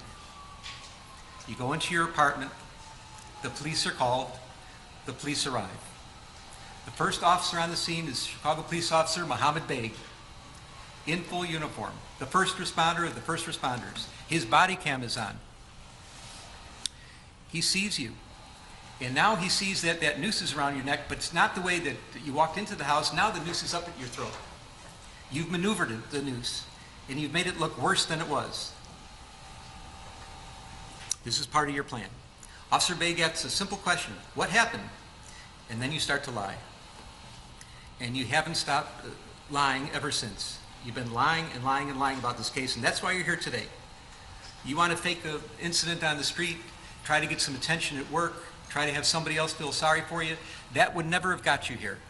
The problem was you lied to the police, and you caused all kinds of consternation. You caused a major investigation to take place, which got many people involved and caused great stress throughout the city and throughout the entire community here, and that's the problem. That's why you're here now. Those were the crimes you're convicted of. Not the shenanigans out there, but the lying about it, making it up, and that's why we're here now. You repeated your lies at the hospital. 6 counts were put together. The jury found you guilty of 5 of them. One was a little bit different than the others, and I understand that. Let me say, from my vantage point, and I was obviously here at every stage of this trial, I thought the jury's verdict was accurate, correct, wholly corroborated, but what could only be described as overwhelming evidence of guilt against you for lying. That's the crime you're here for, lying to the police. Well, Officer Beg took this very seriously. He said, that's a horrible thing that happened. And he started the process of a police investigation. Detectives got involved. You ended up at the hospital. All things were starting to happen, and this word got out. And you're not just any person. You have a little bit of celebrity about you. You were known in some circles as a very competent actor, a really good actor in a very serious television production called Empire, and people knew about this. And because you're a celebrity, and because you've been so active in all these social justice causes, and this is what is so unbelievable about this case, that you of all people are here convicted of hoaxing hate crimes. You who know better, who are out there in the world trying to be something for the good in social justice causes, that you ended up here right now like this. It's crazy, but you know people in high places, elected public officials. They reacted. You knew mainstream journalists. They reacted. You became the first page, your front page news. You're talked about in the halls of Congress. People are talking about making laws to prevent what happened to you to happen to anybody else. People on mainstream media are decrying what happened. What kind of country is this? How could they do this to Jussie? We know Jussie. He's such a gentle guy. He's the guy that was described to me by all the family and friends that I heard from today. And I believe that Jussie exists. But you use them as your patsies too. They were giving you the national pity party you wanted. They're putting you on the front page. All the attention is on you. People talk about social injustice. Your name was coming up first, which is exactly what you wanted. But you used them. If anything, people in those positions, elected public officials, mainstream journalists, their credibility is everything to them. And you didn't care that you might be damaging it. You did damage to them because, again, there's a side of you that has this arrogance and selfishness and narcissism that's just disgraceful. And your plan worked, of course, until it didn't. We're in Chicago. You lived here for 5 years, working on the Empire show. And you have to know, as well as anybody that lives in Chicago, that Chicagoans, they love their city. They're fiercely loyal to the city, and believe me, Chicagoans know we don't all agree with each other on a lot. There are all kinds of disagreements on what our city should be, what the vision should be for the future. There's even disagreements about what our past was like. But despite all the disagreements and all the things that are not right with Chicago, it's sweet home to Chicago to the Chicagoans. Chicagoans are fiercely loyal to their city. But Chicagoans have one thing in common that they agree on, that there's no misunderstandings. Everybody's on the same page. And that page is crime is a problem. It is a major problem. Nobody disagrees. And we know that police resources, they are valuable. They're limited. Detective resources are precious, and they cannot be squandered. And what you did, because you were selfishly, arrogantly, and narcissistically bringing attention to yourself, it's the only reason you could have been doing such a crazy thing that you did, was you took away a lot of resources from other places, from other real victims of real crimes. You used up the police resources for your own benefit. And that's a big problem here. What you did is you created what we call around here a heater. What's a heater? A heater is a case that when it's reported to the public conscience is shocked to such an extreme that the public is demanding that the police solve this crime here, right now, right here, right now. Everything else has to take second place. The heater has to be addressed. And you created a heater. And boy, did they put on an investigation. And I know that I've been listening to Chicago police officers and listening about police investigations for many years. And it's certainly not a perfect police department. It's perhaps unfairly maligned in some respects as well. I'll match the homicide detectives here against any in the country for their competence and thoroughness. Not a question about that. But what they did in this case is extraordinary. I have never seen, even in some murder cases, the amount of police work that went into this investigation. You did exactly what you didn't want to happen. They put so many police resources into this. When I say what you didn't want to happen is you never wanted this case solved. You thought that somehow you'd be able to skate by and nobody would ever know what really happened here, and you're going to walk away from this, and it didn't go down like that at all, of course. So they solved the case. And what happened? Turns out that you're not a victim of a hate crime. You're not a victim of a racial hate crime. You're not a victim of a homophobic hate crime. You're just a charlatan pretending to be a victim of a hate crime. And that's shameful, especially from the family you got brought up with your family values. It's so sad. The damage you've done to yourself is way beyond anything else that can happen to you from me or any other judge that would be sentencing you in this criminal case. You are now a permanently convicted felon. Your family who loves you and supports you, I don't even want to use the word forgive because forgive isn't even necessary. They're with you so much, they're so tight-knit, but you have to live with the fact that you really put them through a ringer. You've embarrassed your valuable friends in high places, the elected public officials, people in the media.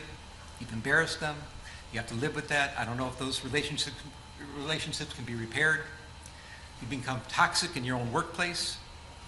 Your career future is uncertain at very best. It was really on a rocket ship to success, and now you've turned yourself into riches to rags, and it's so unfortunate.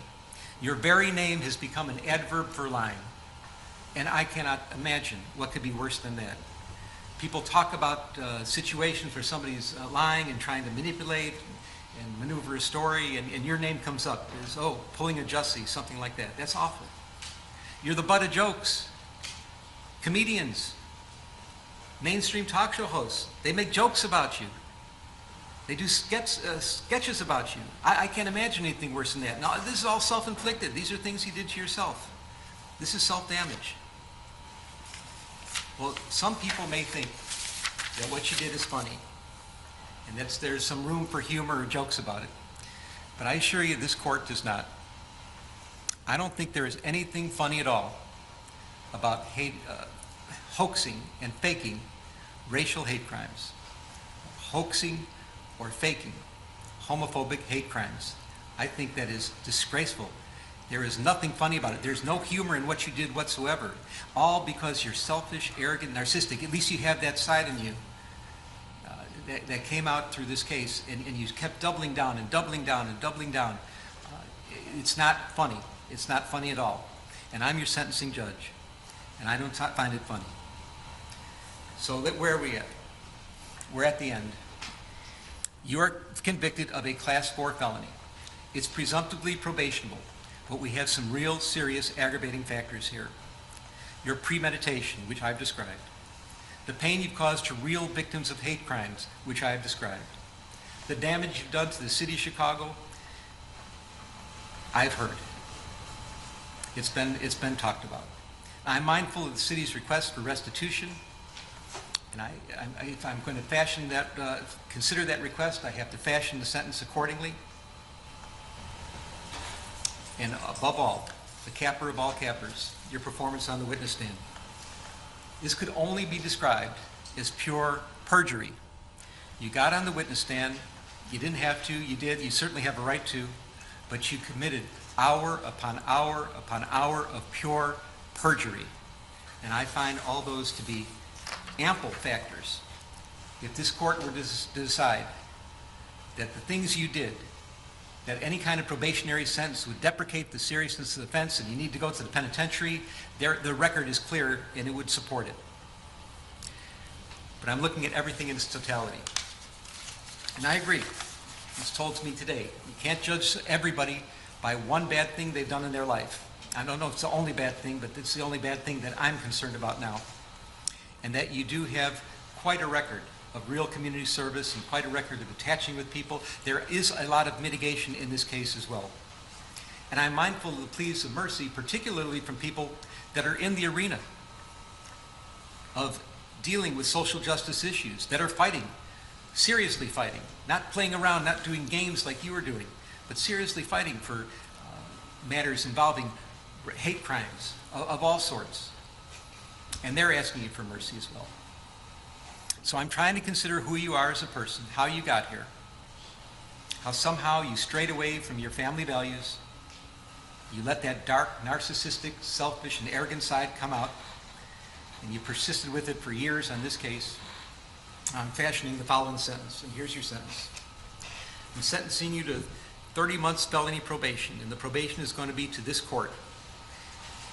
You're going to be allowed to travel wherever you want. You do not have to live in the state of Illinois. You can report by phone. I know that if you're going to try to make a living and do some of the things you do, you may have to go to other places in New York and Los Angeles. You can do those things. You will pay restitution to the city of Chicago in the amount of $120,106. You are fined $25,000, which is the maximum fine. And you will spend the first 150 days of your sentence in the Cook County Jail. And that will start today, right here, right now. Mr. Smollett, though the jury found you guilty and I've sentenced you as I have, you have the right to appeal the findings and rulings of the court or ask your sentence to be modified. To do those things, you need to file a notice of appeal in writing within 30 days. You may also file a motion to modify your sentence, which would have to be filed in writing within 30 days.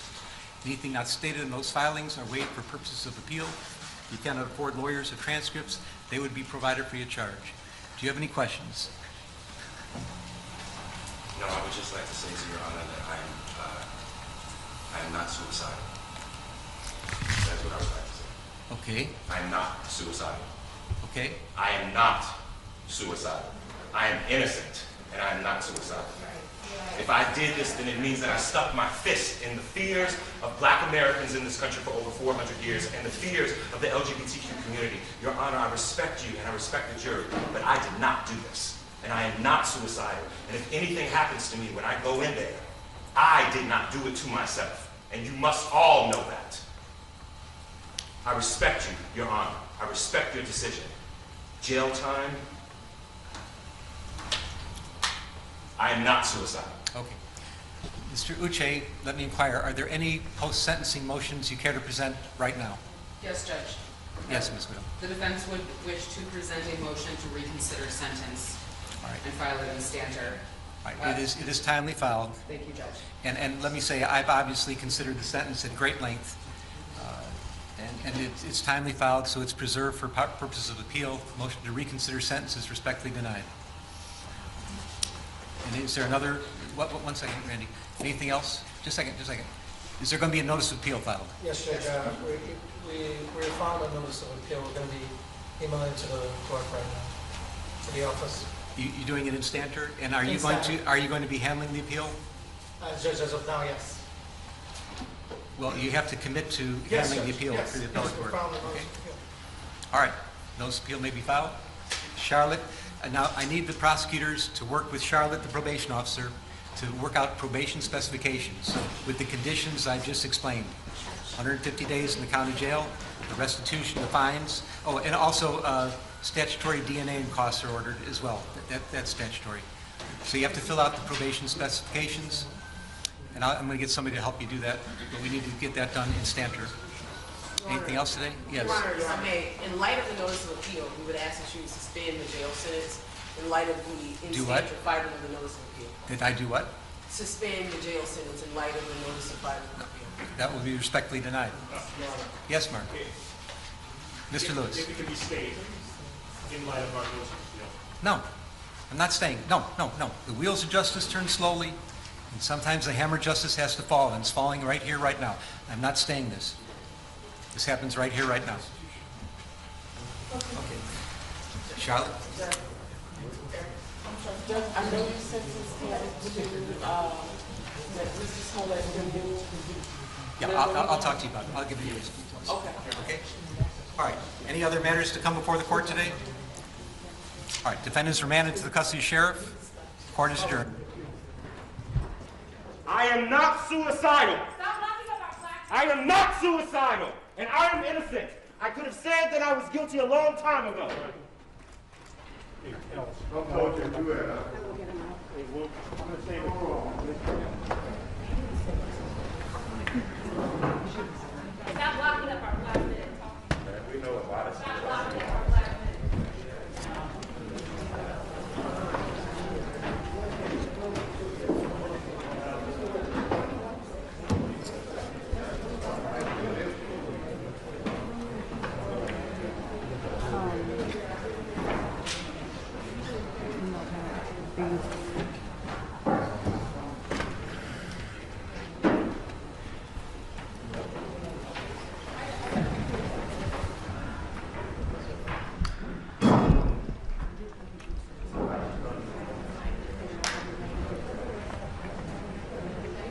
Have you confirmed it was still?